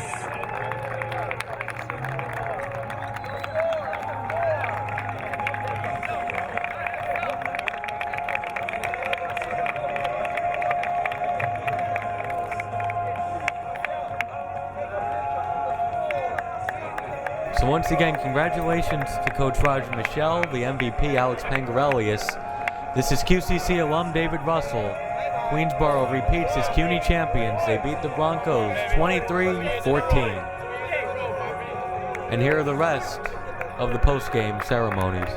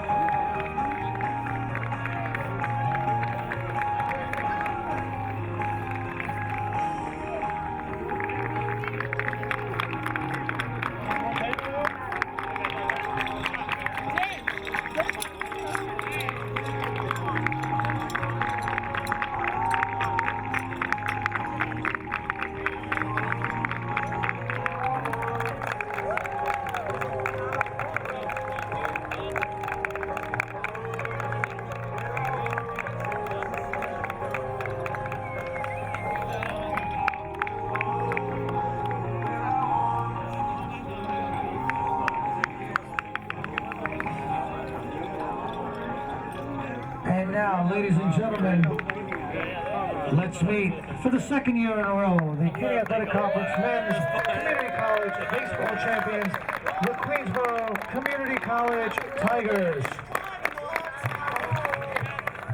Will the coaching staff and the team captains please come up and pick up your championship trophy? The head coach, Roger Michelle, associate coach, Rich Cashton, assistant coaches, Joe Mikuleski, Alex Migulich, Luis Santiago, Jimmy Orzel. The athletic director is Pete Patillo. Ladies and gentlemen, the 2013 Community College Men's Baseball Champions, the Queensboro Community College Tigers.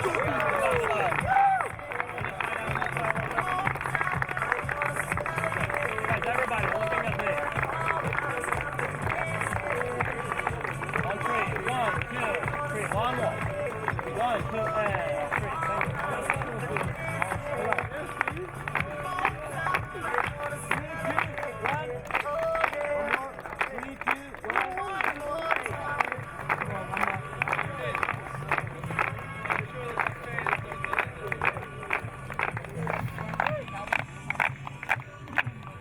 And now, ladies and gentlemen, let's meet the Queensboro Community College Tigers. Number 1, Alonso Stagger. Number 2, Jensen Espinosa. Number 3, Brandon Flores. Number 7, Timothy Jacquez.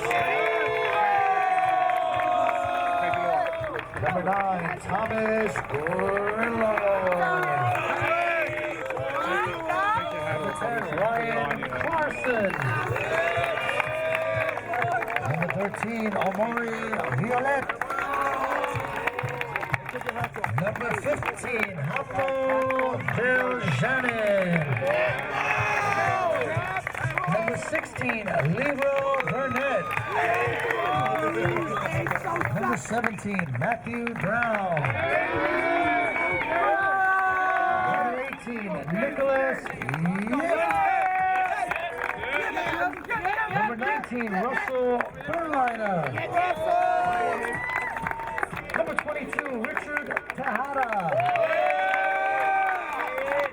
Number 24, Joseph McDonald. Number 29, Jonel Sanchez. Number 30, Zachary Cruz. Number 33, Dylan Manarino. Number 34, Mark Salazar. Number 35, Jesus Suarez. Number 44, Joseph Campbell.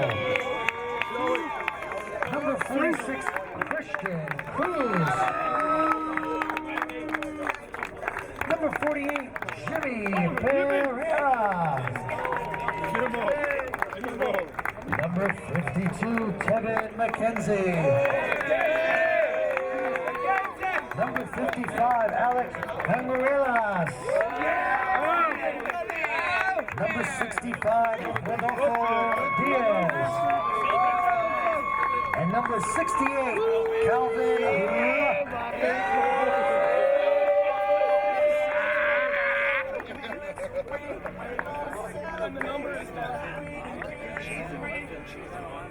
Ladies and gentlemen, please keep the applause going for your repeat champions, the 2013 Queensboro Community College Tigers. Ladies and gentlemen, in just a moment, I will have the pleasure of introducing tonight's most valuable player. While we pose for a picture, I'd like to take this opportunity again to thank the College of Staten Island. I'd also like to thank our sponsors, especially the Municipal Credit Union, for sponsoring tonight's game. I'd like to thank Con Edison, Pepsi and Pepsi Products, Model Sporting Goods, Applebee's, the Army ROTC, OAI Printing and Graphics, the Hospital for Special Surgery. And we'd like to thank you fans for coming out and supporting CUNYAC Sports.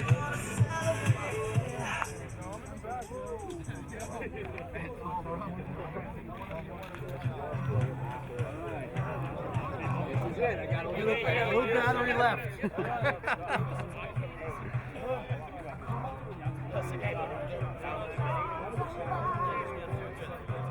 Alright.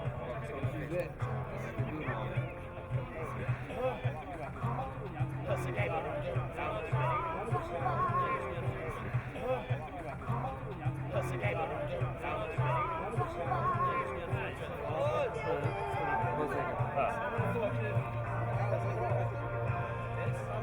All right.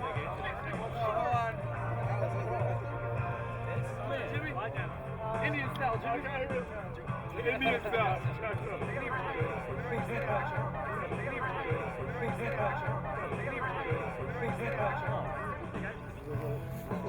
I'll make it so ugly.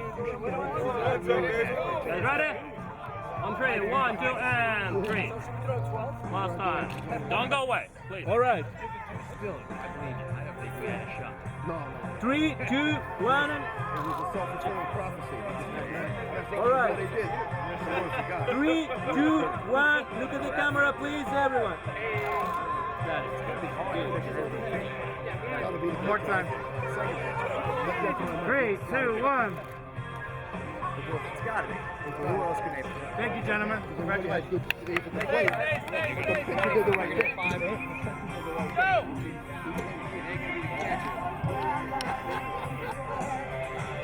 Ladies and gentlemen, at this time, it gives me great pleasure to introduce tonight's most valuable player.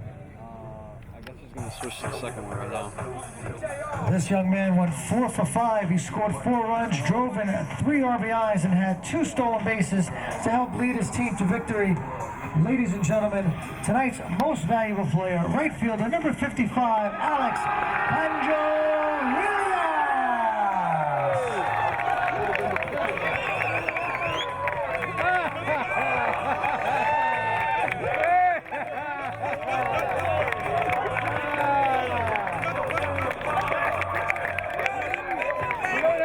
Looking to win.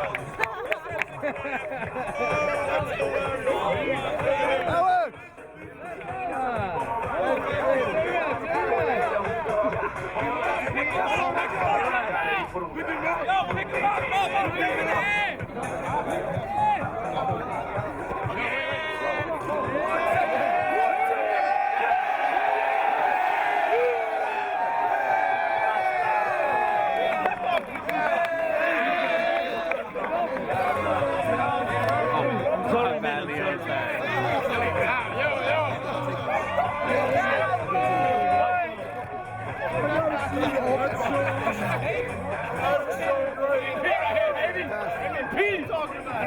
Pick him Don't forget, for a recap of tonight's championship game, please log on to www.CUNYathletics.com. On behalf of the CUNY Athletic Conference, we thank you so much for coming. One more time, give this year's champions a great big round of applause, the Queensboro Community College Tigers.